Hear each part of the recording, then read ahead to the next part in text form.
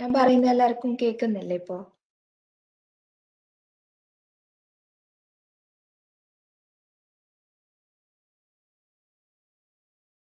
Okay, sorry, നെറ്റിന്റെ ഒരു issue കാരണം അത് ഇച്ചിരി ലേറ്റ് ആയേ.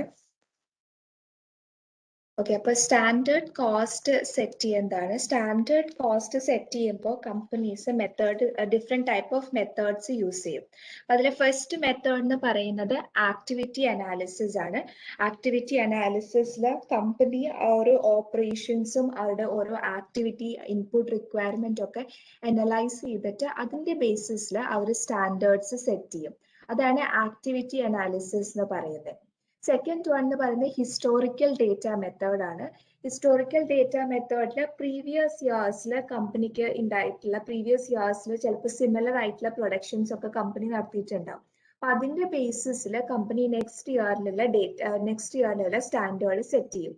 പ്രീവിയസ് ഇയറിലുള്ള പ്രൊഡക്ഷൻ ബേസിസിന് പ്രൊഡക്ഷൻ സ്റ്റാൻഡേർഡ്സ് ഉണ്ടാവും, ഇൻകർ ചെയ്തിട്ടുള്ള മാനുഫാക്ചറിങ് കോസ്റ്റ് ഒക്കെ ഉണ്ടാവും. അപ്പൊ അതിന്റെ ബേസിസിലായിരിക്കും അവർ ഹിസ്റ്റോറിക്കൽ ഡേറ്റ മെത്തേഡ്സിൽ ഒരു നെക്സ്റ്റ് ഇയറിലേക്കുള്ള സ്റ്റാൻഡേർഡ് കോസ്റ്റ് സെറ്റ് ചെയ്യുന്നത്. ഈ സ്റ്റാൻഡേർഡ് കോസ്റ്റ് സെറ്റ് ചെയ്യുമ്പോൾ ഹിസ്റ്റോറിക്കൽ ഡേറ്റ മെത്തേഡ് വെച്ചിട്ട് ഒരു സ്റ്റാൻഡേർഡ് കോസ്റ്റ് സെറ്റ് ചെയ്യുമ്പോൾ ഡിസഡ്വാൻറ്റേജ് എന്ന് വെച്ച് കഴിഞ്ഞാൽ പ്രീവിയസ് ഇയറിലെ ഡേറ്റാസിന്റെ ബേസിസിലാണ് ഇവർ ഇത് ചെയ്യുന്നത്. ഇപ്പൊ പ്രീവിയസ് ഇയറിൽ വെച്ച് നെക്സ്റ്റ് ഇയറിൽ ചിലപ്പോൾ എന്തെങ്കിലുമൊക്കെ ചേഞ്ചസ് ഇൻകർ ചെയ്തിട്ടുണ്ടാവും. ഇൻഡസ്ട്രിയിൽ അല്ലെങ്കിൽ കമ്പനിയുടെ അകത്ത് തന്നെ എന്തെങ്കിലുമൊക്കെ ചേഞ്ചസ് ഇൻകർ ചെയ്തിട്ടുണ്ട്. അപ്പൊ ആ ചേഞ്ചസ് ഒന്നും അവർ ഇതിൽ കൺസിഡർ ചെയ്യുന്നില്ല. ലാസ്റ്റ് ഇയേഴ്സിൽ എന്തൊക്കെ നടന്നിട്ടുണ്ടോ അതിന്റെ ബേസിസിൽ തന്നെയായിരിക്കും അവര് നെക്സ്റ്റ് ഇയറിലേക്കുള്ള സ്റ്റാൻഡേർഡ് കോസ്റ്റും സെറ്റ് ചെയ്യുന്നത്. അപ്പൊ അതാണ് ഹിസ്റ്റോറിക്കൽ ഡേറ്റ മെത്തേഡിന്റെ ഒരു ഡിസഡ്വാൻറ്റേജ് എന്ന് പറയുന്നത്. പ്രോപ്പർ ആയിട്ട് ഒരു കണ്ടിന്യൂസ് ഇംപ്രൂവ്മെന്റ്സ് അവർ ഇതിൽ ഇൻക്ലൂഡ് ചെയ്യുന്നില്ല. ഇനി ഹിസ്റ്റോറിക്കൽ ഡേറ്റാസ് ആക്ടിവിറ്റി അനലൈസ് വെച്ച് കമ്പയർ ചെയ്യുമ്പോൾ കുറച്ചും കൂടെ ബെറ്റർ ആണ്. ബിക്കോസ് കോസ്റ്റ്ലി അല്ല. ബാക്കിയുള്ള ആക്ടിവിറ്റി അനാലിസിസിൽ ഓരോ ആക്ടിവിറ്റീസും അനലൈസ് ചെയ്ത് അതിലെ ഇൻപുട്സ് റിക്വയർമെന്റ് ഒക്കെ അനലൈസ് ചെയ്തൊക്കെ വരുമ്പോൾ ടൈം കുറെ എടുക്കും ആക്ടിവിറ്റി അനാലിസിസിൽ. അറ്റ് ദ സെയിം ടൈം കോസ്റ്റ്ലിയും ആണ്. പക്ഷെ ഹിസ്റ്റോറിക്കൽ ഡേറ്റയില് കോസ്റ്റ്ലി മെത്തേഡ് അല്ല. അപ്പൊ അതുകൊണ്ട് തന്നെ കമ്പനീസ് കൂടുതൽ മണി സ്പെൻഡ് ചെയ്യാൻ, കൂടുതൽ റിസോഴ്സസ് സ്പെൻഡ് ചെയ്യാൻ താല്പര്യമില്ലാത്ത companies usually historical data use ചെയ്തിട്ടായിരിക്കും അവരുടെ സ്റ്റാൻഡേർഡ് കോസ്റ്റ് സെറ്റ് ചെയ്യുന്നത്. ഈ തേർഡ് വൺ എന്ന് പറയുന്നത് ടാർഗറ്റ് കോസ്റ്റിംഗ് ആണ്.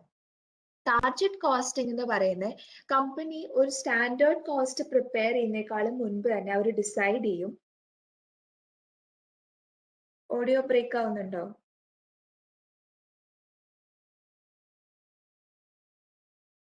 അൻസു ഒന്ന് ലെഫ്റ്റ് ചെയ്ത് ജോയിൻ ചെയ്ത് നോക്കി. ചിലപ്പോ നെറ്റിന്റെ പ്രോബ്ലം ആയിരിക്കും, അൻസുയുടെ നെറ്റിന്റെ പ്രോബ്ലം ആയിരിക്കും.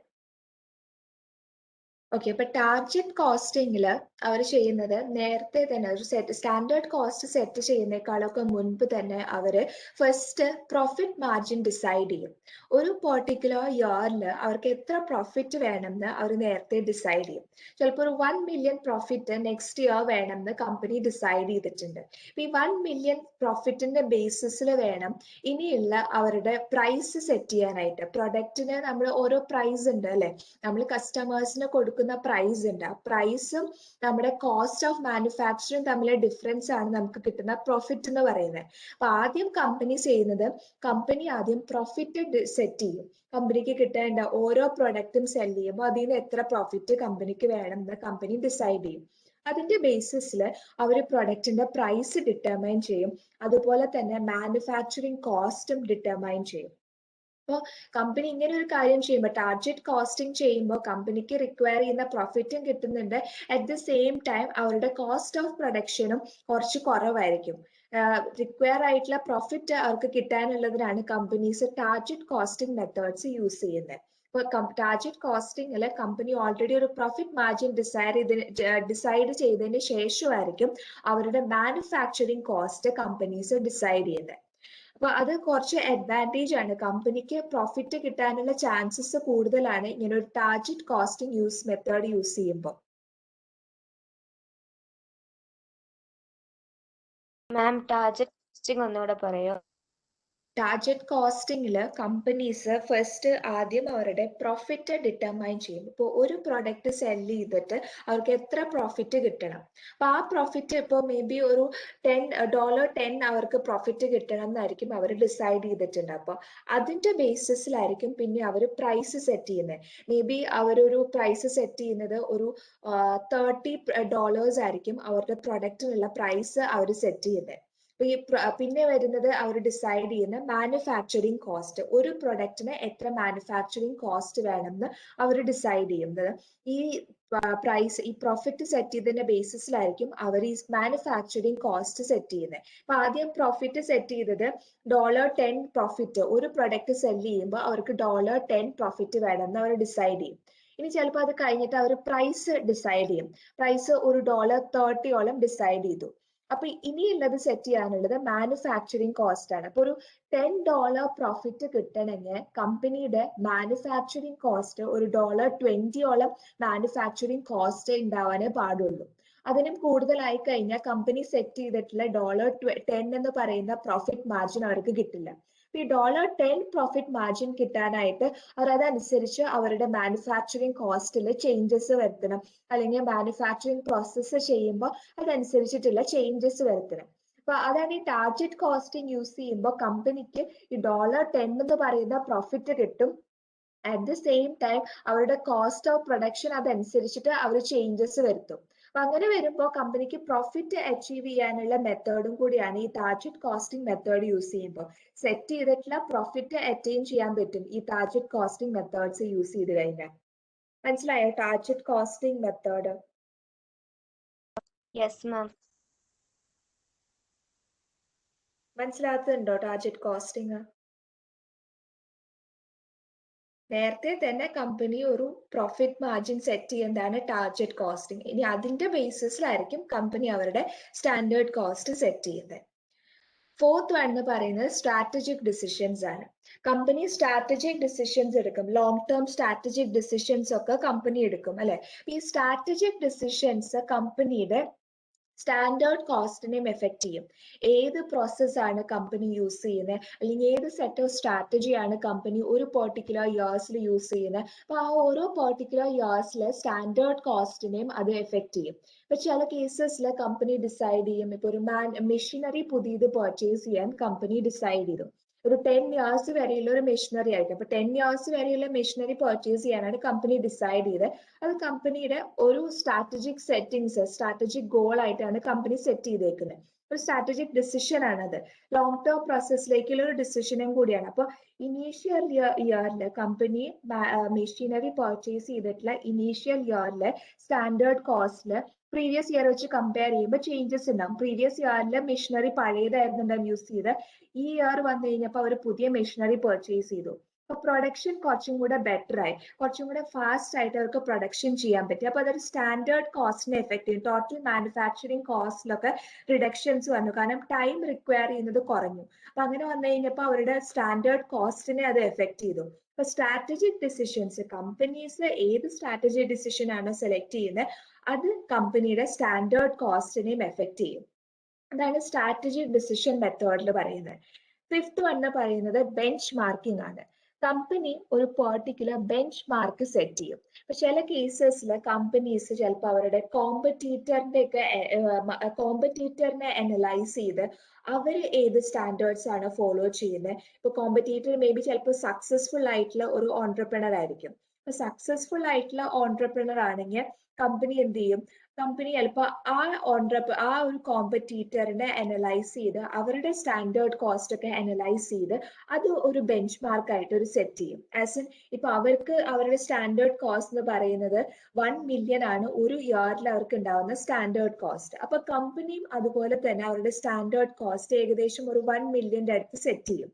അതൊരു ബെഞ്ച് മാർക്ക് ആയിട്ട് കമ്പനി സെറ്റ് ചെയ്യും. അപ്പൊ അതിനടുത്ത് വേണം അവരുടെ സ്റ്റാൻഡേർഡ് കോസ്റ്റ് അവർ സെറ്റ് ചെയ്യേണ്ടത്, ഒരു ബെഞ്ച് മാർക്ക് അവർ ഡിസൈഡ് ചെയ്യും. അതാണ് ബെഞ്ച് മാർക്കിംഗ് എന്ന് പറയുന്നത്. കമ്പനി ഒരു ബെഞ്ച് മാർക്ക് ഇപ്പൊ പ്രീവിയസ് കോമ്പറ്റീറ്ററിന്റെ മാത്രമല്ല, ചിലപ്പോൾ കമ്പനി പ്രീവിയസ് ഒരു 10 ഇയേഴ്സ് നോക്കിയിട്ട് കമ്പനിക്ക് ചിലപ്പോൾ 2019 കമ്പനിക്ക് ഏറ്റവും പ്രോഫിറ്റ് ഉണ്ടായിട്ടുള്ള ഒരു ഇയർ. അപ്പൊ ആ 2000 പ്രോഫിറ്റിലെ കമ്പനിക്ക് ഉണ്ടായിട്ടുള്ള ആ ഒരു പ്രോഫിറ്റ് കൂടുതൽ ഉണ്ടായതുകൊണ്ട് തന്നെ ആ ഒരു സ്റ്റാൻഡേർഡ് കമ്പനി ബെഞ്ച് മാർക്ക് ആയിട്ട് സെറ്റ് ചെയ്യും. അപ്പൊ 2022 സ്റ്റാൻഡേർഡ് പ്രിപ്പയർ ചെയ്യുമ്പോൾ ചിലപ്പോൾ 2019 അവർക്ക് ഉണ്ടായിട്ടുള്ള മാനുഫാക്ചറിങ് കോസ്റ്റിന്റെ ബേസിസിലായിരിക്കും 2022 സ്റ്റാൻഡേർഡ്സ് അവർ സെറ്റ് ചെയ്യുന്നത്. ഒരു ബെഞ്ച് മാർക്ക് കമ്പനി സെറ്റ് ചെയ്യും. അപ്പൊ ബെഞ്ച് മാർക്കിന്റെ ബേസിസിലായിരിക്കും അവര് സ്റ്റാൻഡേർഡ് കോസ്റ്റ് പ്രിപ്പയർ ചെയ്യുന്നത്. ഈ സ്റ്റാൻഡേർഡ് കോസ്റ്റ് പ്രിപ്പയർ ചെയ്യുമ്പോൾ കമ്പനി എപ്പോഴും ശ്രദ്ധിക്കുന്ന ഒരു കാര്യം, ഇപ്പോൾ കോമ്പറ്റീറ്ററിനെ അനലൈസ് ചെയ്ത് അവരുടെ സ്റ്റാൻഡേർഡ് കോസ്റ്റിന്റെ ബേസിസിലാണ് നമ്മൾ സ്റ്റാൻഡേർഡ് കോസ്റ്റ് സെറ്റ് ചെയ്യുമ്പോൾ ഒരു കാര്യം അനലൈസ് ചെയ്യേണ്ടത്, ബെഞ്ച് മാർക്കിംഗ് സെറ്റ് ചെയ്യുമ്പോൾ നമ്മുടെ കമ്പനിക്ക് സ്യൂട്ടബിൾ ആയിട്ടുള്ള രീതിയിൽ വേണം നമ്മൾ അത് ഇമിറ്റേറ്റ് ചെയ്യാനായിട്ട്. ഇപ്പോൾ കോമ്പറ്റീറ്ററിന്റെ കാര്യം നമ്മൾ കോമ്പറ്റീറ്റർ അനലൈസ് ചെയ്താൽ എന്തൊക്കെ ചെയ്യണം നമ്മൾ അനലൈസ് ചെയ്ത് അവരുടെ സ്റ്റാൻഡേർഡ് കോസ്റ്റ് മാനുഫാക്ചറിങ് കോസ്റ്റ് ഒക്കെ നമ്മൾ കണ്ടുപിടിച്ച് അതേ സെയിം തന്നെ നമ്മുടെ കമ്പനിയിൽ എടുക്കാൻ നോക്കരുത്. അതൊരു ബെഞ്ച് മാർക്കാണ്, ഒരു എക്സാമ്പിൾ ആയിട്ടാണ് നമ്മൾ സെറ്റ് ചെയ്യേണ്ടത്. അതിന്റെ ബേസിസിൽ നമ്മുടെ കമ്പനിയിൽ എന്തൊക്കെ ചേഞ്ചസ് ഒക്കെ വരുത്തിയിട്ട് കുറച്ച് ചേഞ്ചസും കാര്യങ്ങളൊക്കെ വരുത്തി നമ്മുടെ കമ്പനിയിലെ മാനുഫാക്ചറിങ് പ്രോസസ് ഒക്കെ അനലൈസ് ചെയ്ത് അതിന്റെ ബേസിസിൽ വേണം നമ്മുടെ സ്റ്റാൻഡേർഡ് കോസ്റ്റ് സെറ്റ് ചെയ്യാനായിട്ട്. ബ്ലൈൻഡ്ലി നമ്മുടെ കോമ്പറ്റീറ്റർ സെറ്റ് ചെയ്ത അതേ കാര്യം തന്നെ നമ്മളും സെറ്റ് ചെയ്യാൻ നോക്കിക്കഴിഞ്ഞാൽ നമുക്കത് സക്സസ്ഫുൾ ആവണം എന്നില്ല. കാരണം ഓരോ ഓർഗനൈസേഷനും ഓരോ രീതിയിലാണ് വർക്ക് ചെയ്യുന്നത് അല്ലെ. ഓരോ ആൾക്കാർക്കും അവരുടേതായിട്ടുള്ള സ്ട്രാറ്റജിക് ഡിസിഷൻസ് ഉണ്ട്, അവരുടേതായിട്ടുള്ള മാനുഫാക്ചറിങ് പ്രോസസ് ഉണ്ട്. അപ്പൊ അതൊക്കെ അനലൈസ് ചെയ്തിട്ട് വേണം നമ്മുടെ കമ്പനിക്ക് സ്യൂട്ടബിൾ ആയിട്ടുള്ള രീതിയിൽ വേണം നമ്മുടെ സ്റ്റാൻഡേർഡ് കോസ്റ്റ് ബെഞ്ച് മാർക്കിങ്ങിൽ നമ്മൾ സെറ്റ് ചെയ്യാൻ. അവരെ നോക്കി ചെയ്യാം, പക്ഷെ അവരെ നമ്മൾ ഒരു എക്സാമ്പിൾ ആയിട്ട് മാത്രം എടുത്താൽ മതി. അതിന്റെ ബേസിസിൽ നമ്മൾ നമ്മുടേതായിട്ടുള്ള രീതിയിൽ വേണം സ്റ്റാൻഡേർഡ് കോസ്റ്റ് സെറ്റപ്പ് ചെയ്യാനായിട്ട്. അതാണ് ബെഞ്ച് മാർക്കിംഗ് എന്ന് പറയുന്നത്. മനസ്സിലായോ bench marking?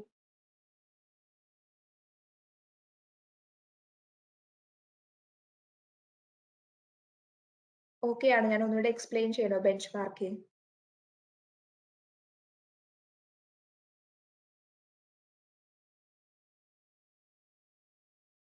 Okay, strategic decisions strategic decisions എന്ന് പറയുന്നത്, സ്ട്രാറ്റജിക് ഡിസിഷൻസ് നമ്മുടെ സ്റ്റാൻഡേർഡ് കോസ്റ്റിങ്ങിനെ എഫക്ട് ചെയ്യുന്ന പറയുന്നത്. സ്ട്രാറ്റജിക് ഡിസിഷൻസ് ഓരോ കമ്പനീസിനും അവരുടേതായിട്ടുള്ള സ്ട്രാറ്റജീസ് അവർ ഡെവലപ്പ് ചെയ്യും. ഈ സ്ട്രാറ്റജീസ് അവർ ഡെവലപ്പ് ചെയ്യുമ്പോൾ അത് അവരുടെ കോസ്റ്റിനെയും മാനുഫാക്ചറിങ് കോസ്റ്റിനെയും എഫക്ട് ചെയ്യുന്ന ഒരു കാര്യമാണ്. ഇപ്പോൾ ചില എക്സാമ്പിൾ ചില ഇൻഡസ്ട്രീസ് അവരുടെ സ്ട്രാറ്റജി ആയിട്ട് എപ്പോഴും കണ്ടിന്യൂസ് ഇംപ്രൂവ്മെന്റ് ആസ് അവർ പറയും. കണ്ടിന്യൂസ് ഇംപ്രൂവ്മെന്റ് അവരൊരു സ്ട്രാറ്റജി ആയിട്ട് അവർ സെറ്റപ്പ് ചെയ്യും. അപ്പൊ കണ്ടിന്യൂസ് ഇംപ്രൂവ്മെന്റ്സ് ഓരോ ഇയറിലും കണ്ടിന്യൂസ് ആയിട്ട് അവർ ഇംപ്രൂവ്മെന്റ്സ് നടത്തുമ്പോൾ നമ്മുടെ സ്റ്റാൻഡേർഡ് കോസ്റ്റിലും അതനുസരിച്ച് ചേഞ്ചസ് ഒക്കെ ചെയ്യും. അപ്പൊ എപ്പോഴും സ്ട്രാറ്റജിക് ഡിസിഷൻസ് നമ്മുടെ കമ്പനിയുടെ സ്റ്റാൻഡേർഡ് കോസ്റ്റിനെയും എഫക്ട് ചെയ്യുന്നതാണ് സ്ട്രാറ്റജി ഡിസിഷൻ മെത്തേഡിൽ പറയുന്നത്. ഇങ്ങനെ ഒരു മെത്തേഡ് നമ്മുടെ സ്ട്രാറ്റജി ആയിട്ട് റിലേറ്റ് ചെയ്തിട്ട് വേണം നമ്മുടെ സ്റ്റാൻഡേർഡ് കോസ്റ്റ് ഡെവലപ്പ് ചെയ്യാനായിട്ട്. സ്ട്രാറ്റജിക് ഡിസിഷൻ മെത്തേഡിൽ കമ്പനി യൂസ് ചെയ്യുമ്പോൾ കമ്പനിയുടെ സ്ട്രാറ്റജി അനുസരിച്ചിട്ടായിരിക്കും അവരവരുടെ സ്റ്റാൻഡേർഡ് കോസ്റ്റ് സെറ്റപ്പ് ചെയ്യുന്നത്. അതാണ് സ്ട്രാറ്റജിക് ഡിസിഷൻ മെത്തേഡ് എന്ന് പറയുന്നത്. ടാർജറ്റ് കോസ്റ്റിംഗില് കമ്പനി എന്ത് ചെയ്യും? ഫസ്റ്റ് അവർക്കുള്ള പ്രോഫിറ്റ് മാർജിൻ അവർ ഡിസൈഡ് ചെയ്യും. അവർ ഡിസൈഡ് ചെയ്യുന്ന പ്രോഫിറ്റ് മാർജിൻ അവർ ഡിസൈഡ് ചെയ്യും. ആ പ്രോഫിറ്റ് മാർജിന്റെ ബേസിസിലായിരിക്കും അവര് ഈ പിന്നെയുള്ള ഫർദർ മാനുഫാക്ചറിങ് കോസ്റ്റ് ഒക്കെ ഡിസൈഡ് ചെയ്യുന്നത്. അപ്പൊ ആദ്യം കമ്പനി ചെയ്യുന്ന പ്രോഫിറ്റ് മാർജിൻ സെറ്റ് ചെയ്യുന്നതാണ്. പ്രോഫിറ്റ് മാർജിൻ സെറ്റ് ചെയ്തിട്ട് സ്റ്റാൻഡേർഡ് കോസ്റ്റ് അവർ ഡെവലപ്പ് ചെയ്യും. അതാണ് ടാർജറ്റ് കോസ്റ്റിംഗ്. അപ്പൊ ഇങ്ങനെ ചെയ്യുമ്പോൾ അവർക്ക് ഈ ഡിസൈഡ് ചെയ്യുന്ന പ്രോഫിറ്റ് ഒരു പെർട്ടിക്കുലർ ഇയറിൽ അവർക്ക് ലഭിക്കും. അറ്റ് ദ സെയിം ടൈം അതനുസരിച്ചിട്ടുള്ള ഒരു മാനുഫാക്ചറിങ് കോസ്റ്റ് അവർക്ക് സെറ്റപ്പ് ചെയ്യാനും പറ്റും. അതാണ് ടാർജറ്റ് കോസ്റ്റിംഗ് എന്ന് പറയുന്നത്. അപ്പൊ ഫസ്റ്റ് വൺ ആക്ടിവിറ്റി അനാലിസിസ് ആണ്. സെക്കൻഡ് വൺ എന്ന് പറയുന്നത് ഹിസ്റ്റോറിക്കൽ ഡേറ്റ ആണ്. ഹിസ്റ്റോറിക്കൽ ഡേറ്റയിൽ നമ്മൾ പ്രീവിയസ് ഇയറിന്റെ ഡേറ്റാസ് യൂസ് ചെയ്തിട്ട് സ്റ്റാൻഡേർഡ് കോസ്റ്റ് സെറ്റ് ചെയ്യും. തേർഡ് വൺ ടാർജറ്റ് കോസ്റ്റിംഗ് ആണ്. ടാർജറ്റ് കോസ്റ്റിംഗിൽ company first profit margin set ചെയ്യും. അതിന്റെ ബേസിസിൽ അവർ സ്റ്റാൻഡേർഡ് കോസ്റ്റ് ഡെവലപ്പ് ചെയ്യും. ഫോർത്ത് വൺ എന്ന് പറയുന്നത് സ്ട്രാറ്റജിക് ഡിസിഷൻസ് ആണ്. സ്ട്രാറ്റജിക് ഡിസിഷൻസ് കമ്പനി ഏത് സെറ്റ് ഓഫ് സ്ട്രാറ്റജീസ് ആണോ ഡെവലപ്പ് ചെയ്യുന്നത് അതിന്റെ ബേസിസിൽ അവർ സ്റ്റാൻഡേർഡ് പ്രൈസ് അല്ലെങ്കിൽ സ്റ്റാൻഡേർഡ് കോസ്റ്റ് ഡിറ്റർമൈൻ ചെയ്യും. ഫിഫ്ത്ത് വൺ എന്ന് പറയുന്നത് ബെഞ്ച് മാർക്കിംഗ് ആണ്. ബെഞ്ച് മാർക്കിംഗ് എന്ന് പറയുന്നത് കമ്പനി ഏതെങ്കിലും ഒരു particular set of examples decide ചെയ്ത് വെച്ചിട്ടുണ്ട്. അപ്പൊ എക്സാമ്പിൾ എന്ന് പറയുന്നത് കോമ്പറ്റീറ്ററിന്റെ പ്രാക്ടീസസ്, മേ ബി കോമ്പറ്റീറ്റർ എന്ന് പറയുന്നത് ഒരു കോമ്പറ്റീറ്റർ മേ ബി ഇൻഡസ്ട്രിയിലെ ഏറ്റവും എഫിഷ്യന്റ് ആയിട്ട് വർക്ക് ചെയ്യുന്ന ആൾക്കാരുണ്ടാവും, ഒരു പെർട്ടിക്കുലർ കോമ്പറ്റീറ്റർ ഉണ്ടാവും. ആ കോമ്പറ്റീറ്ററിനെ അനലൈസ് ചെയ്ത് അവരുടെ പ്രോസസ് അനലൈസ് ചെയ്ത് അവരുടെ സ്റ്റാൻഡേർഡ് കോസ്റ്റ് ഒക്കെ അനലൈസ് ചെയ്തിട്ട് അതൊരു ബെഞ്ച് മാർക്ക് ആയിട്ട് വെക്കും. ആസ് അവരൊരു എക്സാമ്പിൾ ആക്കി വെക്കും. അത് ആ എക്സാമ്പിളിന്റെ ബേസിസിൽ അവർ സ്റ്റാൻഡേർഡ് കോസ്റ്റ് സെറ്റപ്പ് ചെയ്യും. അതാണ് ബെഞ്ച് മാർക്കിംഗ് എന്ന് പറയുന്നത്. ജസ്റ്റ് ഒരു എക്സാമ്പിൾ ആക്കിയാ വെക്കുന്നത് അവർ ആ പ്രൊഡക്റ്റ് കോമ്പറ്റീറ്ററിന്റെ മാനുഫാക്ചറിങ് കോസ്റ്റോ അല്ലെങ്കിൽ അവരുടെ സ്റ്റാൻഡേർഡ് കോസ്റ്റ് അല്ലെങ്കിൽ അവരുടെ ആക്ടിവിറ്റീസ് ഒരു ബെഞ്ച് മാർക്ക് ആസ് ഒരു എക്സാമ്പിൾ ആക്കി വെച്ചിട്ട് അതിന്റെ ബേസിസിൽ അവരുടെ കമ്പനിയുടെ സ്റ്റാൻഡേർഡ് കോസ്റ്റ് സെറ്റപ്പ് ചെയ്യും. ഇനിയിപ്പോ ബെഞ്ച് മാർക്കിംഗ് ചിലപ്പോ കമ്പനിയുടെ തന്നെ സെയിം പ്രീവിയസ് ഇയറിൽ കമ്പനിക്ക് ഏറ്റവും കൂടുതൽ പ്രോഫിറ്റബിൾ ആയിട്ടുള്ള ഇയർ എടുക്കും. അതിന്റെ ബേസിസിൽ അതിന്റെ സ്റ്റാൻഡേർഡ് കോസ്റ്റ് അല്ലെങ്കിൽ അതിന്റെ മാനുഫാക്ചറിങ് കോസ്റ്റിന്റെ ബേസിസിൽ അതൊരു എക്സാമ്പിൾ ആക്കി വെച്ചിട്ട് പിന്നെ നെക്സ്റ്റ് ഇയറിലേക്കുള്ള സ്റ്റാൻഡേർഡ് കോസ്റ്റ് അവർ സെറ്റപ്പ് ചെയ്യും. ഇപ്പോൾ 2010 കമ്പനിക്ക് ഏറ്റവും പ്രോഫിറ്റ് ഉണ്ടായിട്ടുള്ള ഒരു ഇയർ എന്ന് വെച്ചാൽ അതിന്റെ ബേസ് എടുക്കും. അത് എന്തുകൊണ്ടാണ് കമ്പനിക്ക് അങ്ങനെ ഒരു പ്രോഫിറ്റ് കൂടുതൽ ഉണ്ടായത്? ചിലപ്പോൾ മാനുഫാക്ചറിങ് കോസ്റ്റ് കുറഞ്ഞുകൊണ്ടായിരിക്കും. മാനുഫാക്ചറിങ് കോസ്റ്റ് കുറയാനുള്ള കാരണം എന്താണ്? അതിന്റെ സ്റ്റാൻഡേർഡ് കോസ്റ്റ് എന്തായിരുന്നു? അതൊക്കെ അനലൈസ് ചെയ്തിട്ട് അതൊരു എക്സാമ്പിൾ ആക്കി വെച്ചിട്ട് 2022 സ്റ്റാൻഡേർഡ് കോസ്റ്റ് സെറ്റ് ചെയ്യുമ്പോൾ 2010 സ്റ്റാൻഡേർഡ് കോസ്റ്റും മാനുഫാക്ചറിങ് കോസ്റ്റിന്റെ ഒക്കെ ബേസിസിൽ അവർ ഈ ഇയറിൽ 2022 സ്റ്റാൻഡേർഡ് കോസ്റ്റ് ഡെവലപ്പ് ചെയ്യും. ഒരു ബെഞ്ച് മാർക്ക് ആക്കി വെക്കണം, ഒരു എക്സാമ്പിൾ അവർ ഒരു എക്സാമ്പിൾ പോലെ വെക്കുവാണിത്. ഇപ്പൊ എപ്പോഴും ഇങ്ങനെ ഒരു കാര്യം ബെഞ്ച് മാർക്കിംഗ് ചെയ്യുമ്പോൾ കമ്പനി എപ്പോഴും നോക്കേണ്ട കാര്യം, ഇപ്പൊ പ്രീവിയസ് ഇയർ 2010 സിറ്റുവേഷൻ അല്ല 2020 വരുമ്പോൾ, റൈറ്റ്? 2021 ഇപ്പൊ നോക്കുവാണെങ്കിൽ ചേഞ്ചസ് ഇൻകർ ചെയ്തിട്ടുണ്ട് അല്ലെ? ഓരോ ഇയറിലും ചേഞ്ചസ് ഇൻകർ ചെയ്തിട്ടുണ്ട്. ഇപ്പൊ കറന്റ്ലി നോക്കുവാണെങ്കിൽ നമുക്ക് റിസഷൻസ് നടക്കുന്ന ഒരു സമയമാണ്. 2010 മേ ബി എക്കോണമി ഇൻഫ്ലേഷനിൽ പോയിക്കൊണ്ടിരുന്ന സമയമായിരുന്നിട്ടുണ്ടാവും. അതുകൊണ്ടായിരിക്കും കമ്പനിക്ക് പ്രോഫിറ്റ് ഉണ്ടായിട്ടുണ്ടാവുക. അപ്പൊ അതനുസരിച്ചിട്ടുള്ള ചേഞ്ചസ് കമ്പനി അവരുടെ ആസ് എൻ ഓൾ എന്തെങ്കിലുമൊക്കെ ചേഞ്ചസ് വരുത്തിയോണ്ടായിരിക്കും അവർക്ക് 2010 കൂടുതൽ പ്രോഫിറ്റ് ഉണ്ടായിട്ടില്ലേ.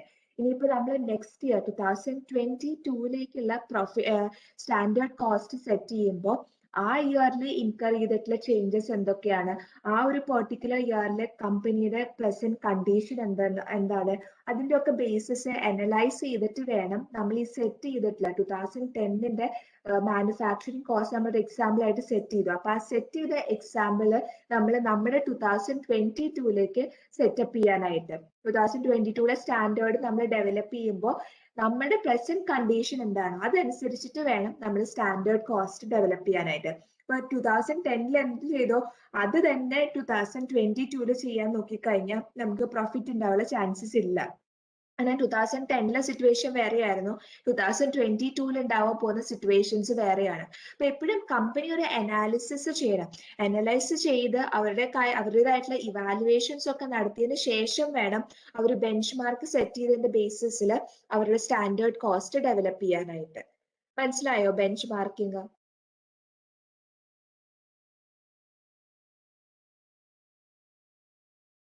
ഓക്കെ ആണോ ഈ സെറ്റിംഗ് സ്റ്റാൻഡേർഡ് കോസ്റ്റ് നിങ്ങൾക്ക്?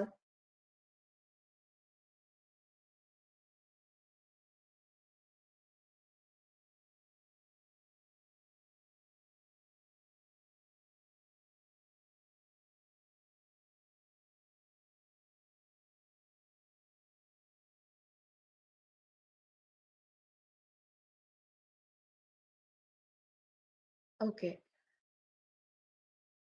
നെക്സ്റ്റ് എന്ന് പറയുന്നത്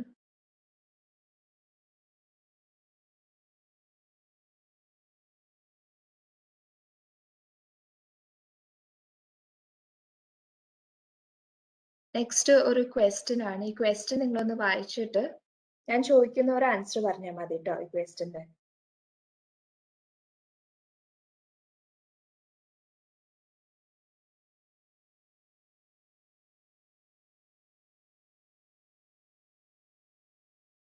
ഓക്കെ, ഓപ്ഷൻ ബി ആണ് ആൻസർ. ഇതില് പറഞ്ഞേക്കുന്ന ട്രാവൽസ് കോർപ്പറേഷൻ അവരുടെ ടോപ്പ് മാനേജ്മെന്റ് അവരുടെ സിമിലർ ആയിട്ടുള്ള ഒരു കോമ്പറ്റീറ്ററിനെ യൂസ് ചെയ്തിട്ട് അവരുടെ ബെഞ്ച് മാർക്ക് സെറ്റ് ചെയ്തിട്ടാണ് അവരുടെ പ്രൊഡക്ഷൻ ടാർജറ്റ്സ് അനലൈസ് ചെയ്ത് പ്രൊഡക്ഷൻ ടാർജറ്റ് സെറ്റ് ചെയ്തേക്കുന്നത്. ഓക്കെ, പ്രൊഡക്ഷൻ ടാർജറ്റ്സ് അവർ സെറ്റ് ചെയ്യുന്ന ലേബർ ടാർജറ്റ്സ് ലേബേഴ്സിനുള്ള പ്രൊഡക്ഷൻ ടാർജറ്റ് സെറ്റ് ചെയ്തേക്കുന്ന കമ്പനിയുടെ സിമിലർ ആയിട്ടുള്ള ഒരു കോമ്പറ്റീറ്ററിന്റെ ബേസിസിലാണ് അവർ സെറ്റ് ചെയ്തേക്കുന്നത്. അപ്പൊ അങ്ങനെ അവർ സെറ്റ് ചെയ്ത് കഴിഞ്ഞ് അവർ റിവ്യൂ ചെയ്ത് കഴിഞ്ഞപ്പോൾ after reviewing the labour efficiency at the end of the first quarter, management discovered that the variance from the budget regarding the daily production target is very high. അപ്പോൾ അപ്പൊ ഇങ്ങനെ ഒരു ടാർജറ്റ് സെറ്റ് ചെയ്തതിന് ശേഷം അവര് first quarter എന്ന് പറയുമ്പോൾ ഒരു 3 months കഴിഞ്ഞ് അവർ അനലൈസ് ചെയ്ത് കഴിഞ്ഞപ്പോൾ ആക്ച്വൽ റിസൾട്ട്സും അവരുടെ ബഡ്ജറ്റ് ചെയ്തിട്ടുള്ള ടാർജറ്റും വെച്ച് അവരെ അനലൈസ് ചെയ്ത് കഴിഞ്ഞപ്പോൾ വേരിയൻസ് ഉണ്ടായിട്ടുണ്ട്, ഡിഫറൻസസ് ഉണ്ടായിട്ടുണ്ട്. അതും വേരിയൻസ് എന്ന് പറയുന്ന ഹൈ ഡിഫറൻസ് ആണ് ഉണ്ടായേക്കുന്നത്. Which of the following action, if taken during the budget preparation product, would have been eliminated the possibility of high budget variance ആണ്. അപ്പോൾ ഈ കൊടുത്തേക്കുന്നതിൽ ഏത് ആക്ഷൻസ് ആണ് കമ്പനി എടുത്തിരുന്നെങ്കിലാണ് they could have avoided the budget variance. Budget ചെയ്തിട്ടുള്ള variance avoid ചെയ്യാനായിട്ട് അവർ ഏത് ആക്ഷൻ എടുത്താലായിരുന്നു ഈ ഒരു പെർട്ടിക്കുലർ വേരിയൻസ് അവോയ്ഡ് ചെയ്യാൻ പറ്റിയേക്കുന്നതാണ് ക്വസ്റ്റ്യനിൽ ചോദിച്ചേക്കുന്നത്. അപ്പോൾ ഓപ്ഷൻ എ നോക്കുകയാണെങ്കിൽ the market expectations about the product should have been estimated. Market expectations, മാർക്കറ്റിൽ ഉണ്ടാവാൻ പോകുന്ന കാര്യങ്ങൾ എസ്റ്റിമേറ്റ് ചെയ്ത് കഴിഞ്ഞാൽ they could have reduced the variance എന്നാണ് പറയുന്നത്. പക്ഷെ ഇതിൽ പറഞ്ഞേക്കുന്നത് ഇതിൽ സെലക്ട് ചെയ്യുന്ന ബെഞ്ച് മാർക്കാണ്.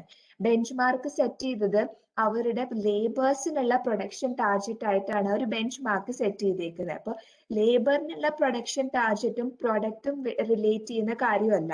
ലേബറിനുള്ളത് ലേബറിന് ചിലപ്പോൾ മേ ബി അവർ പറഞ്ഞിട്ടുണ്ടാവും ഒരു പെർട്ടിക്കുലർ മന്തിൽ മേ ബി ഒരു 20 പ്രൊഡക്ട്സ് ഒരു പെർട്ടിക്കുലർ ലേബർ പ്രൊഡ്യൂസ് ചെയ്യണം എന്നുള്ള ഒരു കാര്യമായിരിക്കും അവർ സെറ്റപ്പ് ചെയ്തിട്ടുണ്ടാവും, ഒരു ടാർജറ്റ് ആയിരിക്കും അവർ സെറ്റപ്പ് ചെയ്തിട്ടുണ്ട്. അപ്പം ലേബർ പ്രൊഡ്യൂസ് ചെയ്യോ ചെയ്യാതിരിക്കോ അത് പ്രൊഡക്റ്റിനെ എഫക്ട് ചെയ്യുന്ന കാര്യമല്ല. പ്രൊഡക്റ്റിന്റെ മാർക്കറ്റ് അതിന് വേണ്ടിയിട്ട് എസ്റ്റിമേറ്റ്, അതിന് വേണ്ടിയിട്ട് മാർക്കറ്റിൽ നടക്കുന്ന കാര്യങ്ങൾ അനലൈസ് ചെയ്യേണ്ട ആവശ്യമില്ല. അപ്പൊ option A is a wrong answer. Option A relate ചെയ്യുന്ന പ്രൊഡക്റ്റിന്റെ കാര്യം അല്ലെങ്കിൽ എത്രത്തോളം പ്രൊഡക്ഷൻ നടത്തണം എന്നൊക്കെയാണ് കമ്പനി ഡിസൈഡ് ചെയ്യുന്നതെങ്കിൽ ഓപ്ഷൻ എ ഒരു റൈറ്റ് ആൻസർ ആയിരിക്കും. ലൈക്ക് മാർക്കറ്റ് ഒക്കെ അനലൈസ് ചെയ്തിട്ട് വേണം നമ്മുടെ പ്രൊഡക്ഷൻ ചെയ്യണം എന്നുള്ള കാര്യം. ഇതിൽ പറയുന്നത് ലേബേഴ്സിനെ റിലേറ്റ് ചെയ്യുന്ന കാര്യം. അപ്പൊ ലേബേഴ്സിനെ റിലേറ്റ് ചെയ്യുന്ന കാര്യത്തിൽ നമ്മുടെ പ്രൊഡക്റ്റിന്റെ മാർക്കറ്റ് നോക്കേണ്ട ആവശ്യമില്ല.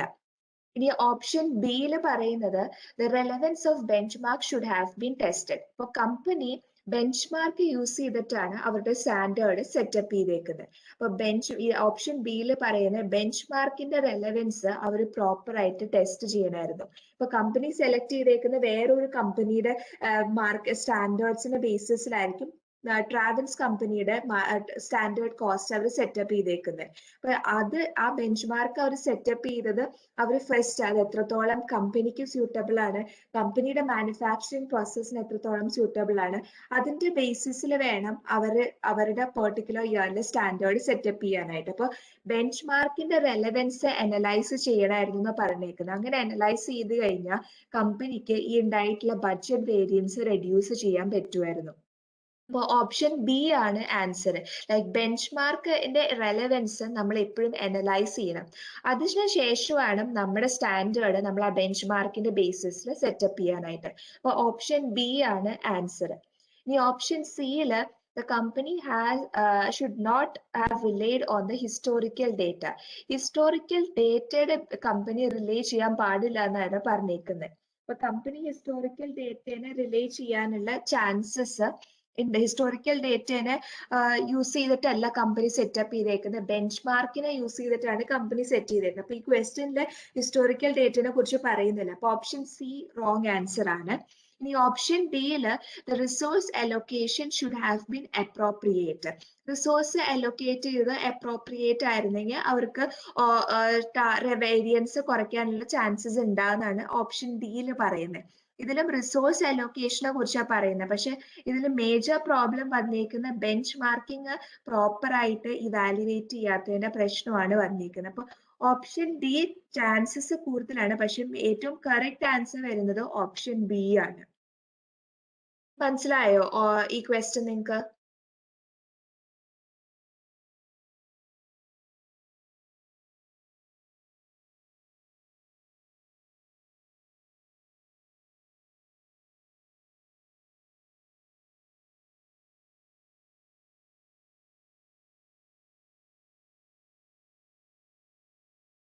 ഓക്കെ,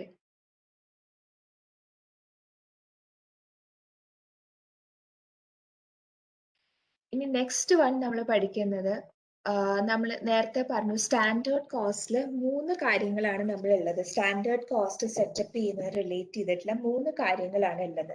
ഡയറക്റ്റ് മെറ്റീരിയൽ ഉണ്ട്, ഡയറക്റ്റ് ലേബർ ഉണ്ട്, പിന്നെ മാനുഫാക്ചറിങ് ഓവർഹെഡ് ഉണ്ട്. അപ്പൊ 3 കാര്യങ്ങളാണ് നമ്മൾ സ്റ്റാൻഡേർഡ് കോസ്റ്റിൽ ഡിറ്റർമൈൻ ചെയ്യുന്ന 3 കാര്യങ്ങൾ.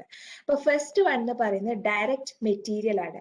ഈ ഡയറക്റ്റ് മെറ്റീരിയൽ സ്റ്റാൻഡേർഡ് നമ്മൾ ഫസ്റ്റ് ഡെവലപ്പ് ചെയ്യണം. ഡയറക്റ്റ് മെറ്റീരിയൽ എന്ന് പറയുന്നത് ഇപ്പോൾ കമ്പനിയുടെ റോ മെറ്റീരിയൽസ് ആണ് നമ്മൾ ഡയറക്റ്റ് മെറ്റീരിയൽ എന്ന് പറയുന്നത്. ഒരു ചെയർ പ്രൊഡ്യൂസ് ചെയ്യണം നമുക്ക്. അപ്പൊ ചെയർ പ്രൊഡ്യൂസ് ചെയ്യാനായിട്ട് നമുക്ക് വുഡ് ആവശ്യമാണ്. അപ്പൊ ചെയർ പ്രൊഡ്യൂസ് ചെയ്യുമ്പോൾ യൂസ് ചെയ്യുന്ന വുഡിനെ പറയുന്നതാണ് നമ്മുടെ ഡയറക്റ്റ് മെറ്റീരിയൽ.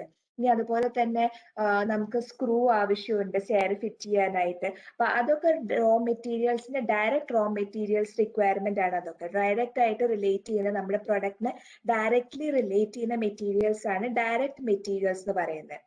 ഈ ഡയറക്റ്റ് മെറ്റീരിയൽസ് നമ്മൾ സെറ്റപ്പ് ചെയ്യുന്നത് 3 കാര്യങ്ങൾ കൺസിഡർ ചെയ്തിട്ടാണ് ഡയറക്റ്റ് മെറ്റീരിയലിന്റെ സ്റ്റാൻഡേർഡ്സ് നമ്മൾ കൺസിഡർ ചെയ്യുന്നത്. ഫസ്റ്റ് വൺ എന്ന് പറയുന്നത് ക്വാളിറ്റി ഓഫ് ദ മെറ്റീരിയൽ. നമ്മുടെ മെറ്റീരിയൽ റോ മെറ്റീരിയൽ നമ്മൾ പർച്ചേസ് ചെയ്യുമ്പോൾ ഫസ്റ്റ് നമ്മൾ അനലൈസ് ചെയ്യേണ്ട കാര്യം ക്വാളിറ്റി ഓഫ് ദ മെറ്റീരിയൽ ആണ്. അപ്പൊ ഈ ക്വാളിറ്റി നമ്മുടെ പ്രൊഡക്റ്റിനെ ഡയറക്ട്ലി റിലേറ്റ് ചെയ്യുന്ന ഒരു കാര്യം. നമ്മുടെ ഏത് റോ മെറ്റീരിയൽ ആണോ നമ്മൾ പർച്ചേസ് ചെയ്യണേ അതിന്റെ ക്വാളിറ്റി നമ്മൾ ഫസ്റ്റ് അനലൈസ് ചെയ്യണം. ഇപ്പൊ ക്വാളിറ്റി അനാലിസിസ് നമ്മുടെ കുറെ ഫാക്ടേഴ്സിനെ ഡിപ്പെൻഡ് ചെയ്യും. ഇപ്പൊ ക്വാളിറ്റി ഒരു പ്രൊഡക്റ്റിന്റെ പ്രോപ്പർ ക്വാളിറ്റി ഇല്ലെങ്കിൽ അത് കുറെ കാര്യങ്ങളെ എഫക്ട് ചെയ്യും. നമ്മുടെ മാനുഫാക്ചറിങ് പ്രോസസ് എൻറ്റയർ മാനുഫാക്ചറിങ് പ്രോസസ്സിനെ തന്നെ എഫക്ട് ചെയ്യും. അപ്പൊ ക്വാളിറ്റി മെറ്റീരിയൽ എപ്പോഴും പ്രോപ്പർ ആയിട്ടുള്ള സ്റ്റാൻഡേർഡ് സെറ്റ് ചെയ്തിട്ട് വേണം നമ്മുടെ പ്രൊഡക്റ്റിന്റെ റോ മെറ്റീരിയലിന്റെ ക്വാളിറ്റി നമ്മൾ ഡിസൈഡ് ചെയ്ത് അതനുസരിച്ചിട്ട് വേണം നമ്മൾ പർച്ചേസ് ചെയ്യാനായിട്ട്. അപ്പൊ ഈ quality will effect the quantity of the മെറ്റീരിയൽസിനെ ഈ ക്വാളിറ്റി എഫക്ട് ചെയ്യും. നമ്മൾ എത്രത്തോളം ക്വാണ്ടിറ്റി എത്രത്തോളം പ്രൊഡക്റ്റ് റോ മെറ്റീരിയൽസ് നമ്മൾ പർച്ചേസ് ചെയ്യണമെന്ന് നമ്മൾ ഡിസൈഡ് ചെയ്യുന്നത് നമ്മുടെ ക്വാളിറ്റീനെ ബേസ് ചെയ്തിട്ടാണ്.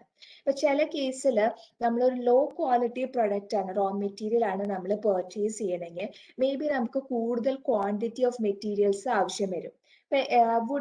വുഡ് പർച്ചേസ് ചെയ്യാണ്, നമ്മുടെ ചെയർ പ്രൊഡ്യൂസ് ചെയ്യാനായിട്ട് നമ്മൾ വുഡ് പർച്ചേസ് ചെയ്യാണ്. അപ്പൊ ഇങ്ങനെ വുഡ് പർച്ചേസ് ചെയ്തപ്പോൾ പർച്ചേസിംഗ് ഡിപ്പാർട്ട്മെന്റ് ഒരു ലോവർ ക്വാളിറ്റി വുഡ് ആണ് അവർ പർച്ചേസ് ചെയ്തത്. അപ്പൊ അങ്ങനെ നോക്കിക്കഴിഞ്ഞപ്പോൾ പ്രൊഡക്ഷൻ ഡിപ്പാർട്ട്മെന്റ് നോക്കിക്കഴിഞ്ഞപ്പോൾ ഓരോ വുഡ് ലോഗിലും ഒരു പകുതി പാർട്ടോളം ലോ ക്വാളിറ്റി ആയതുകൊണ്ട് ഒരു പകുതി പാർട്ടോളം കമ്പനിക്ക് യൂസ് ചെയ്യാൻ പറ്റുന്നില്ല, പ്രൊഡക്ഷന് യൂസ് ചെയ്യാൻ പറ്റില്ല. കാരണം ഓരോരോ ഡിഫക്ട്സ് ഉണ്ട് ആ പ്രൊഡക്റ്റിന്. ഇപ്പൊ കുറഞ്ഞ ക്വാളിറ്റിയിലുള്ള റോ മെറ്റീരിയൽസ് ആണ് അവർ പർച്ചേസ് ചെയ്തത്. അപ്പൊ ഒരു ലോഗില് മേ ബി ഒരു പകുതി ഡിഫക്ട്സ് ഉണ്ട്. അപ്പൊ ഒരു പകുതി മാത്രമേ അവർക്ക് പ്രൊഡക്ഷന് യൂസ് ചെയ്യാൻ പറ്റുള്ളൂ. അങ്ങനെ വരുമ്പോൾ നമ്പർ ഓഫ് ക്വാണ്ടിറ്റി റിക്വയർമെന്റ് വുഡിന്റെ ക്വാണ്ടിറ്റി റിക്വയർമെന്റ് കൂടുകയാണ്. ക്വാളിറ്റി കുറഞ്ഞുകൊണ്ട് തന്നെ ക്വാണ്ടിറ്റി റിക്വയർമെന്റ് കൂടുകയാണ്.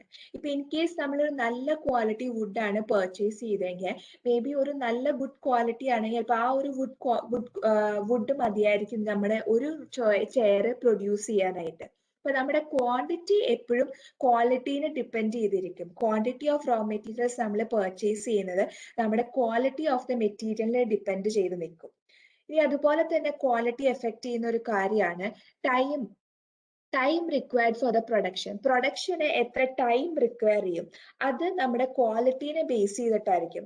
ഒരു നല്ല ക്വാളിറ്റി മെറ്റീരിയൽ ഒക്കെ ആണെങ്കിൽ ചിലപ്പോൾ പെട്ടെന്ന് പ്രൊഡക്ഷൻ നമുക്ക് കംപ്ലീറ്റ് ചെയ്യാൻ പറ്റും. ഇപ്പൊ ചില കേസിൽ ഇപ്പൊ ലോ ക്വാളിറ്റി മെറ്റീരിയൽസ് ആണ് കമ്പനീസ് പർച്ചേസ് ചെയ്യുന്നെങ്കിൽ അത് പ്രോസസ് ചെയ്യാൻ ഒരുപാട് ടൈം റിക്വയർ ചെയ്യും. അപ്പൊ ടൈമിനെയും എഫക്ട് ചെയ്യുന്ന ഒരു കാര്യമാണ് നമ്മുടെ ക്വാളിറ്റി ഓഫ് ദ മെറ്റീരിയൽ എന്ന് പറയുന്നത്. The next one, the amount of supervision that will be needed during the production. ഓരോ പ്രൊഡക്ഷനും ഓരോ സൂപ്പർവൈസേഴ്സ് ഉണ്ടാവും അല്ലെ, ഓരോ പ്രോസസ്സ് ചെയ്യുമ്പോഴും അത് സൂപ്പർവൈസ് ചെയ്യുന്ന ഓരോ ആൾക്കാരുണ്ടാവും. അപ്പൊ അതിന് എത്രത്തോളം സൂപ്പർവിഷൻ റിക്വയർ ചെയ്യുന്നത് ക്വാളിറ്റി ഓഫ് ദ മെറ്റീരിയലിന്റെ ബേസിസിലായിരിക്കും. ഇപ്പൊ ഒരു നല്ല ക്വാളിറ്റി ഓഫ് റോ മെറ്റീരിയൽ ആണ് നമ്മൾ പർച്ചേസ് ചെയ്തേക്കുന്നത്. അപ്പൊ അങ്ങനെ പർച്ചേസ് ചെയ്യുന്ന മെറ്റീരിയൽസ് പ്രോപ്പർ സൂപ്പർവിഷൻസ് റിക്വയർ ചെയ്യുന്ന മെറ്റീരിയൽസ് ആണ്. കാരണം നല്ല ക്വാളിറ്റി വേണമെങ്കിൽ ചിലപ്പോൾ നല്ല പ്രൈസ് ലൈക്ക് ഹൈ പ്രൈസ് പേ ചെയ്തിട്ടായിരിക്കും ചിലപ്പോൾ ആ മെറ്റീരിയൽ പർച്ചേസ് ചെയ്തിട്ടുണ്ടാവുക. അപ്പൊ അങ്ങനെ നല്ല ക്വാളിറ്റി മെറ്റീരിയൽസ് ഉണ്ട്, റോ മെറ്റീരിയൽസ് അവൈലബിൾ ആണ്. അപ്പൊ പ്രോപ്പർ സൂപ്പർവിഷൻ റിക്വയർ ചെയ്യും. കാരണം ചിലപ്പോൾ ലേബേഴ്സ് ഒക്കെ ഈ ക്വാളിറ്റി മെറ്റീരിയൽസ് കൂടുതൽ വേസ്റ്റേജ് ഒക്കെ വരുത്താനുള്ള ചാൻസസ് ഉണ്ട്. ചിലപ്പോൾ പ്രോപ്പർ ആയിട്ട് ചെയ്യില്ല, അപ്പൊ കുറെ ഡിഫക്റ്റ് ഒക്കെ ഉണ്ടാവാനുള്ള ചാൻസസ് കൂടുതലാണ്. അപ്പൊ ഒരു പ്രോപ്പർ സൂപ്പർവിഷൻ ആവശ്യമാണ്. ഇപ്പൊ നല്ല ക്വാളിറ്റി മെറ്റീരിയൽസ് ആണെങ്കിൽ പ്രോപ്പർ സൂപ്പർവിഷൻസ് ആവശ്യമാണ്. അപ്പോൾ amount of supervision required will be also affected by the quality of materials. അപ്പൊ ക്വാളിറ്റി ഓഫ് മെറ്റീരിയൽസ് ഒരു ഇമ്പോർട്ടൻറ്റ് ഫാക്ടറാണ്. നമ്മൾ ഡയറക്റ്റ് റോ മെറ്റീരിയൽസ് പർച്ചേസ് ചെയ്യുമ്പോൾ എപ്പോഴും മെറ്റീരിയലിന്റെ ക്വാളിറ്റി കമ്പനീസ് കൺസിഡർ ചെയ്യേണ്ട ഒരു ഫാക്ടറാണ്. ക്വാളിറ്റി സ്റ്റാൻഡേർഡ്സ് കമ്പനീസ് സെറ്റപ്പ് ചെയ്യണം. ക്വാളിറ്റി ഓഫ് ദ മെറ്റീരിയൽസ് മനസ്സിലായോ നിങ്ങൾക്ക്?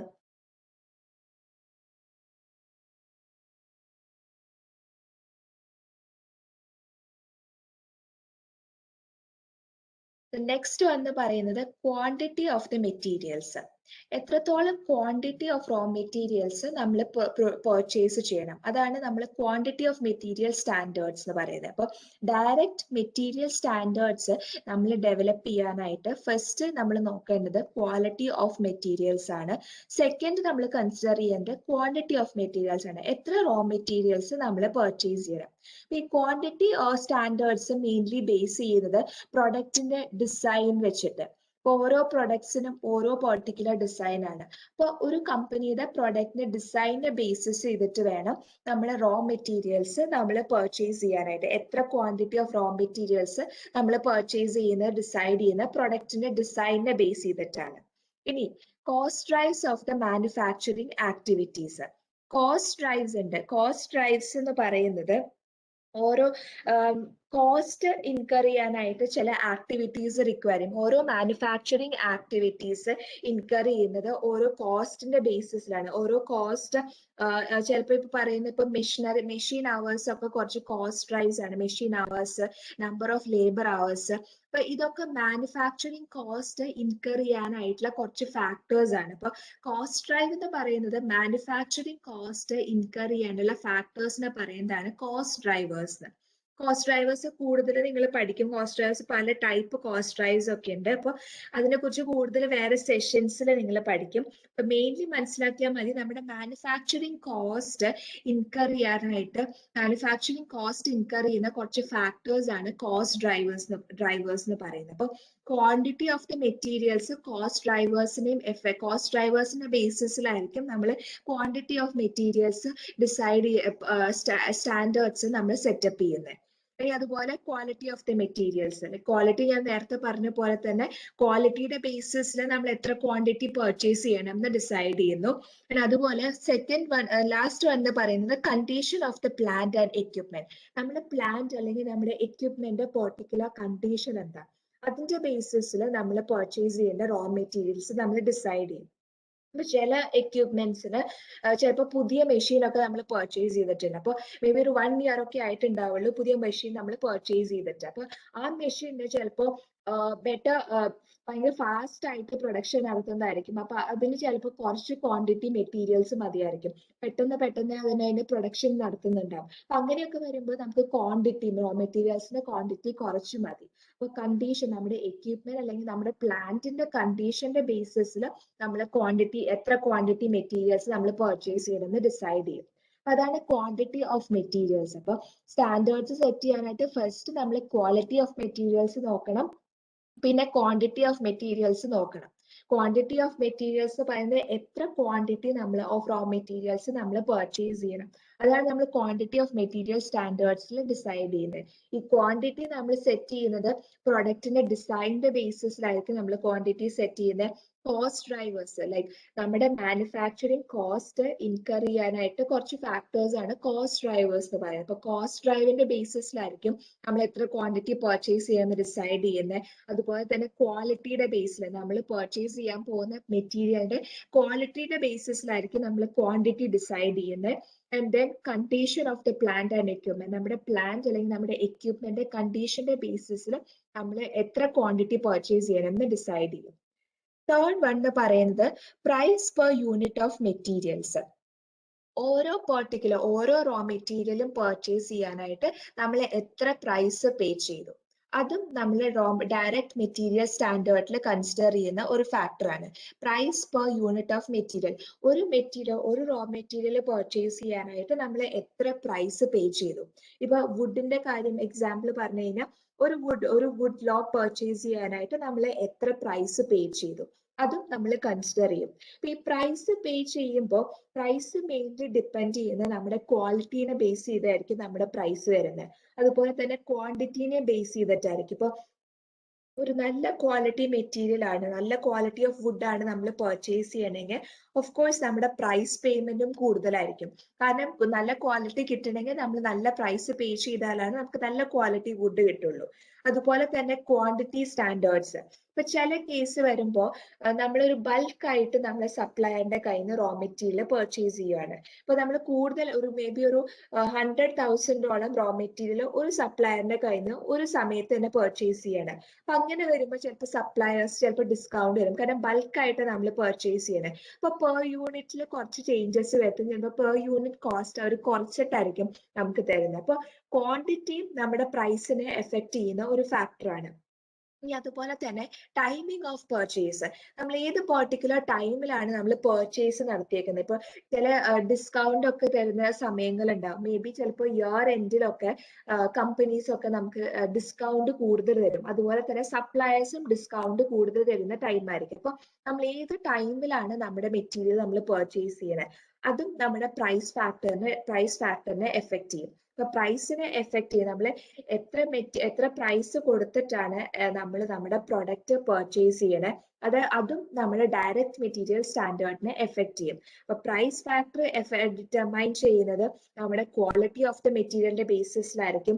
അതുപോലെ തന്നെ quantity of the materials, at the same time timing of the purchase, ഏത് ടൈമിലാണ് നമ്മൾ അവിടെ പർച്ചേസ് നടത്തിയത് അതിന്റെ ബേസിസിൽ അതും നമ്മുടെ പ്രൈസിനെ എഫക്ട് ചെയ്യും. 3 കാര്യങ്ങളാണ് നമ്മൾ ഡയറക്റ്റ് മെറ്റീരിയൽ സ്റ്റാൻഡേർഡിനെ എഫക്ട് ചെയ്യുന്നത്. ഫസ്റ്റ് വൺ എന്ന് പറയുന്നത് quality of the material, second one is quantity of the materials, and third one is price per unit of materials. ഈ 3 കാര്യങ്ങൾ നിങ്ങൾക്ക് മനസ്സിലായോ? ഡയറക്റ്റ് മെറ്റീരിയൽ സ്റ്റാൻഡേർഡ് എസ്റ്റാബ്ലിഷ് ചെയ്യാനുള്ള 3 കാര്യങ്ങൾ ക്ലിയർ ആണോ നിങ്ങൾക്ക്?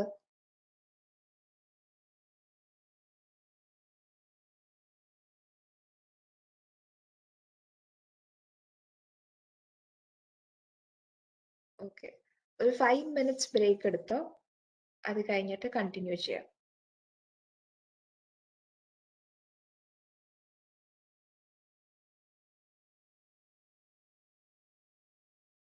ലാസ്റ്റ് പോയിന്റ് എന്ന് പറയുന്നത് price per unit of material. ഒരു മെറ്റീരിയൽ പർച്ചേസ് ചെയ്യാനായിട്ട് നമുക്ക് എത്ര പ്രൈസ് റിക്വയർ ചെയ്തു അല്ലെ? ഇപ്പൊ ഒരു വുഡ് ലോഗ് പർച്ചേസ് ചെയ്യാനായിട്ട് മേ ബി ഒരു $5,000 റിക്വയർ ചെയ്യും. അപ്പൊ അത് നമ്മൾ ഒരു പെർട്ടിക്കുലർ വുഡ് ലോഗിന് പേ ചെയ്ത എമൗണ്ട് ആണ്, അതിനാണ് പറയുന്നത് price per unit of material. അപ്പൊ ഈ പ്രൈസ് എഫക്ട് ചെയ്യുന്നത് നമ്മുടെ ക്വാളിറ്റിയുടെ ബേസിസിലായിരിക്കും. പ്രൈസ് എഫക്ട് ചെയ്യുന്ന കുറച്ച് ഫാക്ടേഴ്സ് ഉണ്ട്. അപ്പൊ ക്വാളിറ്റി ഓഫ് ദ മെറ്റീരിയൽ, ഇപ്പൊ നല്ല ക്വാളിറ്റി വുഡ് ആണ് നമ്മൾ പർച്ചേസ് ചെയ്യണമെങ്കിൽ മേ ബി ചിലപ്പോൾ 5,000 ഉള്ള സ്ഥാനത്ത് മേ ബി ഒരു $10,000 പേ ചെയ്തിട്ടായിരിക്കും നമുക്ക് ആ പ്രൊഡക്റ്റ് പർച്ചേസ് ചെയ്യാൻ പറ്റുന്നത്. അപ്പൊ ക്വാളിറ്റി കൂടുമ്പോൾ നമ്മൾ കൂടുതൽ പ്രൈസ് പേ ചെയ്യേണ്ടി വരും. ഇനി ക്വാളിറ്റി കുറഞ്ഞാണെങ്കിൽ നമ്മൾ കുറച്ച് പ്രൈസ് പേ ചെയ്താൽ മതിയായിരിക്കും, ലൈക്ക് പ്രൈസ് കുറയാനുള്ള ചാൻസസ് ഉണ്ട്. ഇനി ക്വാണ്ടിറ്റിയുടെ ബേസിസിലും വരും. ഇപ്പൊ കൂടുതൽ പർച്ചേസ് ചെയ്യുകയാണ്, ഇപ്പൊ വുഡ് ലോഗ് തന്നെ ഒരു 10-20 വുഡ് ലോഗ് നമ്മൾ ഒരുമിച്ച് പർച്ചേസ് ചെയ്യാണ്, ഒരു സപ്ലയറുടെ കയ്യിൽ നമ്മൾ ഒരുമിച്ച് പർച്ചേസ് ചെയ്യുകയാണെങ്കിൽ നമുക്ക് ആ സപ്ലയർ ചിലപ്പോൾ കുറഞ്ഞ റേറ്റിൽ നമുക്ക് നമ്മുടെ പ്രൊഡക്റ്റ് പ്രൊവൈഡ് ചെയ്യും. അപ്പൊ അതും ഒരു ഫാക്ടറാണ്. ഇപ്പൊ നമ്മൾ കൂടുതൽ ക്വാണ്ടിറ്റി നമ്മൾ പർച്ചേസ് ചെയ്യുമ്പോൾ പ്രൈസ് കുറയാനുള്ള ചാൻസസ് ഉണ്ട്. അതുപോലെ തന്നെ ടൈമിംഗ് ഓഫ് ദ പർച്ചേസ്. ഇപ്പൊ നമ്മൾ ചിലപ്പോ ചില ടൈമിങ്സ് ഉണ്ടാവും, ചില ഡിസ്കൗണ്ട്സ് പ്രൊവൈഡ് ചെയ്യുന്ന സമയങ്ങളുണ്ടാവും. ഇപ്പൊ നമുക്ക് കൺസ്യൂമേഴ്സ് ആസ് നോക്കുവാണെങ്കിൽ ഫെസ്റ്റിവൽസ് ഒക്കെ വരുമ്പോൾ, ഓണം, ക്രിസ്മസ്, ദിവാലി ഒക്കെ വരുമ്പോൾ നമുക്ക് പ്രൊഡക്ട്സ് ലോ റേറ്റിൽ കിട്ടും. അതുപോലെ തന്നെ കമ്പനിക്കും സപ്ലയേഴ്സിന്റെ കയ്യിൽ നിന്ന് ഈ ഒരു സമയത്തൊക്കെ ചിലപ്പോൾ പ്രൈസ് കുറച്ച് അവർക്ക് അവരുടെ റോ മെറ്റീരിയൽ പർച്ചേസ് ചെയ്യാൻ പറ്റും. ഇനി ചിലപ്പോൾ ഇയർ എൻഡ് ഒക്കെ വരുമ്പോൾ ചില കമ്പനി സപ്ലയേഴ്സ് ഒക്കെ അവരുടെ പ്രൊഡക്ട്സ് ലോവർ റേറ്റില് ബയേഴ്സിന് കൊടുക്കും. അപ്പൊ അങ്ങനെ വരുമ്പോൾ കമ്പനിക്ക് ലോ റേറ്റില് പ്രൊഡക്ട്സ് പർച്ചേസ് ചെയ്യാം. അപ്പൊ ടൈമിംഗ് ഓഫ് ദ പർച്ചേസും ഇമ്പോർട്ടന്റ് ഫാക്ടറാണ്. അപ്പൊ 3 കാര്യങ്ങളാണ് പ്രൈസിനെ എഫക്ട് ചെയ്യുന്നത്: quality of the material, quantity of the materials purchase and the timing of the purchase. മനസ്സിലായോ വിഷ്ണുപ്രിയ?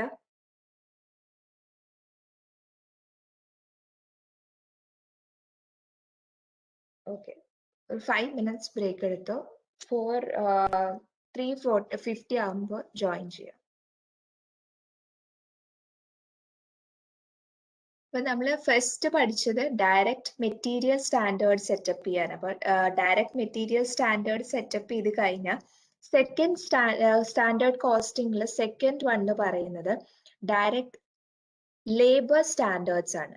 ഡയറക്റ്റ് ലേബർ സ്റ്റാൻഡേർഡ്സ് നമ്മൾ സെറ്റപ്പ് ചെയ്യും. അപ്പൊ ഫസ്റ്റ് നമ്മൾ ഡയറക്റ്റ് മെറ്റീരിയൽ സ്റ്റാൻഡേർഡ് സെറ്റപ്പ് ചെയ്യും. അത് കഴിഞ്ഞിട്ട് നമ്മൾ ഡയറക്റ്റ് ലേബർ സ്റ്റാൻഡേർഡ്സ് ഡെവലപ്പ് ചെയ്യും. അപ്പൊ ഈ ഡയറക്റ്റ് ലേബർ സ്റ്റാൻഡേർഡ്സ് നമ്മൾ ഡെവലപ്പ് ചെയ്യുമ്പോൾ 2 കാര്യങ്ങളാണ് നമ്മളത് മെയിൻലി സെറ്റ് ചെയ്യുന്നത്. ഫസ്റ്റ് വൺ എന്ന് പറയുന്നത് ക്വാണ്ടിറ്റി സ്റ്റാൻഡേർഡ്സ് ആണ്. ക്വാണ്ടിറ്റി സ്റ്റാൻഡേർഡ്സ് പറയുന്നത് എത്ര വർക്കേഴ്സ് നമുക്ക് റിക്വയർ ചെയ്യും. ഡയറക്റ്റ് ലേബർ എന്ന് പറയുന്നത് നമ്മുടെ വർക്കേഴ്സ് ആണ്. അപ്പോൾ എത്ര വർക്കേഴ്സ് ഒരു പെർട്ടിക്കുലർ യൂണിറ്റ്സ് പ്രൊഡ്യൂസ് ചെയ്യാൻ അല്ലെങ്കിൽ നമ്മുടെ പ്രൊഡക്ഷൻ പ്രോസസ്സ് നടത്താനായിട്ട് എത്ര വർക്കേഴ്സ് നമ്മൾ റിക്വയർ ചെയ്യും. അത് നമ്മൾ സെറ്റ് ചെയ്യുന്നത് ക്വാണ്ടിറ്റി സ്റ്റാൻഡേർഡ്സ് യൂസ് ചെയ്തിട്ട്. അപ്പോൾ ക്വാണ്ടിറ്റി സ്റ്റാൻഡേർഡ്സ് നമ്മൾ സെറ്റ് ചെയ്യുന്നത് നമ്പർ ഓഫ് വർക്കേഴ്സ്, എത്ര വർക്കേഴ്സ് ആണ് നമുക്ക് ഒരു പ്രോസസ് അല്ലെങ്കിൽ ഒരു പ്രൊഡക്ഷൻ നടത്താനായിട്ട് റിക്വയർ ചെയ്യുന്നത്. ഇനി നമ്പർ ഓഫ് വർക്കേഴ്സ് നമ്മൾ സെറ്റപ്പ് ചെയ്യുന്നത് മെയിൻലി കുറച്ച് ഫാക്ടേഴ്സിന്റെ ബേസിസിലായിരിക്കും നമ്മൾ എത്ര വർക്കേഴ്സ് ആണ് നമുക്ക് ആവശ്യമെന്ന് നമ്മൾ ഡിസൈഡ് ചെയ്യുന്നത്. ഫസ്റ്റ് വൺ എന്ന് പറയുന്നത് ടൈപ്പ് ഓഫ് വർക്ക്. നമ്മളുടെ വർക്കിനെ ഡിപ്പെൻഡ് ചെയ്തിട്ട് ഇപ്പൊ ഓരോ ഓർഗനൈസേഷനിലും ഓരോ ഡിഫറെന്റ് ടൈപ്പ് ഓഫ് വർക്ക്സ് ഉണ്ട്. അപ്പൊ ഒരു പെർട്ടിക്കുലർ വർക്ക് ചെയ്യാൻ മേ ബി ഒരു 10 വർക്കേഴ്സ് മതിയായിരിക്കും. ചിലപ്പോൾ വേറെ ഒരു സെക്കൻഡ് പ്രോസസ്സ് ചെയ്യാനായിട്ട് മേ ബി ഒരു 5 വർക്കേഴ്സ് മതിയായിരിക്കും. അപ്പോൾ വർക്കിനെ ഡിപ്പെൻഡ് ചെയ്തിട്ടായിരിക്കും നമ്മുടെ നമ്പർ ഓഫ് വർക്കേഴ്സ് നമ്മൾ ഡിസൈഡ് ചെയ്യുന്നത്. സെക്കൻഡ് വൺ എന്ന് പറയുന്നത് നമ്മുടെ നേച്ചർ ഓഫ് ദ പ്രോസസ്സ്. നമ്മുടെ പ്രോസസ്സിന്റെ നേച്ചറിനെ ഡിപ്പെൻഡ് ചെയ്യും നമ്മുടെ നമ്പർ ഓഫ് വർക്കേഴ്സ്. ഇപ്പൊ ചില പ്രോസസ്സിന് ചിലപ്പോൾ കൂടുതൽ കുറച്ചും കൂടെ കോംപ്ലിക്കേറ്റഡ് ആയിട്ടുള്ള ഒരു പ്രോസസ്സ് ആയിരിക്കും. അപ്പൊ ആ പ്രോസസ്സിന് നമുക്ക് കുറച്ചും കൂടെ നമ്പർ ഓഫ് വർക്കേഴ്സ് റിക്വയർമെന്റ് കൂടുതലായിരിക്കും. ഇനി ചിലത് ഭയങ്കര സിമ്പിൾ ആയിട്ടുള്ള പ്രോസസ്സ് ഉണ്ടാവും, പെട്ടെന്ന് ചെയ്ത് കംപ്ലീറ്റ് ചെയ്യാൻ പറ്റുന്ന പ്രോസസ്സ് ഉണ്ടാവും. അപ്പൊ അതിന് ചിലപ്പോൾ 2-3 വർക്കേഴ്സ് ഒക്കെ ആവശ്യമുണ്ടാകും. അപ്പൊ റിക്വയർമെന്റ് കുറവായിരിക്കും. അപ്പൊ നമ്മുടെ പ്രോസസ്സിന്റെ നേച്ചർ അനുസരിച്ചിട്ടും നമ്മൾ നമ്പർ ഓഫ് വർക്കേഴ്സ് ഡിറ്റർമൈൻ ചെയ്യുന്നത്. ഇനി അതുപോലെ നമ്മൾ യൂസ് ചെയ്യുന്നത്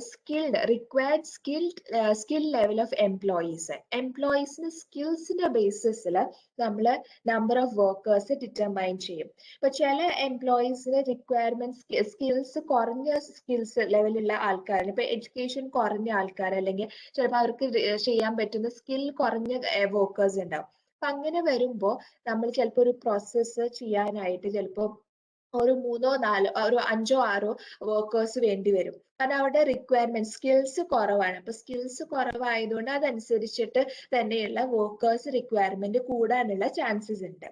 ഇനി അതുപോലെ തന്നെ ടൈപ്പ് ഓഫ് എക്യുപ്മെന്റ്, നമ്മൾ ഏത് എക്യുപ്മെന്റ് ആണ് യൂസ് ചെയ്യണത് അതിന്റെ ബേസിസിൽ നമ്മൾ നമ്പർ ഓഫ് വർക്കേഴ്സ് ഡിറ്റർമൈൻ ചെയ്യുന്നത്. ഇപ്പൊ ചില എക്യുപ്മെന്റ്സ് യൂസ് ചെയ്യുമ്പോൾ ചിലപ്പോൾ ഇപ്പൊ നമുക്ക് മെഷീനറി ഉണ്ടാവും. മെഷീനറി യൂസ് ചെയ്യാനായിട്ട് ചിലപ്പോൾ ഒരു പെർട്ടിക്കുലർ മെഷീനറി യൂസ് ചെയ്യാൻ ചിലപ്പോൾ 2-3 വർക്കേഴ്സ് മതിയായിരിക്കും. പക്ഷെ ചില കേസിൽ ഒരു വലിയൊരു മെഷീനറി ആയിരിക്കും. അപ്പൊ ആ ഒരു വലിയ മെഷീനറി വർക്ക് ചെയ്യാനായിട്ടൊക്കെ അതിന്റെ പ്രോസസ്സും കാര്യങ്ങളൊക്കെ നടത്താനായിട്ട് ചിലപ്പോൾ ഒരു 10-20 വർക്കേഴ്സ് റിക്വയർ ചെയ്യും. അപ്പൊ ഏത് എക്യുപ്മെന്റ് ആണ് നമ്മൾ നമ്മുടെ പ്രൊഡക്ഷൻ പ്രോസസ്സിൽ യൂസ് ചെയ്യുന്നത് അതിനെ ബേസ് ചെയ്തിരിക്കും നമ്മുടെ വർക്കേഴ്സിന്റെ റിക്വയർമെന്റ്. അപ്പൊ എത്ര വർക്കേഴ്സ് വേണം എന്നൊക്കെ ഡിസൈഡ് ചെയ്യുന്നത് മെയിൻലി ഇൻഡസ്ട്രിയൽ എഞ്ചിനീയേഴ്സ്, അതുപോലെ തന്നെ പ്രൊഡക്ഷൻ ഡിപ്പാർട്ട്മെന്റ്, പേഴ്സണൽ ഡിപ്പാർട്ട്മെന്റ്സ് ഒക്കെ ആയിരിക്കും എത്ര വർക്കേഴ്സ് ഒരു പ്രൊഡക്ഷൻ അല്ലെങ്കിൽ കമ്പനിക്ക് എത്ര വർക്കേഴ്സ് വേണമെന്ന് ഡിസൈഡ് ചെയ്യുന്നത്. വർക്കേഴ്സ് ഇമ്പോർട്ടൻറ്റ് ഫാക്ടറാണ്. നമ്മൾ ഡയറക്റ്റ് ലേബർ സ്റ്റാൻഡേർഡ്സ് പ്രിപ്പയർ ചെയ്യുമ്പോൾ ഫസ്റ്റ് നമ്മൾ നോക്കേണ്ടത് the number of workers required അല്ലെങ്കിൽ ക്വാണ്ടിറ്റി സ്റ്റാൻഡേർഡ്സ് ആണ് നമ്മൾ ഫസ്റ്റ് സെറ്റപ്പ് ചെയ്യുന്ന സ്റ്റാൻഡേർഡ്. സെക്കൻഡ് വൺ എന്ന് പറയുന്നത് പ്രൈസ് സ്റ്റാൻഡേർഡ്സ് അല്ലെങ്കിൽ വേജ് റേറ്റ് സ്റ്റാൻഡേർഡ്സ്. നമ്മൾ വർക്കേഴ്സ് എത്ര ആൾക്കാർ വേണമെന്ന് നമ്മൾ ഡിസൈഡ് ചെയ്തു. പിന്നെ ഡിസൈഡ് ചെയ്യുന്നത് നമ്മൾ ഈ വർക്കേഴ്സിന് എത്ര വേജസ് പ്രൊവൈഡ് ചെയ്യണം, അവർക്ക് കൊടുക്കുന്ന വേജ് റേറ്റ് എത്രയാണ്. അത് ഡിസൈഡ് ചെയ്യുന്നത് mainly personal department, HR ഡിപ്പാർട്ട്മെന്റിലെ HR departments ഒക്കെയാണ് മെയിൻലി വർക്കേഴ്സിന് എത്ര വേജസ് പേ ചെയ്യണം എന്ന് ഡിസൈഡ് ചെയ്യുന്നത്. മേ ബി ചിലപ്പോൾ ഇങ്ങനെ വേജസ് ഡിസൈഡ് ചെയ്യുമ്പോൾ ചിലപ്പോൾ പേഴ്സണൽ ഡിപ്പാർട്ട്മെന്റ് ഇത് കൊടുക്കുന്ന ചിലപ്പോൾ ഏതെങ്കിലും കോൺട്രാക്റ്റ് ഒക്കെ അവർ സൈൻ ചെയ്തിട്ടുണ്ടാവും ലേബേഴ്സ് ആയിട്ട്. ലൈക്ക് ഓരോ മന്തിലും അല്ലെങ്കിൽ ഒരു പെർട്ടിക്കുലർ ഡേയിൽ മേ ബി ഒരു $1,000 അവർക്ക് വേജ് ആയിട്ട് കൊടുക്കാമെന്ന് ഉള്ള കോൺട്രാക്റ്റ് ഒക്കെ സൈൻ ചെയ്തിട്ടുണ്ട്. അപ്പൊ അതിന്റെ ബേസിസിലായിരിക്കും പേഴ്സണൽ ഡിപ്പാർട്ട്മെന്റ്സ് വർക്കേഴ്സിന് വേജസ് കൊടുക്കുന്നത്. ഇനി അതുപോലെ തന്നെ ലേബർ മാർക്കറ്റ് ഉണ്ട്. ലൈക്ക് ഇപ്പൊ നമ്മുടെ കോമ്പറ്റീറ്റേഴ്സ് അവരുടെ വർക്കേഴ്സിന് എത്ര വേജ് പ്രൊവൈഡ് ചെയ്യുന്നുണ്ട്. ചിലപ്പോൾ അതിന്റെ ബേസിസിൽ നമ്മുടെ കമ്പനി നമ്മുടെ വർക്കേഴ്സിന് വേജ് റേറ്റ് പ്രൊവൈഡ് ചെയ്യും. ഈ വേജ് റേറ്റ് പ്രൊവൈഡ് ചെയ്യുന്നത് മെയിൻലി പേഴ്സണൽ ഡിപ്പാർട്ട്മെന്റ്സ് ആണ് ഇത് ഡിസൈഡ് ചെയ്യുന്നത് എത്ര വേജസ് ആണ് വർക്കേഴ്സിന് പ്രൊവൈഡ് ചെയ്യേണ്ടത്. അപ്പൊ ഫസ്റ്റ് നമ്മൾ നോക്കേണ്ടത് എത്ര നമ്പർ ഓഫ് വർക്കേഴ്സ് ആണ് നമുക്ക് പ്രൊഡക്ഷൻ പ്രോസസ്സിൽ റിക്വയർ ചെയ്യുന്നത്. ഇനി ഈ പ്രൊഡക്ഷൻ പ്രോസസ്സിലുള്ള വർക്കേഴ്സിന് എത്ര വേജസ് നമ്മൾ പ്രൊവൈഡ് ചെയ്യും, നമ്മുടെ പ്രൈസ് സ്റ്റാൻഡേർഡ് അല്ലെങ്കിൽ വേജ് റേറ്റ് എത്രയായിരിക്കണം എന്ന് നമ്മൾ ഡിസൈഡ് ചെയ്യും. അപ്പോൾ രണ്ട് കാര്യങ്ങളാണ് നമ്മൾ ഡയറക്റ്റ് ലേബർ സ്റ്റാൻഡേർഡ്സിൽ ഡിസൈഡ് ചെയ്യുന്നത്, നമ്പർ ഓഫ് വർക്കേഴ്സും അവർക്കുള്ള വേജ് റേറ്റും. ലേബർ റേറ്റ് സ്റ്റാൻഡേർഡ്സ് മനസ്സിലായോ നിങ്ങൾക്ക്?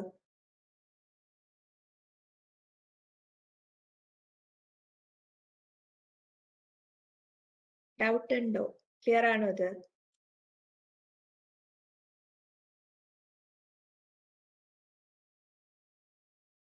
ഓക്കെ. നെക്സ്റ്റ് വന്ന് പറയുന്നത് മാനുഫാക്ചറിങ് ഓവർഹെഡ് സ്റ്റാൻഡേർഡ്സ്. ഇപ്പൊ 3 കാര്യങ്ങളാണ് സ്റ്റാൻഡേർഡ് കോസ്റ്റിലുള്ളത്. ഡയറക്റ്റ് മെറ്റീരിയൽ സ്റ്റാൻഡേർഡ് സെറ്റപ്പ് ചെയ്യും, ഡയറക്റ്റ് ലേബർ സ്റ്റാൻഡേർഡ്സ് നമ്മൾ സെറ്റപ്പ് ചെയ്യും, and finally manufacturing overhead standards. Overheads എന്ന് പറയുന്നത് നമ്മുടെ പ്രൊഡക്റ്റിനെ ഇൻഡയറക്ട്ലി എഫക്ട് ചെയ്യുന്ന കുറച്ച് കോസ്റ്റ് ആണ് ഓവർഹെഡ്സ് എന്ന് പറയുന്നത്. ഇപ്പൊ ഡയറക്ട്ലി എഫക്ട് ചെയ്യുന്നത് ഞാൻ പറഞ്ഞു റോ മെറ്റീരിയൽസ്, നമ്മൾ യൂസ് ചെയ്യുന്ന ഡയറക്റ്റ് റോ മെറ്റീരിയൽസ് ഉണ്ട്, അതുപോലെ തന്നെ ഡയറക്റ്റ് ലേബേഴ്സ് ഉണ്ട്. നമ്മുടെ പ്രൊഡക്ഷൻ ചെയ്യാനായിട്ട് നമ്മൾ യൂസ് ചെയ്യുന്ന ലേബേഴ്സ് ഒക്കെ ഉണ്ട്. അപ്പൊ അവര് ഡയറക്റ്റ് ആയിട്ടുള്ള ആൾക്കാരാണ്. ഇനി ഇൻഡയറക്ട്ലി എഫക്ട് ചെയ്യുന്ന കുറച്ച് ഫാക്ടേഴ്സ് ഉണ്ട് നമ്മുടെ പ്രൊഡക്റ്റിന്. ഈ ഇൻഡയറക്ട്ലി എഫക്ട് ചെയ്യുന്ന ഫാക്ടേഴ്സ് എന്ന് പറയുന്നത് ഫസ്റ്റ് വൺ എന്ന് പറയുന്നത് indirect materials. the indirect material like glue, oil, tape, അങ്ങനെ ക്ലീനിങ് സപ്ലൈസ്. ഇപ്പൊ ഗ്ലൂ ഒക്കെ നമ്മൾ ചിലപ്പോൾ കമ്പനിയുടെ വേറെ പ്രൊഡക്ട്സിനൊക്കെ യൂസ് ചെയ്യും. ഇപ്പൊ നമ്മൾ ചെയർ പ്രൊഡ്യൂസ് ചെയ്യുന്ന ആൾക്കാരാണ്. അപ്പൊ ചെയർ പ്രൊഡ്യൂസ് ചെയ്യാനായിട്ട് ചിലപ്പോൾ ഗ്ലൂ ഇടയ്ക്കിടയ്ക്ക് നമുക്ക് ആവശ്യം വരും, ഓയിൽ ആവശ്യം വരും. ഇപ്പൊ മിഷനറിക്കൊക്കെ ചിലപ്പോൾ നമ്മൾ ഓയിൽ പ്രൊവൈഡ് ചെയ്യും, എന്നിട്ട് മിഷനറി റൺ ചെയ്യിപ്പിക്കും, അങ്ങനത്തെ കാര്യങ്ങളുണ്ട്. ഇനി അതുപോലെ തന്നെ ക്ലീനിങ് സപ്ലൈസ്, ഇപ്പൊ നമ്മുടെ പ്രൊഡക്ഷൻ ഏരിയയിൽ ക്ലീൻ ചെയ്യാനായിട്ട് നമ്മൾ യൂസ് ചെയ്യുന്ന പ്രൊഡക്ട്സ്, അതൊക്കെ ഇൻഡയറക്റ്റ് മെറ്റീരിയൽസ് ആണ്, നമ്മുടെ പ്രൊഡക്റ്റിനെ ഡയറക്ട്ലി റിലേറ്റ് ചെയ്യുന്ന കാര്യമല്ല.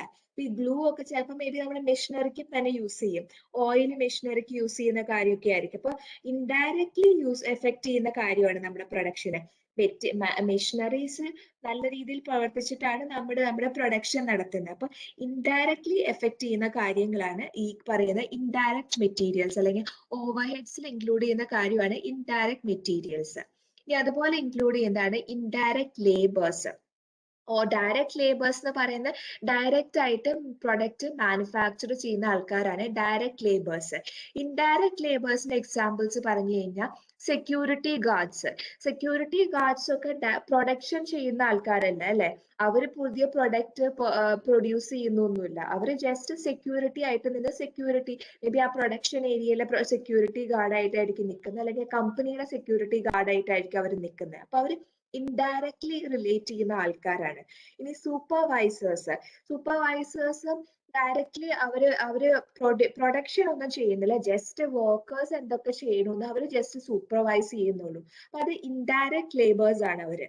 ക്വാളിറ്റി അഷുറൻസ് വർക്കേഴ്സ് അവരും പ്രൊഡക്ഷൻ, ഇപ്പൊ വുഡിന്റെ കാര്യം പറഞ്ഞപ്പോ ചെയർ പ്രൊഡ്യൂസ് ചെയ്യാനായിട്ട് വുഡ് എടുത്ത് അതിന്റെ ക്രേവിങ്സ് ഒക്കെ നടത്തി അതിൽ പ്രോസസ് ഒക്കെ ചെയ്തിട്ട് ഫൈനലി ആണ് നമ്മൾ ചെയർ പ്രൊഡ്യൂസ് ചെയ്യുന്നത്. അപ്പൊ ആ വുഡ് പ്രോസസ് ചെയ്യുന്നതിന് റിലേറ്റ് ചെയ്യുന്ന ആൾക്കാരാണ് ഡയറക്ട് ലേബേഴ്സ് എന്ന് പറയുന്നത്.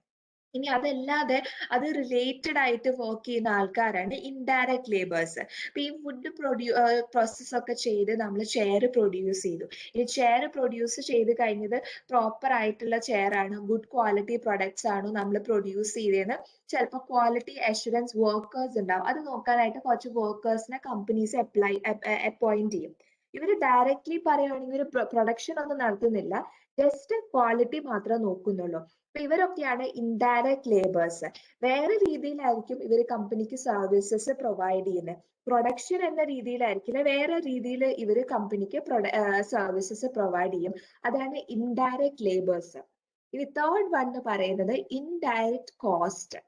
അപ്പൊ direct cost, indirect cost. Direct cost എന്ന് പറയുന്നത് കമ്പനീനെ ഡയറക്ട്ലി എഫക്ട് ചെയ്യുന്ന കാര്യമാണ് ഡയറക്ട് കോസ്റ്റ്.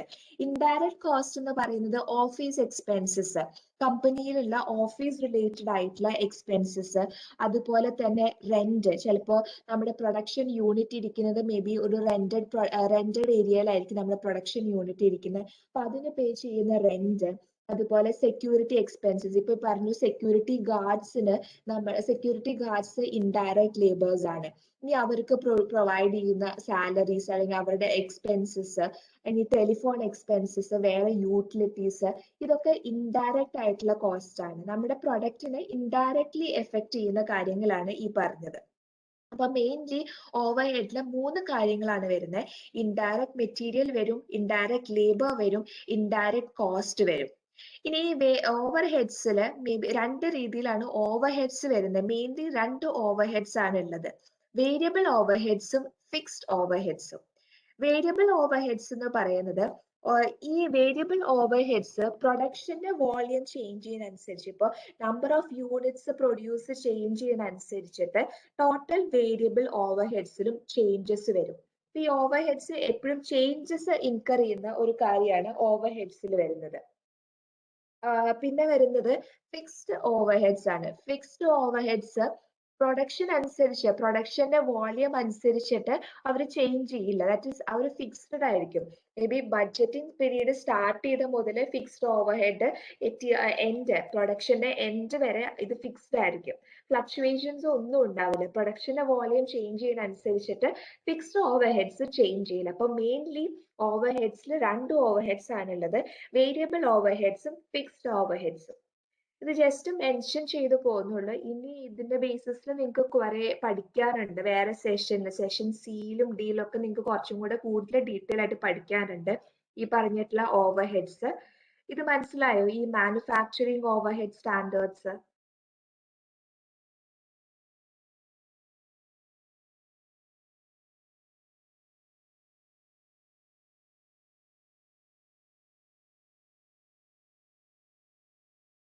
ഓക്കെ. ഈ ഓവർ ഹെഡ്സ് നമ്മൾ സെറ്റ് ചെയ്യുമ്പോൾ മെയിൻലി നമ്മൾ ഒരു ഫോർമുല യൂസ് ചെയ്തിട്ടാണ് നമ്മൾ ഓവർ ഹെഡിന്റെ റേറ്റ് നമ്മൾ സെറ്റ് ചെയ്യുന്നത്. അപ്പൊ ഈ ഫോർമുല നിങ്ങൾ നോട്ട് ചെയ്ത് വെക്കാം. ഇതിന്റെ ബേസിസിൽ ഈ സെഷനിൽ നിങ്ങൾക്ക് ഒന്നും പഠിക്കാനില്ല, ജസ്റ്റ് മെൻഷൻ ചെയ്തിട്ടുള്ളൂ ടെക്സ്റ്റിൽ, അതുകൊണ്ട് ഞാനും പറയുന്നേ ഉള്ളൂ. ഇത് കഴിഞ്ഞ സെഷൻ സിയിലും ഡിയിലും ഒക്കെ ഈ ഫോർമുല യൂസ് ചെയ്തിട്ട് നിങ്ങൾക്ക് പ്രോബ്ലംസ് ഉണ്ട്. അപ്പൊ ഇത് ജസ്റ്റ് നിങ്ങൾ നോട്ട് ചെയ്യുക. ഇത് സ്റ്റാൻഡേർഡ് നമ്മുടെ ഓവർ ഹെഡ്സ് സെറ്റ് ചെയ്യാൻ, ഓവർ ഹെഡ്സിന്റെ സ്റ്റാൻഡേർഡ്സ് ഡെവലപ്പ് ചെയ്യാനായിട്ട് നമ്മൾ യൂസ് ചെയ്യുന്ന ഒരു ഫോർമുലയാണിത്. Standard overhead rate per unit of activity level equal budgeted factory overhead cost divided by predetermined activity. Budgeted factory overhead cost, നമ്മൾ ബഡ്ജറ്റ് ചെയ്ത് വെച്ചിട്ടുള്ള ഫാക്ടറി ഓവർഹെഡ് കോസ്റ്റ് ഉണ്ട്. അപ്പൊ ഇതെങ്ങനെയാ കണ്ടുപിടിക്കണേ എന്നുള്ള കാര്യങ്ങളൊക്കെ വേറെ സെഷൻസിൽ നിങ്ങൾ പഠിക്കുന്നതായിരിക്കും. അതുപോലെ തന്നെ pre determined activities. Pre determined activity എന്ന് പറയുന്നത് പ്രീ ഡിറ്റർമൈൻഡ് പ്രൊഡക്ഷൻ ഔട്ട്പുട്ട്. നമ്മൾ എത്ര പ്രൊഡക്ഷൻസ് ചെയ്യണം, എത്ര ഔട്ട്പുട്ട് നമ്മൾ പ്രൊഡ്യൂസ് ചെയ്യണം, അതൊക്കെ നമ്മൾ നേരത്തെ ഡിസൈഡ് ചെയ്യും. ഇനി ഈ പ്രീ ഡിറ്റർമൈൻഡ് ആക്ടിവിറ്റീസ് നമ്മൾ ഡിസൈഡ് ചെയ്യുന്ന കുറെ പ്രോസസ്സ് ഉണ്ട്. നെക്സ്റ്റ് സെഷൻസിൽ നിങ്ങൾ പഠിക്കും. ഇപ്പൊ ജസ്റ്റ് ഇത് നിങ്ങൾ നോട്ട് ചെയ്ത് വെക്കാം. ഇതിന്റെ ബേസിസിൽ ഈ സെഷനിൽ നിങ്ങൾക്ക് വേറെ ക്വസ്റ്റ്യൻസ് ഒന്നും ചെയ്യാനില്ല. കഴിഞ്ഞോ? ഇത് നോട്ട് ചെയ്തോ നിങ്ങള്?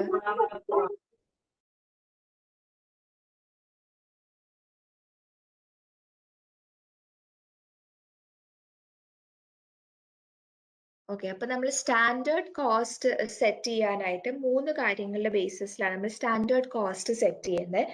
ഫസ്റ്റ് വൺ എന്ന് പറയുന്നത് direct material standard, second one is direct labour standard, and third one is manufacturing overhead standards. അപ്പോൾ ഇത് മൂന്നും യൂസ് ചെയ്തിട്ടാണ് നമ്മുടെ സ്റ്റാൻഡേർഡ് കോസ്റ്റ് നമ്മൾ ഫൈനലി സെറ്റപ്പ് ചെയ്യുന്നത്. എന്ന് വെച്ചാൽ നമ്മുടെ മാനുഫാക്ചറിങ് കോസ്റ്റ് നമ്മൾ എസ്റ്റിമേറ്റ് ചെയ്യുന്നത്. ഇനി വേരിയബിൾ മാനുഫാക്ചറിങ് ഓവർഹെഡ്. ഇപ്പൊ വേരിയബിൾ മാനുഫാക്ചറിങ് ഓവർഹെഡ് ഞാൻ നേരത്തെ പറഞ്ഞ പോലെ വേരിയബിൾ മാനുഫാക്ചറിങ് ഓവർഹെഡ്സ് നമ്മുടെ പ്രൊഡക്ഷൻ വോളിയം അനുസരിച്ചിട്ട് അതിൽ ചേഞ്ചസ് വരും. വേരിയബിൾ കോസ്റ്റിൽ ചേഞ്ചസ് വരും. അപ്പൊ ഒരു കാര്യം നമ്മൾ ശ്രദ്ധിക്കേണ്ടത്, വേരിയബിൾ ഓവർഹെഡ് മാനുഫാക്ചറിങ് ഓവർഹെഡിലെ ടോട്ടൽ വോളിയം ടോട്ടൽ എമൗണ്ടിലായിരിക്കും ചേഞ്ചസ് വരുന്നത്. പെർ യൂണിറ്റിൽ ചേഞ്ചസ് വരില്ല. Like it's cost per unit remain constant. Per unit variable കോസ്റ്റില് മാനുഫാക്ചറിങ് ഓവർഹെഡില് ചേഞ്ചസ് വരില്ല, അത് കോൺസ്റ്റന്റ് ആയിട്ട് തന്നെ നിൽക്കും. പക്ഷെ ടോട്ടൽ മാനുഫാക്ചറിങ് കോസ്റ്റില് ചേഞ്ചസ് വരും. ഇപ്പൊ എക്സാമ്പിൾ പറഞ്ഞു കഴിഞ്ഞാൽ, ഇപ്പൊ നോക്കുകയാണെങ്കിൽ നമ്മൾ ഇലക്ട്രിസിറ്റിയുടെ കോസ്റ്റ് പെർ യൂണിറ്റിൽ ചിലപ്പോൾ 10 ആയിട്ടായിരിക്കും. ഇതൊരു എക്സാമ്പിൾ ആണ്. പെർ യൂണിറ്റിൽ 10 ആണ് നമ്മുടെ ഇലക്ട്രിസിറ്റി കോസ്റ്റ്. ഇപ്പൊ എല്ലാ മന്ത് ആണെങ്കിൽ എല്ലാ ഇയറിലും എല്ലാ മന്തിലും പ്രൊഡക്ഷൻ ചേഞ്ച് ചെയ്യുന്ന അനുസരിച്ച് ഈ പെർ യൂണിറ്റിൽ ചേഞ്ച് വരത്തില്ല. വേരിയബിൾ ഓവർഹെഡ് ഞാൻ പറയുക, വേരിയബിൾ ഓവർഹെഡ് ആണ് ഇത്. വേരിയബിൾ ഓവർഹെഡ് എന്ന് പറയുന്നത് നമ്മുടെ പ്രൊഡക്ഷൻ വോളിയത്തിൽ ചേഞ്ചസ് വരുമ്പോൾ അതനുസരിച്ച് ചേഞ്ചസ് വരുന്ന കോസ്റ്റ് ആണ് വേരിയബിൾ മാനുഫാക്ചറിങ് ഓവർഹെഡ് എന്ന് പറയുന്നത്. ഇപ്പൊ വേരിയബിൾ മാനുഫാക്ചറിങ് ഓവർഹെഡിൽ ഒരു കാര്യം നിങ്ങൾ ഇമ്പോർട്ടന്റ്, ഇത് ഈ ഒരു പറയുന്ന പോയിന്റ് ഇമ്പോർട്ടന്റ് പോയിന്റ് ആണ്. ഈ ഒരു ഓവർഹെഡിൽ ടോട്ടൽ കോസ്റ്റിൽ ചേഞ്ച് വരും. ടോട്ടൽ വേരിയബിൾ മാനുഫാക്ചറിങ് ഓവർഹെഡ് കോസ്റ്റിൽ ചേഞ്ച് വരും. പക്ഷേ പെർ യൂണിറ്റ് വേരിയബിൾ കോസ്റ്റിൽ കോൺസ്റ്റന്റ് ആയിട്ട് നിൽക്കുന്ന ഒരു ഫാക്ടറാണ് പെർ യൂണിറ്റ് വേരിയബിൾ കോസ്റ്റ് എപ്പോഴും കോൺസ്റ്റന്റ് ആയിരിക്കും. ടോട്ടൽ വേരിയബിൾ കോസ്റ്റ് ചേഞ്ച് ചെയ്യും. പ്രൊഡക്ഷൻ ചേഞ്ച് ചെയ്യുന്നതനുസരിച്ച് ടോട്ടൽ വേരിയബിൾ കോസ്റ്റ് ചേഞ്ച് ചെയ്യും. പക്ഷെ പെർ യൂണിറ്റ് എപ്പോഴും കോൺസ്റ്റന്റ് ആയിട്ട് നിൽക്കുള്ളൂ. പെർ യൂണിറ്റ് വേരിയബിൾ കോസ്റ്റ് എപ്പോഴും കോൺസ്റ്റന്റ് ആയിരിക്കും. അത് പ്രൊഡക്ഷൻ ചേഞ്ച് ചെയ്യാതിരിക്കുക, അത് നോക്കില്ല. പക്ഷെ പെർ യൂണിറ്റ് വേരിയബിൾ കോസ്റ്റ് എപ്പോഴും കോൺസ്റ്റന്റ് ആയിരിക്കും. ഇപ്പൊ എക്സാമ്പിൾ പറഞ്ഞ ഇലക്ട്രിസിറ്റി കോസ്റ്റ്, ഇത് ജസ്റ്റ് എക്സാമ്പിൾ ആണ്. Electricity cost per unit electricity cost എന്ന് പറയുന്നത് $10 ആണ്. ഇപ്പൊ ഇലക്ട്രിസിറ്റി കോസ്റ്റ് 10 ആണ്. അപ്പൊ പ്രൊഡക്ഷൻ ചേഞ്ച് ചെയ്തില്ലെങ്കിലും പെർ യൂണിറ്റ് ഇലക്ട്രിസിറ്റി 10 ആയിരിക്കും. ഇനി പെർ യൂണിറ്റ് പ്രൊഡക്ഷൻ കോസ്റ്റ് 10. ഇനി ഒരു പെർട്ടിക്കുലർ മന്തില് ഇവ പ്രൊഡക്ഷൻ പറയുകയാണെങ്കിൽ 10,000 യൂണിറ്റ്സോളം ഒരു പെർട്ടിക്കുലർ മന്തില് നമ്മൾ പ്രൊഡ്യൂസ് ചെയ്തു. അപ്പൊ അങ്ങനെ വരുമ്പോൾ നമ്മുടെ ടോട്ടൽ വേരിയബിൾ കോസ്റ്റ് എന്താണെന്ന് ചിലപ്പോൾ ക്വസ്റ്റ്യനിൽ ചോദിക്കും. അപ്പൊ ഇങ്ങനെ ചോദിക്കുമ്പോൾ നമുക്ക് പെർ യൂണിറ്റ് നമുക്ക് തന്നിട്ടുണ്ട്. പെർ യൂണിറ്റ് എന്ന് പറയുന്നത് $10 ആണ്. ഇനി ടോട്ടൽ യൂണിറ്റ്സ് നമ്മൾ പ്രൊഡ്യൂസ് ചെയ്ത് 10,000 യൂണിറ്റ്സ് ആണ് നമ്മൾ പ്രൊഡ്യൂസ് ചെയ്തത്. അപ്പൊ ടോട്ടൽ വേരിയബിൾ കോസ്റ്റ് എന്ന് പറയുന്നത് per unit rate into number of units produced. അപ്പോൾ 10 ഇൻറ്റു 10,000 $100,000 ആണ് നമ്മുടെ ടോട്ടൽ വേരിയബിൾ കോസ്റ്റ് എന്ന് പറയുന്നത്. ഇനി നെക്സ്റ്റ് മന്ത് വന്നു കഴിഞ്ഞപ്പോൾ 20,000 യൂണിറ്റ്സ് നമ്മൾ പ്രൊഡ്യൂസ് ചെയ്തു. അപ്പം നമ്മുടെ പെർ യൂണിറ്റ് കോസ്റ്റിൽ ചേഞ്ചസ് വരില്ല. ഇലക്ട്രിസിറ്റിയുടെ പെർ യൂണിറ്റ് കോസ്റ്റിൽ ചേഞ്ച് വരില്ല. നമ്മൾ ഇലക്ട്രിസിറ്റിയിൽ എപ്പോഴും കോൺസ്റ്റന്റ് എമൗണ്ട് ആണ്. നമ്മൾ എത്രത്തോളം പ്രൊഡ്യൂസ് ചെയ്യണോ അതനുസരിച്ചിട്ടായിരിക്കും ഇലക്ട്രിസിറ്റിയുടെ കോസ്റ്റ് കൂടുന്നത്, അല്ലെ? ഇപ്പൊ കുറച്ച് പ്രൊഡക്ഷനാണ് നമ്മൾ നടത്തിയിട്ടുള്ളെങ്കിൽ നമ്മുടെ ഇലക്ട്രിസിറ്റി കോസ്റ്റ് കുറയാനുള്ള ചാൻസസ് ഉണ്ട്. ഇനി കൂടുതൽ പ്രൊഡക്ഷൻ നടത്തുമ്പോൾ നമ്മുടെ ഇലക്ട്രിസിറ്റി കോസ്റ്റ് അതനുസരിച്ച് കൂടിക്കൊണ്ടിരിക്കും. അപ്പൊ ഇതില് പറഞ്ഞേക്കുന്ന സെക്കൻഡ് മന്ത് ആയപ്പോ 20,000 യൂണിറ്റ്സ് അവർ പ്രൊഡ്യൂസ് ചെയ്തു. ഇപ്പൊ പ്രൊഡക്ഷൻ പെർ യൂണിറ്റ് ഇലക്ട്രിസിറ്റിയുടെ പെർ യൂണിറ്റ് കോസ്റ്റ് 10 ആണ്, പ്രൊഡക്ഷൻ 20,000 ആണ്. ഇപ്പൊ ടോട്ടൽ വേരിയബിൾ കോസ്റ്റ് എന്ന് പറയുന്നത് per unit into total number of units produced. അപ്പൊ ടോട്ടൽ നമ്പർ 20 പെർ യൂണിറ്റ് 10 ആണ്. ടോട്ടൽ വേരിയബിൾ കോസ്റ്റ് എന്ന് പറയുന്നത് 200,000 ആണ്. അപ്പൊ ഇതിൽ നോക്കി കഴിഞ്ഞു കഴിഞ്ഞാൽ പ്രൊഡക്ഷൻ ഇൻക്രീസ് ചെയ്ത് കഴിഞ്ഞപ്പോൾ പ്രൊഡക്ഷന്റെ ചേഞ്ചസ് അനുസരിച്ച് നമ്മുടെ വേരിയബിൾ കോസ്റ്റും ചേഞ്ച് ചെയ്തു. അപ്പൊ ഇതില് പ്രൊഡക്ഷൻ കൂടി, 20,000ഓളം പ്രൊഡക്ഷൻ കൂടി, അതനുസരിച്ചിട്ട് നമ്മുടെ വേരിയബിൾ കോസ്റ്റും കൂടി. അപ്പൊ പ്രൊഡക്ഷൻ കുറഞ്ഞു കഴിഞ്ഞാൽ വേരിയബിൾ കോസ്റ്റും കുറയും. പ്രൊഡക്ഷൻ യൂണിറ്റ്സ് കൂടിക്കഴിഞ്ഞാൽ ടോട്ടൽ വേരിയബിൾ കോസ്റ്റും കൂടും. അപ്പൊ ടോട്ടൽ വേരിയബിൾ കോസ്റ്റ് എപ്പോഴും ചേഞ്ച് ചെയ്യുന്ന ഫാക്ടറാണ്. നമ്മുടെ പ്രൊഡക്ഷൻ എത്ര യൂണിറ്റ്സ് നമ്മൾ പ്രൊഡ്യൂസ് ചെയ്യുന്നോ അതിനനുസരിച്ച് നമ്മുടെ ടോട്ടൽ വേരിയബിൾ കോസ്റ്റിലും ചേഞ്ചസ് വരും. പക്ഷെ പെർ യൂണിറ്റ് എപ്പോഴും സെയിം ആയിരിക്കും, പെർ യൂണിറ്റ് കോൺസ്റ്റന്റ് ആയിരിക്കും. നമ്മൾ എത്ര പ്രൊഡ്യൂസ് ചെയ്താലും പ്രൊഡ്യൂസ് ചെയ്തില്ലെങ്കിലും നമ്മുടെ പെർ യൂണിറ്റ് എപ്പോഴും $10 ആയിരിക്കും വരുന്നത്. പെർ യൂണിറ്റ് കോൺസ്റ്റന്റ് ആയിട്ട് നിൽക്കുള്ളൂ. ഇത് മനസ്സിലായോ ഈ വേരിയബിൾ മാനുഫാക്ചറിങ് ഓവർഹെഡ്സ്?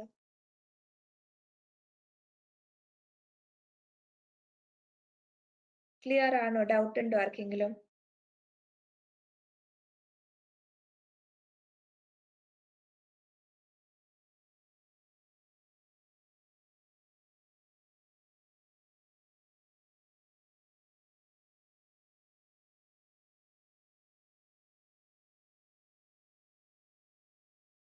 ഓക്കെ. അപ്പൊ വേരിയബിൾ മാനുഫാക്ചറിങ് ഓവർ ഹെഡ് നമ്മൾ സെറ്റ് ചെയ്യുമ്പോൾ, അതിന്റെ സ്റ്റാൻഡേർഡ് നമ്മൾ സെറ്റ് ചെയ്യുമ്പോൾ എപ്പോഴും പെർ യൂണിറ്റിന്റെ ബേസിസിലായിരിക്കും നമ്മൾ സ്റ്റാൻഡേർഡ് സെറ്റ് ചെയ്യുന്നത്. ഇതും നിങ്ങൾ നോട്ട് ചെയ്ത് വെക്കുക. എപ്പോഴും variable manufacturing over head standard set ചെയ്യുമ്പോൾ അല്ലെങ്കിൽ ബഡ്ജറ്റ് ചെയ്യുമ്പോൾ നമ്മൾ പെർ യൂണിറ്റിന്റെ ബേസിസിലായിരിക്കും നമ്മൾ അത് സെറ്റ് ചെയ്യുന്നത്. ഓക്കെ ആണോ ഈ variable manufacturing over head?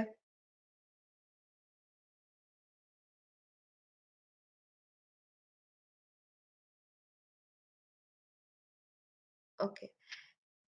So next വന്ന് പറയുന്നത് fixed manufacturing overhead. Fixed manufacturing overhead എന്ന് പറയുന്നത് ഇത് എപ്പോഴും ഫിക്സ്ഡ് ആയിരിക്കും. ലൈക് വേരിയബിൾ പ്രൊഡക്ഷൻ ചേഞ്ചിനനുസരിച്ച് ചേഞ്ച് ചെയ്യും. പക്ഷെ ഫിക്സ്ഡ് മാനുഫാക്ചറിങ് ഓവർഹെഡ് എപ്പോഴും ഫിക്സ്ഡ് ആയിരിക്കും. പ്രൊഡക്ഷൻ എത്രത്തോളം ചേഞ്ച് ചെയ്താലും അത് എപ്പോഴും ഫിക്സ്ഡ് ആയിരിക്കും. അതിൽ ചേഞ്ചസ് വരാനുള്ള ചാൻസസ് ഇല്ല.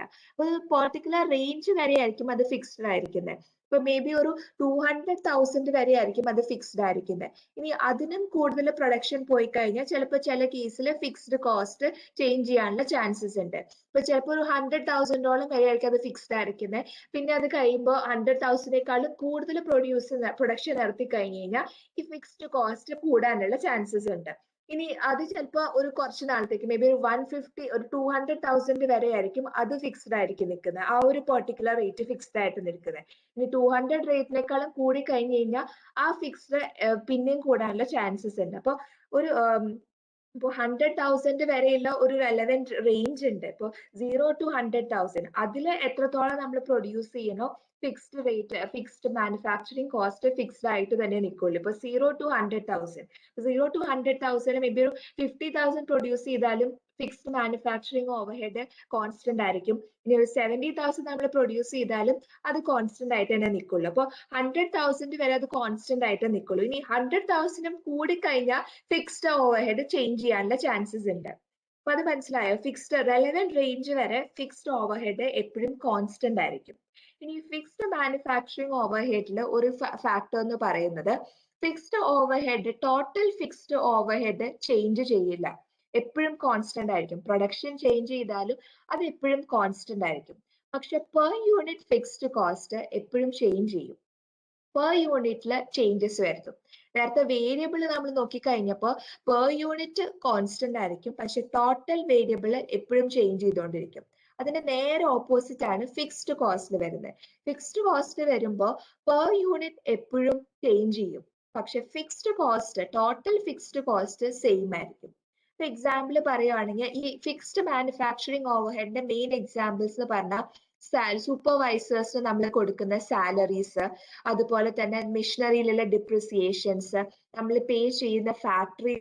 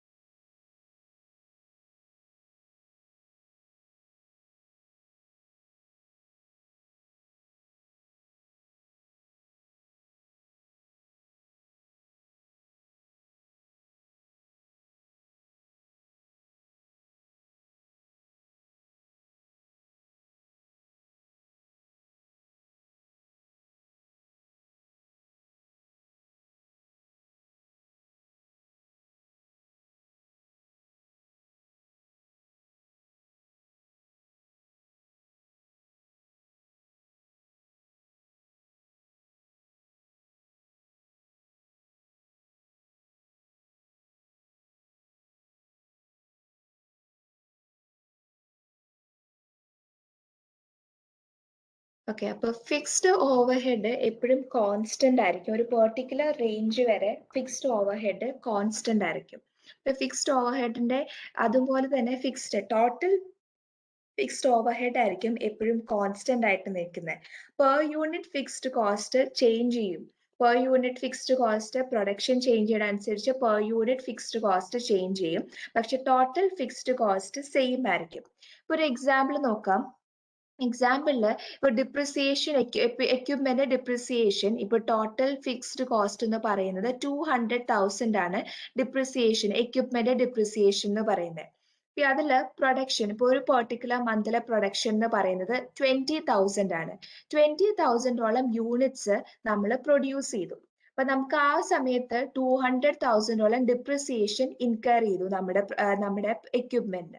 അപ്പൊ ഈ 200,000 ഇൻഡയറക്ട്ലി റിലേറ്റ് ചെയ്യുന്ന കാര്യമാണ്. എക്യുപ്മെന്റ് ഡിപ്രിസിയേഷൻ എന്ന് പറയുന്നത് ഇൻഡയറക്ട്ലി റിലേറ്റ് ചെയ്യുന്ന കാര്യമാണ് ഈ 200,000. ഇപ്പൊ ഈ ഇൻകർ ചെയ്തിട്ടുള്ള ഡിപ്രിസിയേഷൻ നമ്മൾ ഈ 20,000 യൂണിറ്റ്സിന് ഇനി ഡിവൈഡ് ചെയ്ത് കൊടുക്കണം. 20,000ഉം ഇത് ബെയർ ചെയ്യണം. 200,000 ഈ എക്യുപ്മെന്റിൽ വന്നിട്ടുള്ള ഡിപ്രിസിയേഷൻ ആണ്. ഈ എക്യുപ്മെന്റ് യൂസ് ചെയ്തിട്ടായിരിക്കും നമ്മൾ പ്രൊഡക്ഷൻ നടത്തിയിട്ടുണ്ടാവുക. അപ്പൊ ഈ 200,000 ഡിപ്രിസിയേഷൻ 20,000 യൂണിറ്റ്സും ബെയർ ചെയ്യണം. അപ്പൊ നമ്മൾ ഈ 200,000 ഡിപ്രിസിയേഷൻ നമ്മൾ ഓരോ പ്രൊഡക്റ്റിനും ഡിവൈഡ് ചെയ്ത് കൊടുക്കും. ദാറ്റ് ഈസ് 200,000 ഡിവൈഡഡ് ബൈ 20,000 എന്ന് പറയുമ്പോൾ $10 ആവും. അപ്പൊ പെർ യൂണിറ്റ് കോസ്റ്റ് ഓരോ യൂണിറ്റും ഓൾമോസ്റ്റ് $10 ഉള്ള ഡിപ്രിസിയേഷൻസ് ബെയർ ചെയ്യേണ്ടി വരും. അപ്പൊ പെർ യൂണിറ്റ് എന്ന് പറയുന്നത് $10 ആയിട്ട് മാറും. അപ്പൊ ഓരോ പെർട്ടിക്കുലർ യൂണിറ്റ്സിനും അതിന്റെ പ്രൈസിൽ ഈ ഡിപ്രിസിയേഷൻ $10 ഇൻകർ ചെയ്യും. അപ്പൊ ഇനി നെക്സ്റ്റ് കേസ് നോക്കി കഴിഞ്ഞാൽ പ്രൊഡക്ഷൻ ഇപ്പോ ഒരു 10,000ഓളം യൂണിറ്റ്സ് പ്രൊഡക്ഷൻ കുറഞ്ഞു. ഇപ്പൊ നെക്സ്റ്റ് മന്ത് നോക്കി കഴിഞ്ഞപ്പോ പ്രൊഡക്ഷൻ കുറഞ്ഞു, 10,000 ആയിട്ട് കുറഞ്ഞു. 10,000 യൂണിറ്റ്സ് അവർ പ്രൊഡ്യൂസ് ചെയ്തുള്ളൂ. ഡിപ്രിസിയേഷൻ അപ്പോഴും 200,000 ഉള്ള ഡിപ്രിസിയേഷൻ ഉണ്ട്. ഡിപ്രിസിയേഷനിൽ ചേഞ്ചസ് വരുന്നില്ല, ഫിക്സ്ഡ് ആയിരിക്കും. ഇനി അപ്പൊ ഈ 200,000 ഉള്ള ഡിപ്രിസിയേഷൻ നമ്മൾ ഇനി 10,000 യൂണിറ്റ്സിന് ഡിവൈഡ് ചെയ്ത് കൊടുക്കണം. ഓരോ യൂണിറ്റിനും ഇത് ഡിവൈഡ് ചെയ്ത് കൊടുക്കണം. അപ്പൊ പെർ യൂണിറ്റ് കോസ്റ്റ് വരുന്നത് 200,000 ഡിവൈഡഡ് ബൈ 10,000. അങ്ങനെ വരുമ്പോൾ $20 വരും. ഇപ്പൊ $20 ആയിരിക്കും ഓരോ പെർട്ടിക്കുലർ യൂണിറ്റ്സും ബെയർ ചെയ്യുന്ന ഡിപ്രിസിയേഷൻ എമൗണ്ട്. അപ്പൊ ഇതിൽ പെർ യൂണിറ്റ് ചേഞ്ച് ചെയ്തു. നേരത്തെ total fixed cost depreciation amount, total depreciation amount എപ്പോഴും കോൺസ്റ്റന്റ് ആയിരിക്കും. പക്ഷെ പ്രൊഡക്ഷൻ ചേഞ്ച് ചെയ്യുന്ന അനുസരിച്ച് പെർ യൂണിറ്റ് ഡിപ്രിസിയേഷൻ കോസ്റ്റിൽ ചേഞ്ചസ് വരും. ഫസ്റ്റ് കേസിൽ 20,000 യൂണിറ്റ്സ് ആണ് പ്രൊഡ്യൂസ് ചെയ്തത്. അപ്പൊ നോക്കിയപ്പോ ഒരു $10 ഡിപ്രിസിയേഷൻ എമൗണ്ട് ഓരോ പ്രൊഡക്ട്സിനും ബെയർ ചെയ്യേണ്ടി വന്നു. ഈ സെക്കൻഡ് കേസിൽ നോക്കിക്കഴിഞ്ഞപ്പോൾ 10,000 ആയിട്ട് അവരുടെ പ്രൊഡക്ഷൻ അവർ കുറച്ചു. അപ്പൊ 10,000 ആയിട്ട് പ്രൊഡക്ഷൻ കുറഞ്ഞപ്പോൾ 200,000 ഡിപ്രിസിയേഷൻ ഡിവൈഡ് ചെയ്ത് വന്നപ്പോൾ ഓൾമോസ്റ്റ് $20 ഡിപ്രിസിയേഷൻ ഓരോ പ്രൊഡക്റ്റും ബെയർ ചെയ്തു. അപ്പൊ അങ്ങനെ വരുമ്പോ പ്രൊഡക്ഷൻ കൂടുന്ന അനുസരിച്ചിട്ട് ഡിപ്രിസിയേഷൻ കുറഞ്ഞു, പെർ യൂണിറ്റ് ഡിപ്രിസിയേഷൻ കുറഞ്ഞു. ഇതിൽ പ്രൊഡക്ഷൻ കൂടുതലാണ് 20,000 അല്ലെ, 10,000 വെച്ച് കമ്പയർ ചെയ്യുമ്പോൾ 20,000 കൂടുതലാണ് പ്രൊഡക്ഷൻ.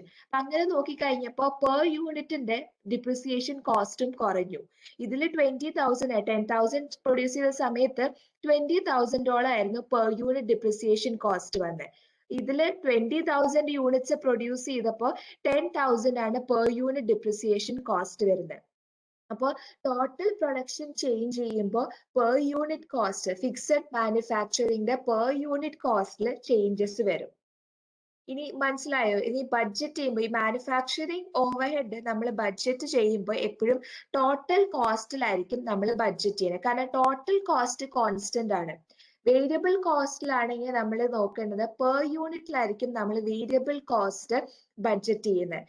ഫിക്സ്ഡ് മാനുഫാക്ചറിങ് കോസ്റ്റ് വരുമ്പോൾ നമ്മൾ ടോട്ടൽ കോസ്റ്റിലായിരിക്കും നമ്മുടെ ഫിക്സ്ഡ് മാനുഫാക്ചറിങ് ഓവർഹെഡ് ബഡ്ജറ്റ് ചെയ്യുന്നത്. ഈ ഫിക്സ്ഡ് മാനുഫാക്ചറിങ് ഓവർഹെഡ് മനസ്സിലായോ നിങ്ങൾക്ക്?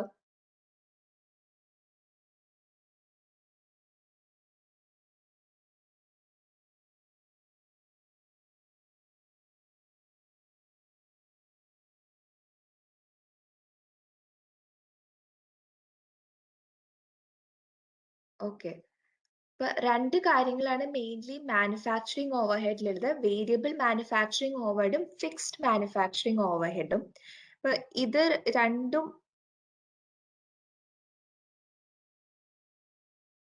എക്സാമ്പിൾ ആസ് ഇപ്പൊ പറയുവാണെങ്കിൽ എല്ലാത്തിന്റെ എക്സാമ്പിൾ പറയണോ? ഫിക്സ്ഡിന്റെയും വേരിയബിളിന്റെയും?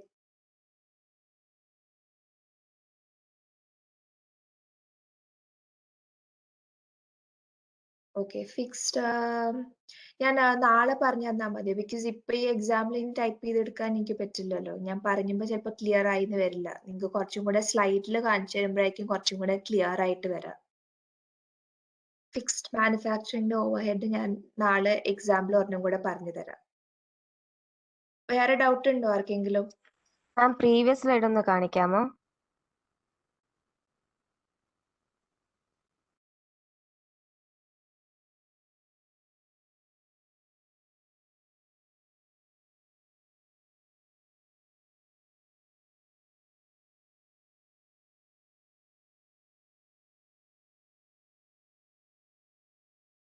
കഴിഞ്ഞോ? ഒരു മിനിറ്റ് മാം.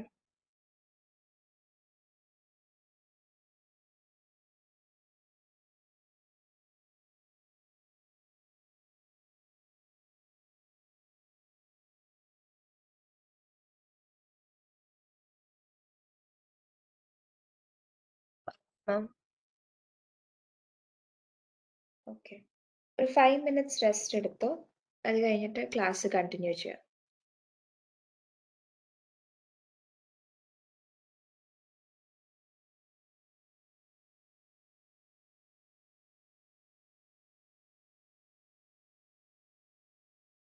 ഓക്കെ, സോ ഈ നെക്സ്റ്റ് വൺ എന്ന് പറയുന്നത് നമ്മുടെ ആക്ടിവിറ്റി ലെവല് ഡിറ്റർമൈൻ ചെയ്യലാണ്.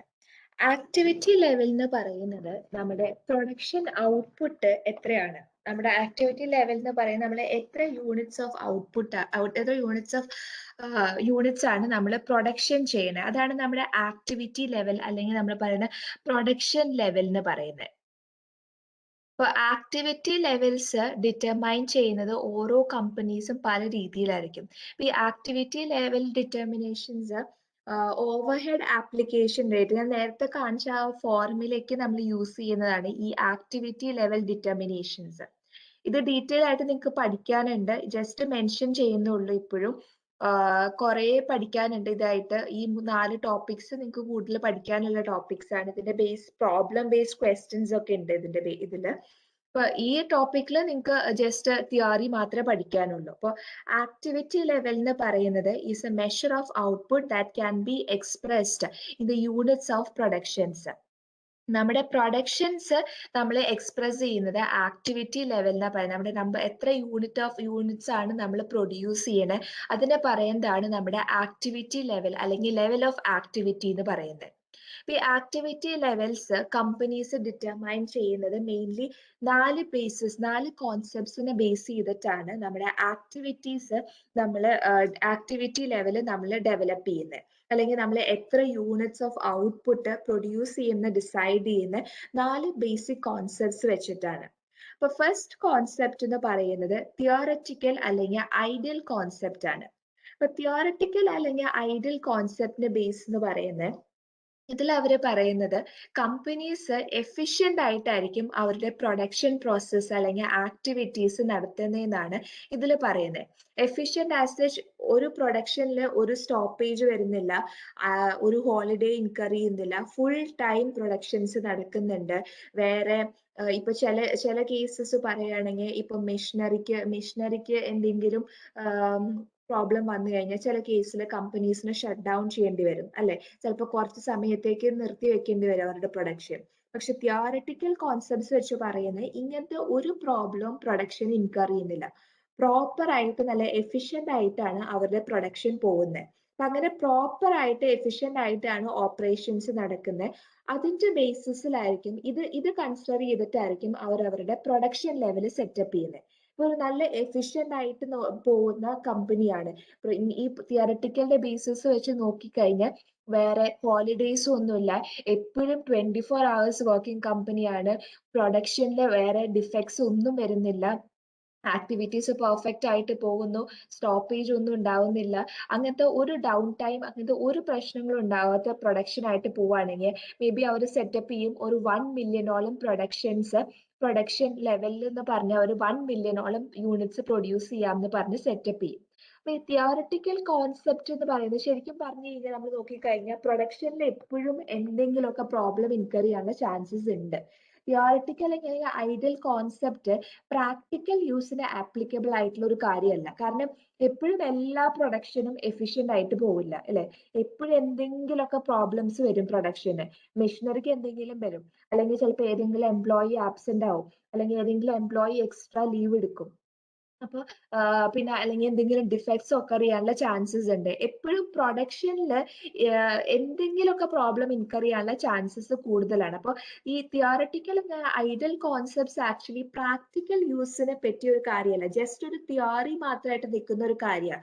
ആൻഡ് ഈ തിയോററ്റിക്കൽ കോൺസെപ്റ്റ്സ് വെച്ചിട്ട് സെറ്റ് ചെയ്യുന്ന പ്രൊഡക്ഷൻ ലെവല് ശരിക്കും കമ്പനീസിനെ അറ്റൈൻ ചെയ്യാൻ പറ്റാത്ത ഒരു കാര്യമാണ്. കാരണം എഫിഷ്യന്റ് ആയിട്ട് വർക്ക് ചെയ്താൽ മാത്രമാണ് ഇങ്ങനെ ഒരു ഈ തിയററ്റിക്കൽ കോൺസെപ്റ്റ്സ് വെച്ച് സെറ്റ് ചെയ്തിട്ടുള്ള പ്രൊഡക്ഷൻ ലെവൽ കമ്പനിക്ക് അച്ചീവ് ചെയ്യാൻ പറ്റുള്ളൂ.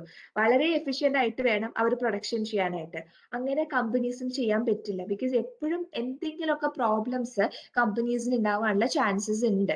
ഈ തിയോററ്റിക്കൽ അല്ലെങ്കിൽ ഐഡിയൽ കോൺസെപ്റ്റ്സ് വെറും കോൺസെപ്റ്റ്സ് മാത്രം, പ്രാക്ടിക്കൽ യൂസിന് ഈ കോൺസെപ്റ്റ്സ് കമ്പനീസ് അധികം യൂസ് ചെയ്യാറില്ല. അതാണ് theoretical and ideal concept. It occurs if the company produces at its absolute most efficient level at all the time. എല്ലാ പ്രാവശ്യവും എല്ലാ ആക്ടിവിറ്റി ചെയ്യുമ്പോഴും എഫിഷ്യന്റ് ആയിട്ടുള്ള പ്രൊഡക്ഷൻ ആണ് അവർ ചെയ്യുന്നതെന്നാണ് പറയുന്നത് തിയോററ്റിക്കൽ ഐഡിയൽ കോൺസെപ്റ്റ്.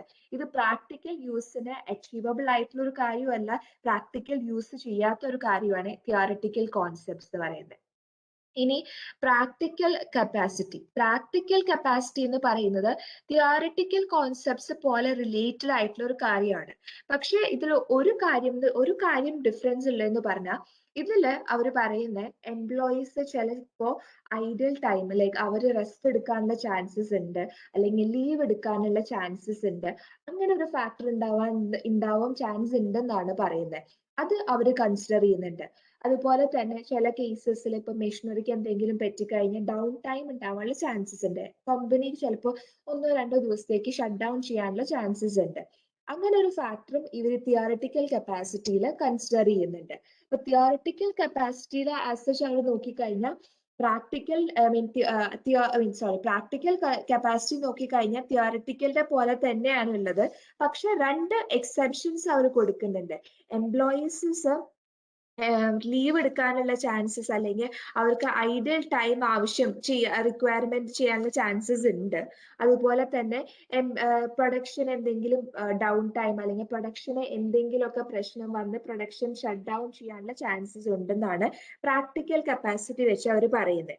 ഈ പ്രാക്ടിക്കൽ കപ്പാസിറ്റി കൂടുതൽ പ്രൈസിങ് ഡിസിഷനെ ബേസ് ചെയ്തിട്ടാണ് പ്രാക്ടിക്കൽ കപ്പാസിറ്റി വരുന്നത്. അപ്പൊ ഇതിന്റെ ബേസിസിലായിരിക്കും ഈ പറഞ്ഞിട്ടുള്ള കപ്പാസിറ്റിയുടെ ബേസിസിൽ ഇങ്ങനത്തെ കുറച്ച് ഫാക്ടേഴ്സ് കൺസിഡർ ചെയ്തിട്ട് കമ്പനീസ് അവരുടെ ആക്ടിവിറ്റി ലെവൽ അല്ലെങ്കിൽ പ്രൊഡക്ഷൻ ലെവൽ സെറ്റ് ചെയ്യും. അതാണ് പ്രാക്ടിക്കൽ കപ്പാസിറ്റി എന്ന് പറയുന്നത്. അപ്പോൾ തിയോറിറ്റിക്കൽ കപ്പാസിറ്റി ഉണ്ട്, പ്രാക്ടിക്കൽ കപ്പാസിറ്റി ഉണ്ട്. തേർഡ് വൺ എന്ന് പറയുന്നത് മാസ്റ്റർ ബഡ്ജറ്റ് കപ്പാസിറ്റിയാണ്. മാസ്റ്റർ ബഡ്ജറ്റ് കപ്പാസിറ്റിയിൽ അവർ പറയുന്നത് നെക്സ്റ്റ് ഇയറിലെ ബഡ്ജറ്റ് എപ്പോഴും ബേസ് ചെയ്യുന്നത് നെക്സ്റ്റ് ഇയറിലെ എക്സ്പെക്റ്റഡ് ഡിമാൻഡിനെ ബേസിസ് ചെയ്തിട്ടാണ്. അവർ സ്റ്റാൻഡേർഡ്സ് സെറ്റ് ചെയ്യുന്നത് പ്രൊഡക്ഷൻ ലെവൽ സെറ്റ് ചെയ്യുന്നത് നെക്സ്റ്റ് ഇയറിലെ ഡിമാൻഡ് ബേസ് ചെയ്തിട്ടാണ് അവർ സ്റ്റാൻഡേർഡ്സ് പ്രൊഡക്ഷൻ ലെവൽ സെറ്റ് ചെയ്യുന്നത്. ഇത് കുറച്ചും കൂടെ ആപ്ലിക്കബിൾ ആയിട്ടുള്ള കാര്യം അല്ലെ. ഡിമാൻഡിനെ ബേസ് ചെയ്തിട്ടാണ് അവർ പ്രൊഡക്ഷൻ സെറ്റപ്പ് ചെയ്യുന്നത്. നെക്സ്റ്റ് ഇയറിൽ ഡിമാൻഡ് കുറവാണെങ്കിൽ അവരുടെ പ്രൊഡക്ഷൻ ലെവൽ അവർ കുറയ്ക്കും. ഇനി നെക്സ്റ്റ് ഇയറിൽ അവർ നോക്കുമ്പോൾ ഡിമാൻഡ് കൂടുതലാണെങ്കിൽ പ്രൊഡക്ഷൻ ലെവൽ അവർ കൂട്ടും. അതാണ് മാസ്റ്റർ ബഡ്ജറ്റ് കപ്പാസിറ്റി കോൺസെപ്റ്റിൽ അവർ ചെയ്യുന്നത്. നെക്സ്റ്റ് ഇയറിലെ ബഡ്ജറ്റിന്റെ ബേസിസ് ഡിമാൻഡിന്റെ ബേസിസിലായിരിക്കും, പ്രൊഡക്റ്റിന്റെ ഡിമാൻഡ് ബേസിസിലായിരിക്കും അവരവരുടെ നെക്സ്റ്റ് പ്രൊഡക്ഷൻ ലെവല് സെറ്റ് ചെയ്യുന്നത്, നെക്സ്റ്റ് ഇയറിലെ പ്രൊഡക്ഷൻ ലെവല് സെറ്റ് ചെയ്യുന്നത്. ഫോർത്ത് വൺ എന്ന് പറയുന്നത് നോർമൽ കപ്പാസിറ്റി ആണ്. Normal capacity may be mainly ഒരു ലോങ് റൺ പ്രോസസ്സിനുള്ള ഒരു കപ്പാസിറ്റിയാണ്. ലോങ് റണ്ണിൽ കമ്പനിക്ക് അച്ചീവ് ചെയ്യാൻ പറ്റുന്ന ഒരു പ്രൊഡക്ഷൻ ലെവലാണ് നോർമൽ കപ്പാസിറ്റിയിൽ വെച്ച് യൂസ് ചെയ്ത് ഡെവലപ്പ് ചെയ്യുന്ന പ്രൊഡക്ഷൻ ലെവല്. ഈ പ്രൊഡക്ഷൻ ലെവലില് കമ്പനീസ് നാച്ചുറലി അവരുടെ ബിസിനസ് സൈക്കിൾ അല്ലെങ്കിൽ സീസണൽ സൈക്കിൾസ് ഒക്കെ ഇൻവോൾവ് ചെയ്ത് അതിന്റെ ബേസിൽ ഡിസിഷൻസ് ഒക്കെ എടുത്തതിന് ശേഷമാണ് പ്രൊഡക്ഷൻ ലെവൽ സെറ്റ് ചെയ്യുന്നത്. അപ്പൊ ബിസിനസ് സൈക്കിൾ എന്ന് പറഞ്ഞാൽ ഇപ്പൊ ബിസിനസ് സൈക്കിളിൽ ചിലപ്പോൾ എക്സ്പാൻഷൻ സൈക്കിൾ ഉണ്ട്. ഓരോ ബിസിനസ് സൈക്കിൾസ് ഉണ്ട്, സൈക്കിൾ എക്സ്പാൻഷൻ സ്റ്റേജ് ഉണ്ട്, പിന്നെ വരുമ്പോ റിസഷൻ സ്റ്റേജ് ഉണ്ട്, ഇൻഫ്ലേഷൻ സ്റ്റേജ് ഉണ്ട്, റിക്കവറി സ്റ്റേജ് ഉണ്ട്. അങ്ങനെ ഡിഫറെന്റ് ടൈപ്പ് ഓഫ് സ്റ്റേജസ് ഉണ്ട് ഒരു ബിസിനസിന്റെ സൈക്കിളിൽ. അപ്പൊ ഈ സൈക്കിളിനെ ഒക്കെ ബേസ് ചെയ്തിട്ടാണ് അവരത് അനലൈസ് ചെയ്തതിന് ശേഷമാണ് അവരുടെ പ്രൊഡക്ഷൻ ലെവൽ അവർ സെറ്റപ്പ് ചെയ്യുന്നത്. ഇത് ശരിക്കും പറഞ്ഞ ഒരു ലോങ് റണ്ണിൽ കൂടെ അച്ചീവ് ചെയ്യാൻ പറ്റുന്ന ഒരു കപ്പാസിറ്റിയാണ്, ഒരു ലോങ് റണ്ണിൽ കൂടെ അച്ചീവ് ചെയ്യാൻ പറ്റുന്ന പ്രൊഡക്ഷൻ ലെവലാണ് നോർമൽ കപ്പാസിറ്റി കോൺസെപ്റ്റ്സ് വെച്ച് യൂസ് ചെയ്യുന്ന പ്രൊഡക്ഷൻ ലെവല്. അപ്പൊ മെയിൻലി 4 പ്രൊഡക്ഷൻ ലെവൽസ് ആണ്, പ്രൊഡക്ഷൻ കോൺസെപ്റ്റ്സ് ആണ് ഉള്ളത്. ഫസ്റ്റ് വൺ എന്ന് പറയുന്നത് തിയോറിറ്റിക്കൽ അല്ലെങ്കിൽ ഐഡിയൽ കോൺസെപ്റ്റ്സ്. ഈ കോൺസെപ്റ്റ്സിൽ അവർ പറയുന്ന കമ്പനീസ് എപ്പോഴും എഫിഷ്യന്റ് ആയിട്ടാണ് വർക്ക് ചെയ്യുന്നത്. എഫിഷ്യന്റ് ആയിട്ട് വർക്ക് ചെയ്യുന്ന കമ്പനീസിന്റെ ബേസിസിലായിരിക്കും അവർ പ്രൊഡക്ഷൻ ലെവൽ സെറ്റ് ചെയ്യുന്നത്. സെക്കൻഡ് വൺ എന്ന് പറയുന്നത് പ്രാക്ടിക്കൽ കപ്പാസിറ്റി ആണ്. പ്രാക്ടിക്കൽ കപ്പാസിറ്റി തിയോറിറ്റിക്കലിന്റെ പോലെ തന്നെയാണ്, പക്ഷെ കുറച്ച് എക്സെപ്ഷൻസ് അവർക്ക് പ്രൊവൈഡ് ചെയ്യുന്നുണ്ട്. എംപ്ലോയീസിന് റെസ്റ്റ് ടൈം കൊടുക്കുന്നുണ്ട്. അതുപോലെ തന്നെ മാനുഫാക്ചറിങ് പ്രോസസ്സിലൊക്കെ എന്തെങ്കിലും ഡിഫക്റ്റീവ് ആക്ടിവിറ്റീസ് ഉണ്ടാവാനുള്ള ചാൻസസ് ഉണ്ട്. അപ്പൊ ഈ 2 ഫാക്ടർ കൺസിഡർ ചെയ്ത് അതിന്റെ ബേസിസിലാണ് അവർ അവരുടെ പ്രൊഡക്ഷൻ ലെവൽ സെറ്റ് ചെയ്യുന്നത്. തേർഡ് വൺ എന്ന് പറയുന്നത് മാസ്റ്റർ ബഡ്ജറ്റ് കപ്പാസിറ്റി ആണ്. മാസ്റ്റർ ബഡ്ജറ്റ് കപ്പാസിറ്റിയിലെ നെക്സ്റ്റ് ഇയറിലെ ഡിമാൻഡിനെ ബേസ് ചെയ്തിട്ടാണ് അവർ പ്രൊഡക്ഷൻ നെക്സ്റ്റ് ഇയറിലേക്കുള്ള പ്രൊഡക്ഷൻ ബഡ്ജറ്റ് സെറ്റപ്പ് ചെയ്യുന്നത്. ഫോർത്ത് വൺ എന്ന് പറയുന്നത് നോർമൽ കപ്പാസിറ്റി ആണ്. Normal capacity long run normal capacity use ചെയ്തിട്ട് സെറ്റ് ചെയ്യുന്ന പ്രൊഡക്ഷൻ ലെവൽ കമ്പനീസിന് നോർമലി ലോങ് റണ്ണിൽ അച്ചീവ് ചെയ്യാൻ പറ്റുന്ന പ്രൊഡക്ഷൻ ലെവലാണ്. ഈ ഒരു നോർമൽ കപ്പാസിറ്റിയിൽ കമ്പനീസ് അവരുടെ ബിസിനസ് സൈക്കിളും സീസണൽ ചേഞ്ചസ് ഒക്കെ അനലൈസ് ചെയ്തിട്ടാണ് അവരുടെ പ്രൊഡക്ഷൻ ലെവൽ സെറ്റപ്പ് ചെയ്യുന്നത്. ഇത് മനസ്സിലായോ? ഈ 4 ആക്ടിവിറ്റി ലെവൽസ്, ഈ 4 കോൺസെപ്റ്റ്സ് നിങ്ങൾക്ക് ഓക്കെ ആണോ?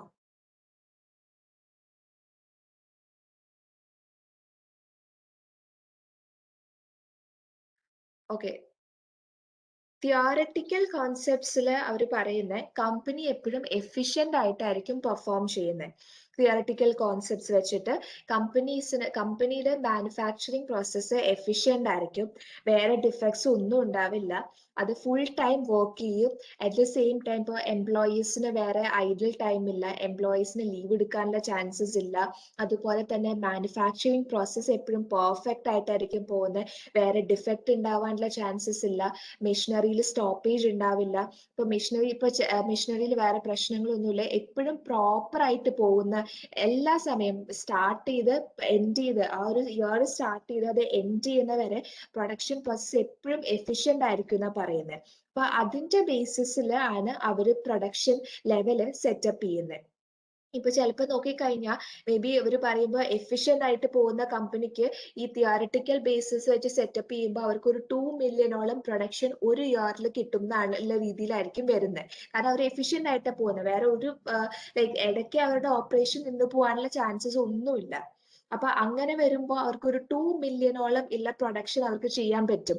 അങ്ങനെയുള്ള ഒരു പ്രൊഡക്ഷൻ ലെവലായിരിക്കും അവർ സെറ്റപ്പ് ചെയ്യുന്നത്. ശരിക്കും പ്രാക്ടിക്കൽ കേസിൽ നമ്മൾ നോക്കിക്കഴിഞ്ഞാൽ ഈ തിയോറിറ്റിക്കൽ കോൺസെപ്റ്റ് പ്രാക്ടിക്കലി യൂസ് ചെയ്യാൻ പറ്റുന്ന ഒരു കാര്യമല്ല. കാരണം പ്രാക്ടിക്കലി നമ്മൾ നോക്കിയാൽ പ്രൊഡക്ഷനിൽ എപ്പോഴും എന്തെങ്കിലും പ്രശ്നം ഉണ്ടാവാനുള്ള ചാൻസസ് ഉണ്ട്. എംപ്ലോയീസിന് നമ്മൾ ചിലപ്പോൾ ഹോളിഡേയ്സ് കൊടുക്കും അല്ലെ, ഇപ്പോൾ നമ്മൾ പബ്ലിക് ഹോളിഡേയ്സ് ഒക്കെ വരുമ്പോൾ എംപ്ലോയീസിന് ലീവ് കൊടുക്കാനുള്ള ചാൻസ് ഉണ്ട്. അതുപോലെ തന്നെ മെഷീനറിക്ക് എന്തെങ്കിലും പ്രശ്നം വന്നു കഴിഞ്ഞാൽ ചിലപ്പോൾ ഒരു 5 to 10 hours ഒക്കെ നമ്മളുടെ പ്രൊഡക്ഷൻ നിർത്തേണ്ടി വരും, അല്ലെങ്കിൽ ചിലപ്പോൾ 1-2 ദിവസത്തേക്ക് നമ്മൾ പ്രൊഡക്ഷൻ നിർത്തേണ്ടി വരും.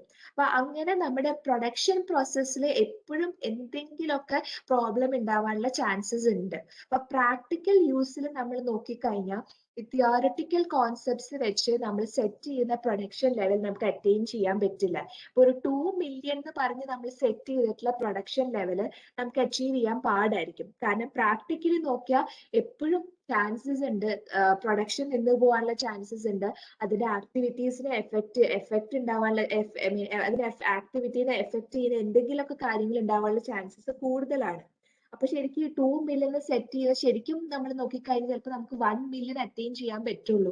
കാരണം പ്രൊഡക്ഷനിൽ പ്രോബ്ലംസ് ഉണ്ടാവുന്നതുകൊണ്ട് തന്നെ 1 മില്യണോളം നമുക്ക് അറ്റൈൻ ചെയ്യാൻ പറ്റുള്ളൂ. 2 മില്യൺ നമ്മൾ അറ്റൈൻ ചെയ്യുന്ന പറയുന്നത് ശരിക്കും അച്ചീവബിൾ ആയിട്ടുള്ള ഒരു കാര്യമല്ല, പ്രാക്ടിക്കലി നമുക്ക് അച്ചീവ് ചെയ്യാൻ പറ്റുന്ന ഒരു കാര്യമല്ല.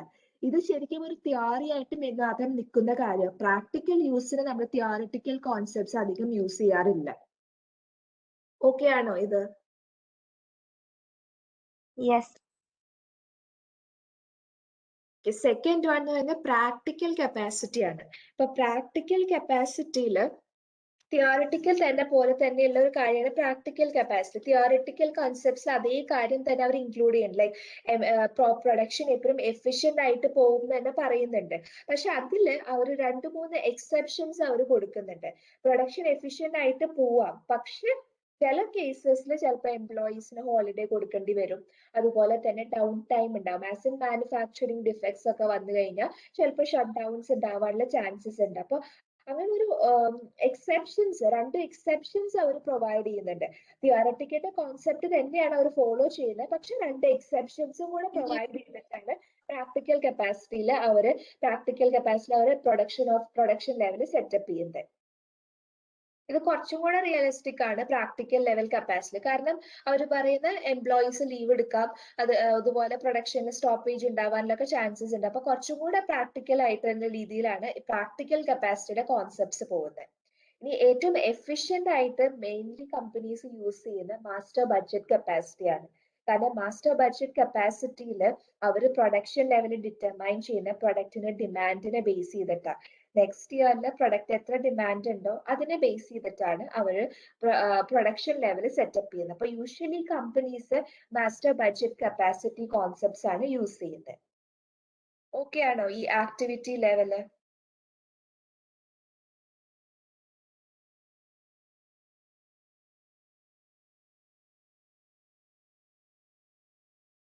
ഓക്കെ.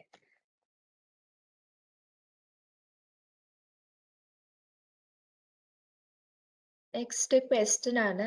നിങ്ങൾ വായിക്കുക, ആൻസർ ഞാൻ ചോദിക്കുന്നവർ പറഞ്ഞാൽ മതി കേട്ടോ ഈ ക്വസ്റ്റ്യൻ ആൻസർ.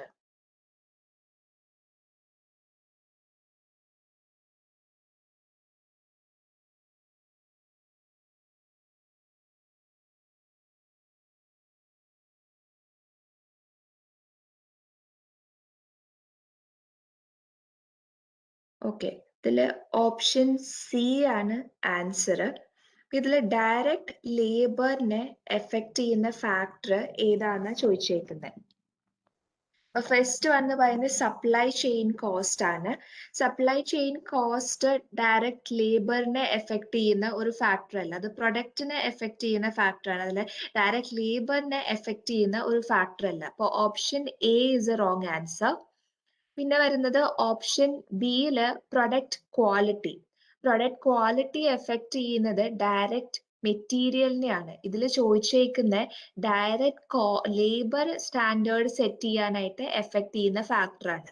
അപ്പൊ പ്രൊഡക്റ്റ് ക്വാളിറ്റി ഡയറക്റ്റ് മെറ്റീരിയൽ ആണ്. അപ്പൊ ഓപ്ഷൻ ബി ഉള്ള റോങ് ആൻസർ ആണ് ഓപ്ഷൻ ബി. ഇനി ഓപ്ഷൻ സിയില് നേച്ചർ ഓഫ് മാനുഫാക്ചറിങ് പ്രോസസ്സ്. അപ്പൊ നമ്മുടെ മാനുഫാക്ചറിങ് പ്രോസസ്സ് യൂസ് ചെയ്തിട്ടാണ് നമ്മൾ ഡയറക്റ്റ് ലേബർ എത്ര ലേബേഴ്സ് നമുക്ക് റിക്വയർ ചെയ്യണമെന്ന് നമ്മൾ ഡിസൈഡ് ചെയ്യുന്നത് നമ്മുടെ മാനുഫാക്ചറിങ് പ്രോസസ്സിനെ ബേസ് ചെയ്തിട്ടാണ്. അപ്പൊ ഓപ്ഷൻ സി ആണ് ആൻസർ വരുന്നത്. ഈ ഓപ്ഷൻ ഡി എന്ന് പറയുന്നത് പ്രൊഡക്റ്റ് ടാർഗറ്റഡ് മാർക്കറ്റ് നിച്ച്. നമ്മുടെ പ്രൊഡക്റ്റിന്റെ മാർക്കറ്റിനെ ബേസ് ചെയ്തിട്ടാണ് നമ്മൾ ഡയറക്റ്റ് ലേബർ സെറ്റ് ചെയ്യുന്നതെന്നാണ് പറഞ്ഞേക്കുന്നത്. അതും ഓപ്ഷൻ തെറ്റാണ്. നമ്മൾ മെയിൻലി ഡിപ്പെൻഡ് ചെയ്യുന്നത് nature of the manufacturing process, നമ്മുടെ പ്രോസസ്സിന്റെ നേച്ചർ. ഇപ്പൊ ഒരു ഈസി ആയിട്ടുള്ള ഒരു പ്രോസസ് ആണെങ്കിൽ നമുക്ക് ചിലപ്പോൾ കുറച്ച് ലേബേഴ്സിനെ റിക്വയർ ചെയ്യുന്നുള്ളൂ. അതേസമയം കുറച്ചും കൂടെ ടഫ് ആൻഡ് കുറച്ചും കൂടെ കോംപ്ലിക്കേറ്റഡ് പ്രോസസ് ആണെങ്കിൽ നമ്മൾ ചിലപ്പോൾ കുറച്ചും കൂടെ കൂടുതൽ ലേബേഴ്സിനെ റിക്വയർ ചെയ്യും. ഓപ്ഷൻ സി ആണ് ആൻസർ. മനസ്സിലായോ ഈ ക്വസ്റ്റ്യൻ? നിങ്ങൾക്ക് ക്ലിയർ ആണോ?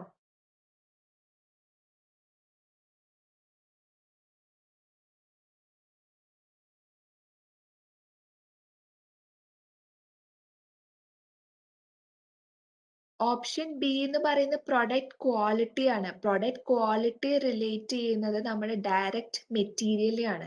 ഇതിൽ ചോദിച്ചേക്കുന്ന ഡയറക്റ്റ് ലേബർ ആണ്. അപ്പൊ അത് നോക്കാം, ഡയറക്റ്റ് ലേബർ ആണ് ചോദിച്ചത്. പ്രൊഡക്റ്റ് ക്വാളിറ്റി എഫക്ട് ചെയ്യുന്നത് നമ്മുടെ ഡയറക്റ്റ് മെറ്റീരിയലിനെയാണ് എഫക്ട് ചെയ്യുന്നത്. അതുകൊണ്ടാണ് അത് ഓപ്ഷൻ തെറ്റായത്. 9th question. ഈ ക്വസ്റ്റ്യൻ വായിക്കാം. വായിച്ചിട്ട് ഞാൻ ചോദിക്കുന്ന ഒരു ആൻസർ പറഞ്ഞാൽ മതി. ഓപ്ഷൻ ഡി ആണ് ആൻസർ. ഇതിൽ ചോദിച്ചേക്കുന്ന സ്റ്റാൻഡേർഡ്സിനെ റിലേറ്റ് ചെയ്യുന്ന കാര്യം ഏതാന്നാ ചോദിച്ചേക്കുന്നത്. സ്റ്റാൻഡേർഡ്സ് നമ്മൾ സെറ്റ് ചെയ്യുന്ന സ്റ്റാൻഡേർഡ് കോസ്റ്റ്. ഓക്കെ, സ്റ്റാൻഡേർഡ്സ് നമ്മൾ എന്തിനാ സെറ്റ് ചെയ്യുന്നത്? മെയിൻലി സ്റ്റാൻഡേർഡ്സ് സെറ്റ് ചെയ്യുന്നത് നമ്മുടെ പെർഫോമൻസ് ഇവാലുവേറ്റ് ചെയ്യാനോ കോസ്റ്റ് നേരത്തെ പ്രെഡിക്റ്റ് ചെയ്യാനും വേണ്ടിയിട്ടാണ് നമ്മൾ സ്റ്റാൻഡേർഡ്സ് സെറ്റ് ചെയ്യുന്നത്, അല്ലെ? കോസ്റ്റ് ഫൈൻഡ് ചെയ്യാനായിട്ട് നമുക്ക് ഒരു പെർട്ടിക്കുലർ ഇയറിൽ ഇൻകർ ചെയ്യാൻ പോകുന്ന കോസ്റ്റ് നേരത്തെ അനലൈസ് ചെയ്യാൻ വേണ്ടിയിട്ടാണ്, നമ്മൾ പ്രെഡിക്റ്റ് ചെയ്യാൻ വേണ്ടിയിട്ടാണ് നമ്മൾ സ്റ്റാൻഡേർഡ്സ് സെറ്റപ്പ് ചെയ്യുന്നത്. ഇനി സെറ്റ് ചെയ്ത സ്റ്റാൻഡേർഡ്സ് വെച്ചിട്ട് നമ്മുടെ ആക്ച്വൽ റിസൾട്ട്സ് നമ്മൾ കമ്പയർ ചെയ്യും. അപ്പൊ നമുക്ക് പെർഫോമൻസ് ഇവാലുവേറ്റ് ചെയ്യും നമ്മൾ. ഓപ്ഷൻ ഡി ആണ് ആൻസർ വരുന്നത്. Standards can be use to predict cost and to evaluate performance. Option D ആണ് ആൻസർ. ഇതിൽ പറഞ്ഞേക്കുന്ന ഒന്നെങ്കിൽ predict cost but does not evaluate. ഇത് കോസ്റ്റ് പ്രെഡിക്റ്റ് ചെയ്യും, പക്ഷെ ഇവാലുവേഷൻ നടക്കുന്നില്ലെന്ന്. ഇവാലുവേഷൻ നടക്കുന്നുണ്ട്. സ്റ്റാൻഡേർഡ്സ് സെറ്റ് ചെയ്തിട്ട് അത് നമ്മുടെ ആക്ച്വൽ വെച്ച് കമ്പയർ ചെയ്യുമ്പോൾ നമുക്ക് ഇവാലുവേഷൻ പ്രോസസ്സ് നടക്കുന്നുണ്ട്. അതുപോലെ standards cannot be used to evaluate performance but not to predict. Performance evaluate ചെയ്യാനായിട്ട് നമ്മൾ യൂസ് ചെയ്യുന്നുണ്ട് പറയുന്നു, പക്ഷെ കോസ്റ്റ് പ്രെഡിക്റ്റ് ചെയ്യാനായിട്ട് നമ്മൾ യൂസ് ചെയ്യുന്നില്ല എന്ന് പറയുന്നത്. ഓപ്ഷൻ തെറ്റാണ്. ബിക്കോസ് പ്രെഡിക്റ്റ് ചെയ്യാൻ നമ്മൾ യൂസ് ചെയ്യുന്നുണ്ട്, കോസ്റ്റ് പ്രെഡിക്റ്റ് ചെയ്യാനായിട്ട് നമ്മൾ സ്റ്റാൻഡേർഡ് സെറ്റപ്പ് ചെയ്യുന്നു, at the same time evaluation ചെയ്യും. ഇനി ഈ രണ്ട് പ്രോസസ്സും ചെയ്യുന്നില്ല എന്നാ പറയുന്നത്. അതുകൊണ്ട് ഓപ്ഷൻ സിയും റോങ് ആൻസർ ആണ്. ഓപ്ഷൻ ഡി ആണ് right answer. Standards are used to predict cost and to evaluate performance. Clear ആണോ ഈ ക്വസ്റ്റ്യൻ നിങ്ങൾക്ക്?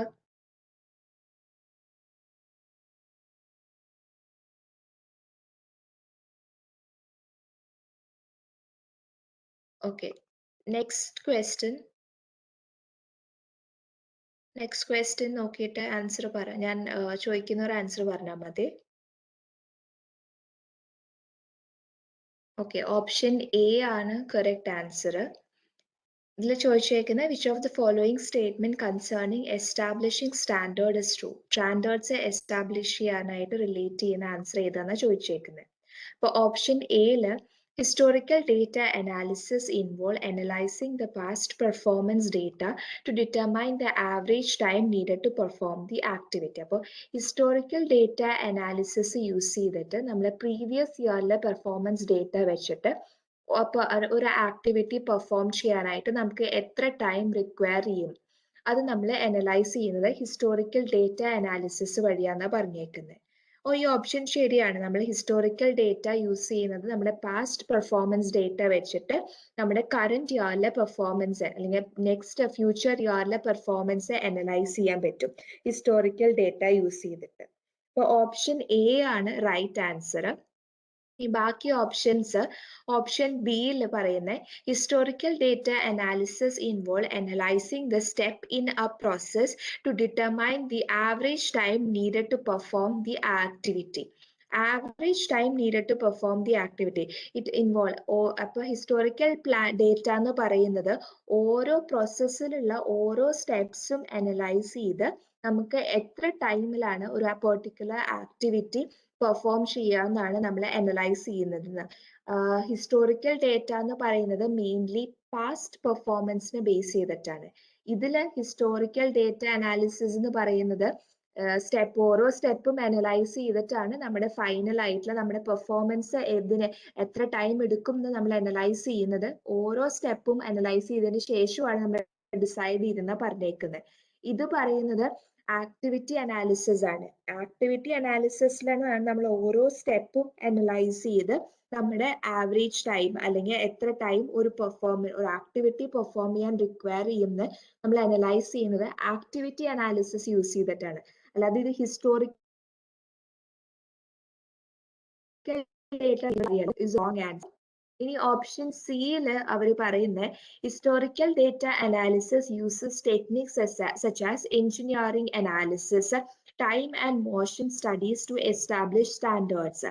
എഞ്ചിനീയറിംഗ് അനാലിസിസും മോഷൻ സ്റ്റഡീസും ഒക്കെ യൂസ് ചെയ്തിട്ടാണ് നമ്മൾ ഹിസ്റ്റോറിക്കൽ ഡേറ്റ അനാലിസിസ് നടത്തുന്നതെന്നാണ് പറഞ്ഞേക്കുന്നത് to establish standard. Historical data analysis നമ്മൾ ചെയ്യുന്നത് പാസ്റ്റ് പെർഫോമൻസിന്റെ ബേസിസിലാണ് നമ്മൾ ഹിസ്റ്റോറിക്കൽ ഡേറ്റ അനാലിസിസ് നടത്തുന്നത്. അപ്പോൾ ഓപ്ഷൻ സിയും റോങ് ആൻസർ ആണ്. ഇനി ഓപ്ഷൻ ഡിയിൽ പറഞ്ഞേക്കുന്നത് one problem with historical data analysis is that it is very time consuming technique ആണ്. ശരിക്കും ടൈം കൺസ്യൂമിങ് ടെക്നിക് എന്ന് പറയുന്നത് ആക്ടിവിറ്റി അനാലിസിസ് ആണ്. Historical data analysis time consuming അല്ല. ടൈം നമുക്ക് പ്രീവിയസ് ഇയറിലെ ഡേറ്റാസ് വെച്ചിട്ടാണ് നമ്മൾ അനാലിസിസ് നടത്തുന്നത്. അപ്പോൾ കമ്പാരിറ്റീവ്ലി നമുക്ക് കുറച്ച് ടൈം മതി ഹിസ്റ്റോറിക്കൽ ഡേറ്റ അനാലിസിസ് നടത്താൻ. ഇതിൽ പറഞ്ഞേക്കുന്ന കൂടുതൽ ടൈം എടുക്കും എന്നാണ്. ഓപ്ഷൻ ഡിയും റോങ് ആൻസർ ആണ്. ഓപ്ഷൻ എ ആണ് റൈറ്റ് ആൻസർ. ഇത് ക്ലിയർ ആണോ നിങ്ങൾക്ക് ഈ ക്വസ്റ്റ്യൻ?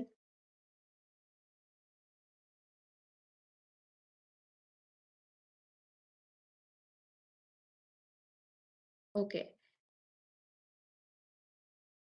Next question. ഈ ക്വസ്റ്റ്യൻ വായിച്ചു നോക്കിയിട്ട് ആൻസർ പറ.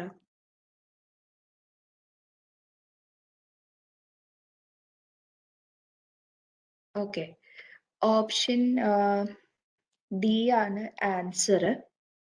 ഈ ക്വസ്റ്റ്യനിൽ പറഞ്ഞേക്കുന്നത് Rowan catering is a service company that employs 12 full-time chefs and 150 part-time servers. The company frequently caters 50 parties each week in a large metro area. However, with the downturn in the economy, they have only been averaging 25 parties per week. അപ്പോൾ 50 parties provide ചെയ്ത 50 പാർട്ടീസിന് catering provide ചെയ്തിരുന്ന company ഇപ്പൊ 28 പാർട്ടീസിന് catering provide ചെയ്യുന്നുള്ളൂ. How will this effect the labour budget? Labour ബഡ്ജറ്റിനെ ഇതെങ്ങനെ effect ചെയ്യും? ആസ് ഇൻ അവർ പ്രൊവൈഡ് ചെയ്യുന്ന സർവീസ് കുറഞ്ഞു. 50 പാർട്ടീസ് പ്രൊവൈഡ് ചെയ്തിരുന്നിടത്ത് 28 കൊടുക്കുന്നുള്ളൂ.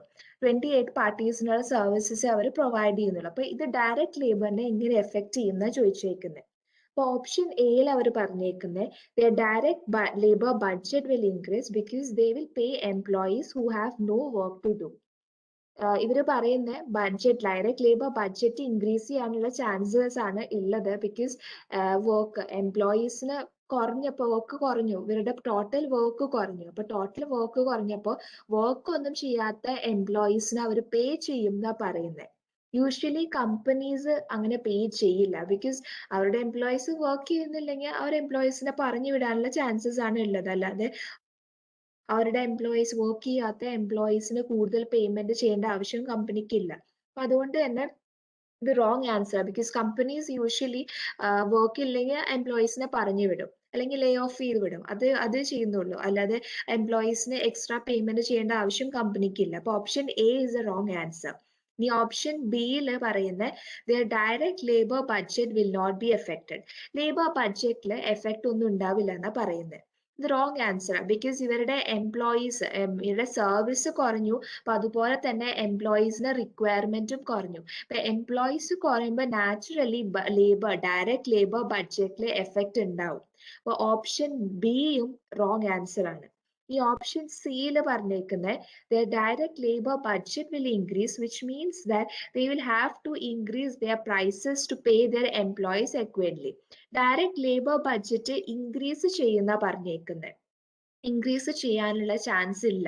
ബിക്കോസ് ഇവർക്ക് 50 തുടക്കത്തിലാണ് ഇവർ 50 പാർട്ടീസ് ഒക്കെ ഹോസ്റ്റ് ചെയ്തിരുന്നത്. ഇപ്പൊ 28 പാർട്ടീസ് ഇവർക്ക് അവൈലബിൾ ആയിട്ടുള്ളൂ, 28 കസ്റ്റമേഴ്സ് അവൈലബിൾ ആയിട്ടുള്ളൂ. അപ്പൊ അവരുടെ റിക്വയർമെന്റ് കുറഞ്ഞു, എംപ്ലോയീസിനുള്ള റിക്വയർമെന്റ് കുറഞ്ഞു. അപ്പൊ എംപ്ലോയീസിനുള്ള റിക്വയർമെന്റ് കുറയുമ്പോൾ അവർ കൂടുതൽ പർച്ചേസ് പ്രൈസ് മീൻ അവരുടെ റേറ്റ് കുറഞ്ഞു, വേജ് റേറ്റ് പ്രൊവൈഡ് ചെയ്യുന്നതൊക്കെ കുറഞ്ഞു. അപ്പൊ കൂടുതൽ പ്രൈസ് അവർക്ക് പേ ചെയ്യേണ്ട ആവശ്യമൊന്നുമില്ല, ബിക്കോസ് എംപ്ലോയീസ് കുറഞ്ഞിരിക്കുന്ന സമയമാണ്.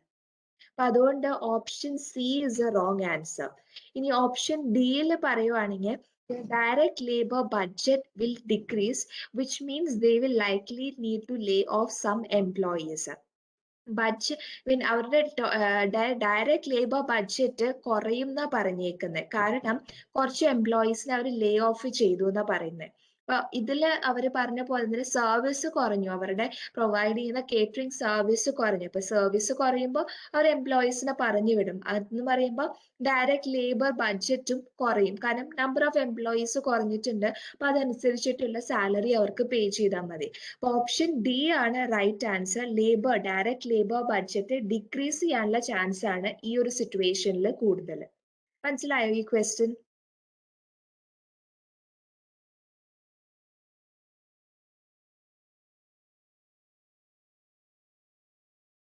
ഓപ്ഷൻ എ ഒന്നുകൂടെ പറയോ? ഓക്കെ, ഓപ്ഷൻ എയില് അവര് പറയുന്നേ ഇവരുടെ സർവീസ് കുറഞ്ഞു. അപ്പൊ സർവീസ് കുറഞ്ഞുകൊണ്ട് തന്നെ സർവീസ് കുറഞ്ഞു. അപ്പൊ സർവീസ് കുറഞ്ഞുകൊണ്ട് അവർ എന്ത് ചെയ്തു, എംപ്ലോയീസിനെ മെയിൻറ്റെയിൻ ചെയ്യുന്ന പറഞ്ഞേക്കുന്നത്. എംപ്ലോയീസിനെ മെയിൻറ്റെയിൻ ചെയ്ത് അവർക്ക് സാലറീസ് കൊടുക്കും. അത് അങ്ങനെയുള്ള ഒരു ചാൻസ് ആണ് കൂടുതൽ എന്ന് പറഞ്ഞേക്കുന്നത്. ശരിക്കും സർവീസ് കുറയുവാണ്. സർവീസ് കുറയുമ്പോൾ വെറുതെ എംപ്ലോയീസിനെ വെച്ച് കൂടുതൽ എക്സ്ട്രാ പേയ്മെന്റ് നടത്താൻ ഒരു കമ്പനീസും റെഡി ആവില്ല. അപ്പൊ ഇത് എന്ന് പറഞ്ഞ ഒരു കാര്യം ശരിക്കും നടക്കാത്ത ഒരു കാര്യം ാണ്. വെറുതെ എംപ്ലോയീസിനെ വെച്ച് അവർക്ക് എക്സ്ട്രാ പേയ്മെന്റ് നടത്തി കമ്പനിയുടെ കോസ്റ്റ് കൂട്ടാൻ ഒരു കമ്പനിക്കും താല്പര്യം ഉണ്ടാവില്ല. അപ്പൊ ഈ പറയുന്ന ഡയറക്റ്റ് ലേബർ ഇൻക്രീസ് എന്ന് പറയുന്ന കാര്യം തെറ്റാണ്, ബിക്കോസ് കമ്പനീസ് ഇങ്ങനെ ഒരു കാര്യം ചെയ്യാൻ റെഡി ആവില്ല. അതുകൊണ്ട് തന്നെ option A is a wrong answer. Option D ആണ് കമ്പനീസ് ചെയ്യുന്നത്. കമ്പനീസ് അവരുടെ എംപ്ലോയീസിനെ പറഞ്ഞു വിടും. കമ്പനിയിൽ സർവീസ് പ്രൊവൈഡ് ചെയ്യും, കസ്റ്റമേഴ്സ് കുറഞ്ഞു, അവർക്ക് കേറ്ററിംഗ് സർവീസസ് കുറഞ്ഞു. ഇപ്പൊ കേറ്ററിംഗ് സർവീസ് കുറയുമ്പോൾ അവർ പതുക്കെ എംപ്ലോയീസിനെ പറഞ്ഞു വിടും. എംപ്ലോയീസിനെ പറഞ്ഞു വിട്ട് അവരുടെ ഡയറക്റ്റ് ലേബർ ബഡ്ജറ്റും അവർ കുറയ്ക്കും. കാരണം എംപ്ലോയീസ് കുറഞ്ഞു. എംപ്ലോയീസ് കുറയുമ്പോൾ വേജ് റേറ്റിലും കുറയാനുള്ള ചാൻസസ് ഉണ്ട്. അപ്പൊ ഡയറക്റ്റ് ലേബർ ബഡ്ജറ്റ് കുറയാനുള്ള ചാൻസസ് ആണ് ഈ ഒരു സിറ്റുവേഷനിൽ കൂടുതൽ. മനസ്സിലായോ?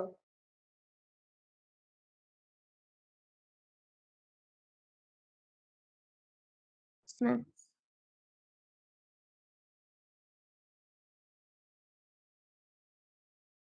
ഓക്കെ, നെക്സ്റ്റ് വൺ ഒരു ക്വസ്റ്റ്യൻ. ഇത് വായിച്ചു നോക്കിയുള്ള ആൻസർ പറ. ഓപ്ഷൻ ബി ആണ് ആൻസർ. ചോദിച്ചേക്കുന്നത് which of the following is not an example of standard that can be used in budget. Not an എക്സാമ്പിളാണ് ചോദിച്ചേക്കുന്നത്. അപ്പോൾ സ്റ്റാൻഡേർഡ്സിന് അല്ലാത്ത, സ്റ്റാൻഡേർഡിന്റെ എക്സാമ്പിൾ അല്ലാത്ത ഒരു എക്സാം ഏത്, ഓപ്ഷൻ ഏതാണെന്നാണ് ചോദിച്ചേക്കുന്നത്. ഇതിൽ ഓപ്ഷൻ എ എന്ന് പറയുന്നത് company expects that it will take 45 minutes to process an invoice. ഒരു ഇൻവോയ്സ് പ്രോസസ് ചെയ്യാനായിട്ട് ആ കമ്പനിക്ക് 45 minutes റിക്വയർ ചെയ്യും എന്നാണ് അവർ എക്സ്പെക്ട് ചെയ്യുന്നത്. ഫ്യൂച്ചറിലുള്ള കാര്യമാണ്. അവർ എക്സ്പെക്ട് ചെയ്യുവാണ് മിനിമം ഒരു 45 minutes എങ്കിലും ഒരു ഇൻവോയ്സ് പ്രോസസ് ചെയ്യാൻ എടുക്കും. അപ്പൊ ഇതൊന്ന് റിലേറ്റ് ചെയ്യുന്നത് സ്റ്റാൻഡേർഡിനെ റിലേറ്റ് ചെയ്യുന്ന കാര്യമാണ്, അവർ എക്സ്പെക്ട് ചെയ്യുന്ന കാര്യമാണ്. അപ്പൊ ഒരു ബഡ്ജറ്റിങ്ങിനെ റിലേറ്റ് ചെയ്യുന്ന ഒരു കാര്യമാണ്. അപ്പൊ ഇതിൽ ചോദിച്ചേക്കുന്ന ബഡ്ജറ്റിംഗ് അല്ലെങ്കിൽ സ്റ്റാൻഡേർഡിനെ റിലേറ്റ് ചെയ്യാത്തൊരു കാര്യം ഏതാണെന്നാണ് ചോദിച്ചേക്കുന്നത്. അപ്പൊ option A is a wrong answer. Option ബിയിൽ അവർ പറഞ്ഞേക്കുന്നത് a company pay its employee $22 per hour. ഒരു കമ്പനി അവരുടെ എംപ്ലോയിക്ക് 22 per hour പേ ചെയ്തു എന്നാണ് പറഞ്ഞേക്കുന്നത്. അപ്പൊ ഇത് ആക്ച്വലി നടന്ന ഒരു കാര്യമാണ്. കമ്പനി പേ ചെയ്തു. അപ്പൊ കമ്പനി ആക്ച്വലി ചെയ്ത ഒരു കാര്യമാണ്. ഇതൊരു ആക്ച്വൽ റിസൾട്ട് ആണ്, ആക്ച്വൽ കോസ്റ്റ് ആണ്. ഇപ്പൊ ഇത് റിലേറ്റ് ചെയ്യുന്നത് സ്റ്റാൻഡേർഡ് ആയിട്ട് റിലേറ്റ് ചെയ്യുന്നത് ബഡ്ജറ്റിങ്ങിനെ റിലേറ്റ് ചെയ്യുന്നതല്ല, സ്റ്റാൻഡേർഡ് ആയിട്ട് നമ്മൾ സെറ്റ് ചെയ്യാൻ യൂസ് ചെയ്യുന്നതല്ല, ആക്ച്വലി നടന്ന ഒരു കാര്യമാണ്. അപ്പൊ ഇതാണ് ശരിക്കുമുള്ള ആൻസർ. ബിക്കോസ് ആക്ച്വൽ നടന്നൊരു കാര്യമാണ്. ഇതിൽ ചോദിച്ചേക്കുന്നത് സ്റ്റാൻഡേർഡ് അല്ലാത്ത ഒരു കാര്യം ഏതാണെന്നാണ് ചോദിച്ചേക്കുന്നത്. അപ്പൊ ഓപ്ഷൻ ബി ആണ് ആൻസർ. ബിക്കോസ് ഇതിൽ പറഞ്ഞേക്കുന്ന കമ്പനി അവരുടെ എംപ്ലോയിക്ക് ഒരു പേയ്മെന്റ് നടത്തി. അപ്പൊ ആ പേയ്മെന്റ് നടത്തിയത് ആക്ച്വൽ റിസൾട്ട് ആണ്, സ്റ്റാൻഡേർഡ് ആയിട്ടുള്ള ഒരു ഫാക്ടർ അല്ല, സ്റ്റാൻഡേർഡ് ആയിട്ട് സെറ്റ് ചെയ്യേണ്ട ഒരു ടാർജറ്റ് അല്ല ഇത്. അപ്പൊ ഓപ്ഷൻ ബി ആണ് ആൻസർ. ഇനി ഓപ്ഷൻ സിയിൽ പറഞ്ഞേക്കുന്ന a company expect it will pay its employees $20. ഇതിലും അവർ പറഞ്ഞേക്കുന്ന കമ്പനി എക്സെപ്റ്റ്സ് ആണ്, ഐ മീൻ കമ്പനി എക്സ്പെക്ട്സ് ആണ്, സോറി, കമ്പനി എക്സ്പെക്ട്സ് ആണ്. കമ്പനി എക്സ്പെക്ട് ചെയ്യുവാണ് അവരുടെ എംപ്ലോയീസിന് ഓൾമോസ്റ്റ് ഒരു $20 per hour കൊടുക്കുന്ന കമ്പനി എക്സ്പെക്ട് ചെയ്യുവാണ്. അപ്പൊ ഫ്യൂച്ചർ റിലേറ്റ് ചെയ്യുന്ന കാര്യം, കമ്പനി വിചാരിക്കുന്ന ഒരു കാര്യം, അപ്പൊ കമ്പനി സെറ്റ് ചെയ്യാൻ പോകുന്ന ഒരു സ്റ്റാൻഡേർഡ് ആണത്. അപ്പൊ option C is a wrong answer. ഇനി ഓപ്ഷൻ എയിലും ഓപ്ഷൻ ബിയിൽ അവർ പറഞ്ഞേക്കുന്ന company expects it will cost $5 to process a invoice. ഒരു ഇൻവോയ്സ് പ്രോസസ് ചെയ്യാനായിട്ട് കമ്പനി എക്സ്പെക്ട് ചെയ്യുന്ന $5 റിക്വയർ, ഒരു കോസ്റ്റ് എന്ന് പറയുന്നത് $15 കോസ്റ്റ് ഒരു ഇൻവോയ്സ് പ്രോസസ് ചെയ്യാൻ അവർക്ക് റിക്വയർ ചെയ്യുന്ന പറയുന്നത്. കമ്പനി എക്സ്പെക്ട് ചെയ്യുന്ന കാര്യം, ഫ്യൂച്ചറിൽ റിലേറ്റ് ചെയ്യുന്ന, ഫ്യൂച്ചറിൽ ഉണ്ടാവാൻ പോകുന്ന ഒരു കാര്യമാണ്. കമ്പനി എക്സ്പെക്ട് ചെയ്യാണ് ഫ്യൂച്ചറിൽ ഇങ്ങനെ ഉണ്ടാവുമെന്ന്. അപ്പൊ അതും സ്റ്റാൻഡേർഡിനെ റിലേറ്റ് ചെയ്യുന്ന കാര്യമാണ്. അപ്പൊ ഓപ്ഷൻ ഡിയും റോങ് ആൻസർ ആണ്. ഓപ്ഷൻ ബി ആണ് ആൻസർ. ബിക്കോസ് കമ്പനി പേ ചെയ്തു എന്ന് പറയുന്നത് ആക്ച്വൽ ആയിട്ടുള്ള ഒരു കാര്യമാണ്. ഇത് മനസ്സിലായോ ഈ ക്വസ്റ്റ്യൻ നിങ്ങൾക്ക്? മാം ഒരു ഡൗട്ട് ചോദിച്ചോട്ടെ. ആ ഈ സ്റ്റാൻഡേർഡ് എന്ന് പറയുമ്പോൾ നമ്മൾ കോസ്റ്റ് പ്രഡിക്റ്റ് ചെയ്യുന്നതല്ലേ? കോസ്റ്റ് പ്രെഡിക്റ്റ് ചെയ്യുന്നത്. അപ്പം company expects it will take 45 minutes എന്ന് പറയുമ്പോൾ അതെങ്ങനെ വരുന്നതെന്ന് പറയോ? സ്റ്റാൻഡേർഡ്സ് കോസ്റ്റും നമ്മൾ സെറ്റ് ചെയ്യുന്ന സ്റ്റാൻഡേർഡ് എന്ന് പറയുന്നത് കോസ്റ്റിനെയും റിലേറ്റ് ചെയ്യുന്നുണ്ട്. അറ്റ് ദ സെയിം ടൈം നമ്മൾ റിക്വയർ ചെയ്യുന്ന നമ്മുടെ പ്രോസസ് ടൈമിങ്ങിനെയും റിക്വയർ ചെയ്യുന്ന ഒരു കാര്യം തന്നെയാണ് സ്റ്റാൻഡേർഡ്. സ്റ്റാൻഡേർഡ് എന്ന് പറയുന്നത് എപ്പോഴാണ്? ഫ്യൂച്ചറിനെ റിലേറ്റ് ചെയ്യുന്ന കാര്യമാണ് സ്റ്റാൻഡേർഡ് എന്ന് പറയുന്നത്. ഫ്യൂച്ചറിന് വേണ്ടിയിട്ട് നമ്മളൊരു സ്റ്റാൻഡേർഡ് സെറ്റപ്പ് ചെയ്യുന്നൊക്കെ പറയില്ലേ, ഒരു പെർട്ടിക്കുലർ സ്റ്റാൻഡേർഡ് നമ്മൾ കമ്പനിക്ക് സെറ്റപ്പ് ചെയ്തു. ആസ് ഇൻ ചിലപ്പോൾ ഇപ്പൊ ഒരു പെർട്ടിക്കുലർ ആക്ടിവിറ്റിനെ റിലേറ്റ് ചെയ്യുന്ന സ്റ്റാൻഡേർഡ് കോസ്റ്റ് എന്ന് പറഞ്ഞ് നമുക്ക് തരുന്നത് കോസ്റ്റിനെ റിലേറ്റ് ചെയ്യുന്ന കാര്യമാണ്. ഇതിൽ അവർ പറഞ്ഞേക്കുന്ന സ്റ്റാൻഡേർഡ് സെറ്റപ്പ് ചെയ്യുക എന്നുള്ള കാര്യം അവർ പറഞ്ഞേക്കുന്നത്. ഇപ്പൊ സ്റ്റാൻഡേർഡ് സെറ്റപ്പ് ചെയ്യുന്നത് ചിലപ്പോൾ ഒരു പ്രോസസ്സിനുള്ള സ്റ്റാൻഡേർഡ് ആയിരിക്കും, ഒരു പെർട്ടിക്കുലർ ആക്ടിവിറ്റിക്കുള്ള സ്റ്റാൻഡേർഡ് ആയിരിക്കും, അല്ലെങ്കിൽ ചിലപ്പോൾ കോസ്റ്റിനുള്ള സ്റ്റാൻഡേർഡ് ഒക്കെ ആയിരിക്കും. അപ്പോൾ ഏത് കോസ്റ്റ് ഏത് ആക്ടിവിറ്റിയാന്ന് പറഞ്ഞിട്ടില്ല, സ്റ്റാൻഡേർഡ് സെറ്റപ്പ് ചെയ്യാന്ന് പറഞ്ഞിട്ടുള്ളൂ. കോസ്റ്റ് സെറ്റ് ചെയ്യുമെന്ന് ഇവർ പറഞ്ഞിട്ടില്ല ഈ ക്വസ്റ്റ്യനിൽ. മനസ്സിലായോ ഇത്? Okay ma'am. ഡൗട്ട് ഉണ്ടോ ക്വസ്റ്റ്യനിൽ?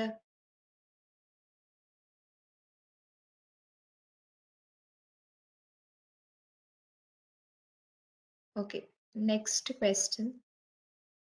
ഈ ക്വസ്റ്റ്യൻ വായിച്ചിട്ട് ആൻസർ പറയാം.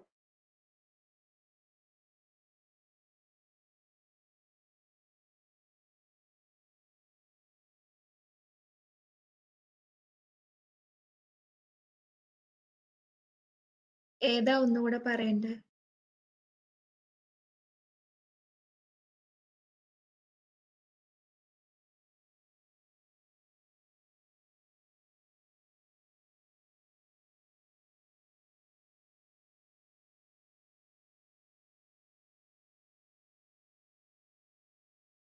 പ്രീവിയസ് ക്വസ്റ്റ്യനിൽ അവർ ചോദിച്ചേക്കുന്ന സ്റ്റാൻഡേർഡ് ആയിട്ട് റിലേറ്റ് ചെയ്യാത്ത എക്സാമ്പിൾ ഏതാണ്? സ്റ്റാൻഡേർഡ് എന്ന് പറയുന്നത് കമ്പനി ചിലപ്പോൾ അവരുടെ ഫ്യൂച്ചർ ഇയറിലേക്ക് സെറ്റ് ചെയ്യുന്നതായിരിക്കും സ്റ്റാൻഡേർഡ്സ്.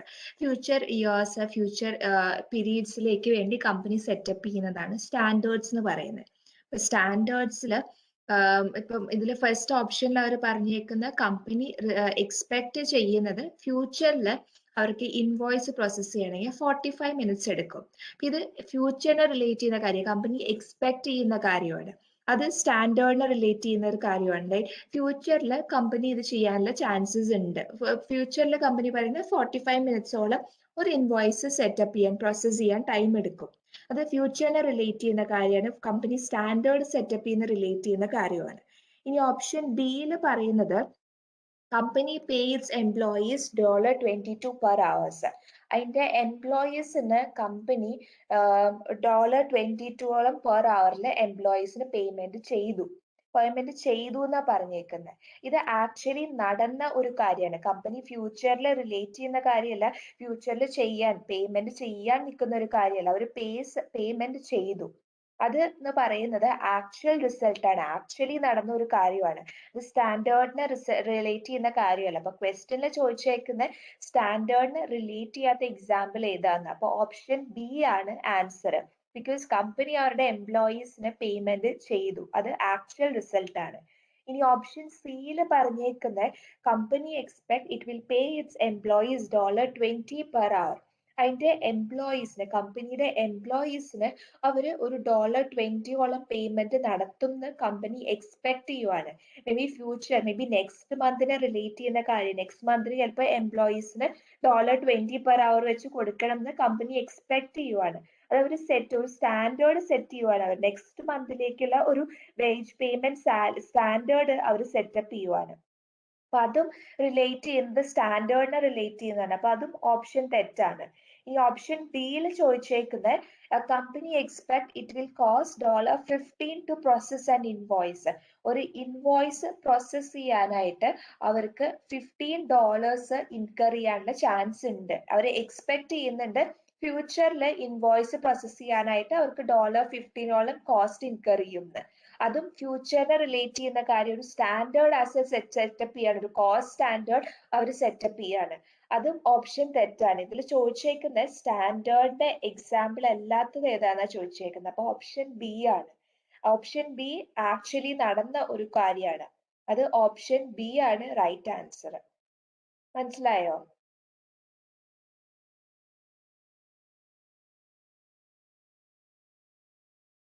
ഓക്കെ ആണോ?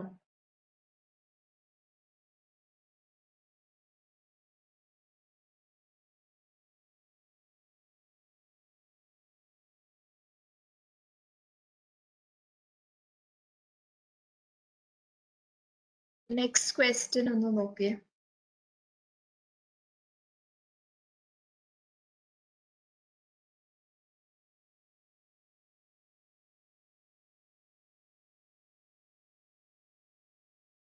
ഓക്കെ, ഓപ്ഷൻ എ ആണ് ആൻസർ. ഇതിൽ അവർ പറഞ്ഞേക്കുന്ന പേൾ റിവർ റാഫ്റ്റിംഗ് കമ്പനിക്ക് പ്രീവിയസ് ഇയറിൽ ഓൾമോസ്റ്റ് ദേ എംപ്ലോയ് 8 ഫുൾ ടൈം ഗൈഡ്സ് ഉണ്ട് അവർക്ക്. അതുപോലെ തന്നെ 3 പാർട്ട് ടൈം സ്റ്റോർ എംപ്ലോയീസ് ഉണ്ട് ആൻഡ് 2 ഫുൾ ടൈം മാനേജേഴ്സും ഉണ്ട് അവർക്ക്. On an average the company books 18 white water rafts trips each week. ഒരു വീക്കിൽ അവർക്ക് ഓൾമോസ്റ്റ് ആവറേജ് ഒരു 18 ബുക്കിംഗ്സ് കിട്ടാറുണ്ട് കമ്പനിക്ക്. ഒരു പുതിയ യൂണിവേഴ്സിറ്റി അവിടെ ഓപ്പൺ ആയപ്പോൾ ആവറേജ് ഒരു 25 ഓർഡേഴ്സ്, 25 ബുക്കിംഗ്സ് അവർക്ക് കിട്ടുന്നുണ്ട് ഓരോ വീക്കിലും. അപ്പൊ ആക്ച്വലി കമ്പനിയുടെ ഓർഡർ കൂടി, വിച്ച് മീൻസ് 18 ബുക്കിംഗ്സ് ഉള്ള സ്ഥലത്ത് ഇപ്പോൾ 25 ബുക്കിംഗ്സ് ഉണ്ട്. കസ്റ്റമേഴ്സ് കൂടിയിട്ടുണ്ട്. അപ്പൊ അതനുസരിച്ചിട്ട് അവരെന്താ ചെയ്യേണ്ടത്? ഇതിൽ ചോദിച്ചേക്കുന്ന ലേബർ ബഡ്ജറ്റിനെ അത് എങ്ങനെ എഫക്ട് ചെയ്യുന്ന ചോദിച്ചേക്കുന്നത്. ശരിക്കും കസ്റ്റമേഴ്സ് കൂടുക ചെയ്തേക്കുന്നത്. കസ്റ്റമേഴ്സ് കൂടുമ്പോൾ അതനുസരിച്ചിട്ടുള്ള എംപ്ലോയീസിന് അവർ പ്രൊവൈഡ് ചെയ്യണം. കാരണം സർവീസ് കമ്പനിയാണ്. അപ്പൊ അതനുസരിച്ചിട്ടുള്ള എംപ്ലോയീസിന് അവർ പ്രൊവൈഡ് ചെയ്യണം. ഇപ്പൊ ഓപ്ഷൻ എയില് പറഞ്ഞേക്കുന്നത് direct labour budget will increase, which means they likely need to hire more guides.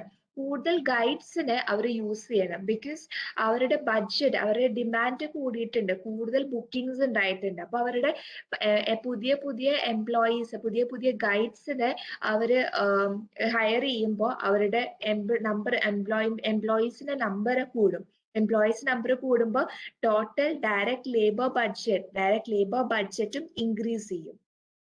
ഇനി ഓപ്ഷൻ ബിയിൽ പറഞ്ഞേക്കുന്നത് direct labour budget will increase, which means they will likely need to hire more managers.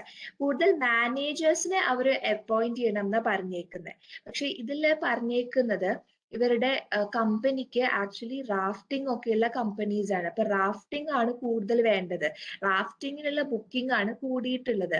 അപ്പൊ may be ആദ്യം അവർക്ക് ഒരു 8 എംപ്ലോയീസേ ഉണ്ടായിട്ടുള്ളൂ. അപ്പൊ അതനുസരിച്ചിട്ട് കൂടുതൽ എംപ്ലോയീസ് റാഫ്റ്റിങ്ങിനുള്ള ആൾക്കാർ കൂട്ടിയിട്ടുണ്ട്. അപ്പൊ വർക്കേഴ്സ് അവർക്ക് കൂട്ടണം. മാനേജേഴ്സ് തന്നെയല്ല അവർ കൂട്ടണ്ടേ, വർക്കേഴ്സ് കൂട്ടണം. കാരണം ബുക്കിംഗ്സ് അവർക്ക് ഇൻക്രീസ് ചെയ്തു. അപ്പൊ അതനുസരിച്ച് അവരുടെ സർവീസസ് കൂടുതൽ അവർ ഡെവലപ്പ് ചെയ്ത് കൂടുതൽ എംപ്ലോയീസിനെ അവർ ഇൻക്രീസ് ചെയ്യണം. മാനേജേഴ്സിനെ കൂട്ടിയത് കൊണ്ട് കാര്യമായിട്ടില്ല. അപ്പൊ അതുകൊണ്ട് തന്നെ ഡയറക്ട് ലേബർ ബഡ്ജറ്റിനെ ഡയറക്റ്റ് റിലേറ്റ് ചെയ്യുന്നത് വർക്കേഴ്സ് ആണ്. വർക്കേഴ്സ് ആസ് സച്ച് ഗൈഡ്സ് ആണ് വർക്കേഴ്സ് എന്ന് പറയുന്നത് ഈ എക്സാമ്പിളില്. അപ്പൊ ഡയറക്ട് ലേബറിൽ ഇൻക്രീസ് ഉണ്ടാവുന്നത് എപ്പോഴും ഗൈഡ്സിനെ കൂടുതൽ ഹയർ ചെയ്യുമ്പോഴാണ്, അല്ലാതെ മാനേജേഴ്സിനെ ഹയർ ചെയ്യുമ്പോഴാണ്. മാനേജേഴ്സ് ടോപ്പ് ലെവലിൽ നിൽക്കുന്ന ആൾക്കാർ, അവര് പ്രൊഡക്റ്റിന് ഡയറക്ട് ലേബർ ബഡ്ജറ്റിനെ റിലേറ്റ് ചെയ്യുന്ന ആൾക്കാരല്ല. ഈ ഒരു ക്വസ്റ്റ്യനില് ഡയറക്ട് ലേബർ ബഡ്ജറ്റ് ഇൻക്രീസ് ചെയ്യുന്നത് മാനേജേഴ്സ് വഴിയാന്നാ പറഞ്ഞേക്കുന്നത്. അതും ഓപ്ഷൻ തെറ്റായ ഓപ്ഷനാണ്. മാനേജേഴ്സ് വഴിയല്ല ഡയറക്ട് ലേബറിൽ ഇൻക്രീസ് വരുന്നത്, റാദർ ഗൈഡ്സ് അല്ലെങ്കിൽ വർക്കേഴ്സ് ഒക്കെ വെച്ചിട്ടാണ്. അപ്പൊ ഈ എക്സാമ്പിൾ നോക്കിക്കഴിഞ്ഞാൽ വർക്കേഴ്സ് എന്ന് പറയുന്നവരുടെ ഗൈഡ്സ് ആണ് അവരുടെ ലോവർ വർക്കേഴ്സ് എന്ന് പറയുന്നത്. ഇനി option സിയില് their direct labor budget will decrease, which means they will lay off the store employees. Direct labour budget decrease ചെയ്യുന്ന പറഞ്ഞേക്കുന്നത്. ഇതിൽ അവരുടെ സർവീസിനുള്ള റിക്വയർമെന്റ് കൂടിയിട്ടുണ്ട്. അപ്പൊ റിക്വയർമെന്റ് കൂടുമ്പോ എന്താ, കൂടുതൽ എംപ്ലോയീസിനെ റിക്വയർ ചെയ്യും. അവർ എംപ്ലോയീസിനെ ലേ ഓഫ് ചെയ്യാനുള്ള ചാൻസസ് ഇല്ല. കൂടുതൽ എംപ്ലോയീസിനെ റിക്വയർ ചെയ്യും. ഡയറക്ട് ലേബർ ബഡ്ജറ്റ് ഇൻക്രീസ് ചെയ്യാൻ, ഡിക്രീസ് അല്ല ചെയ്യുന്നത്, ഇൻക്രീസ് ആണ് ചെയ്യുന്നത്. അപ്പൊ ഓപ്ഷൻ സിയും റോങ് ആൻസർ ആണ്. ഓപ്ഷൻ ഡിയിൽ പറഞ്ഞേക്കുന്നത് direct labour budget will not be affected. Direct labour ബഡ്ജറ്റിന് എഫക്റ്റ് ഒന്നും ഉണ്ടാവില്ല എന്ന് പറയുന്നത്. പക്ഷെ ഇതില് അവരുടെ സർവീസ് റിക്വയർമെന്റ് കൂടി, അപ്പൊ അതനുസരിച്ച് അവരുടെ എംപ്ലോയ്മെന്റ് റിക്വയർമെന്റും കൂട്ടും, പുതിയ എംപ്ലോയീസിനെ ഹയർ ചെയ്യും. അപ്പൊ ഡയറക്ട് ലേബറിൽ ഇൻക്രീസ് ഉണ്ടാവും, ഡയറക്ട് ലേബർ ബഡ്ജറ്റിൽ ഇൻക്രീസ് ഉണ്ടാവും. ഇത് മനസ്സിലായോ ഈ ക്വസ്റ്റ്യൻ നിങ്ങൾക്ക്?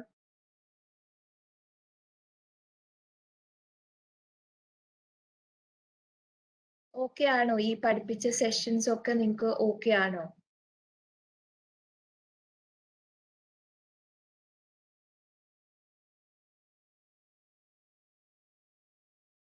ഓക്കെ. അപ്പൊ ബഡ്ജറ്റിംഗിൽ നമ്മൾ മെയിൻലി പഠിക്കുന്ന ബഡ്ജറ്റിംഗ് പ്രോസസ്സ്, ബഡ്ജറ്റ് എന്താണ്, ബഡ്ജറ്റിംഗിന്റെ പ്രോസസ്സ് എന്താണ്, അതുപോലെ സ്റ്റാൻഡേർഡ് കോസ്റ്റിൽ വരുന്ന direct material, direct labour, manufacturing overheads, ഇത് മൂന്നുമാണ് നമ്മൾ മെയിൻലി ഈ ഒരു പോർഷനിൽ പഠിക്കുന്നത്. ഇപ്പൊ ടോപ്പിക് 2 കഴിഞ്ഞു, ബഡ്ജറ്റിംഗ് നമ്മൾ കംപ്ലീറ്റ് ചെയ്തു. എന്തെങ്കിലും ഡൗട്ട് ഉണ്ടോ ഈ ഒരു പോർഷനിൽ ആർക്കെങ്കിലും?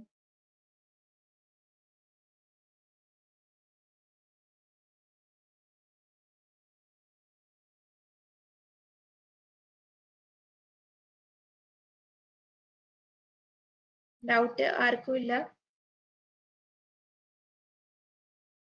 ഓക്കെ ആണോ നിങ്ങക്ക്?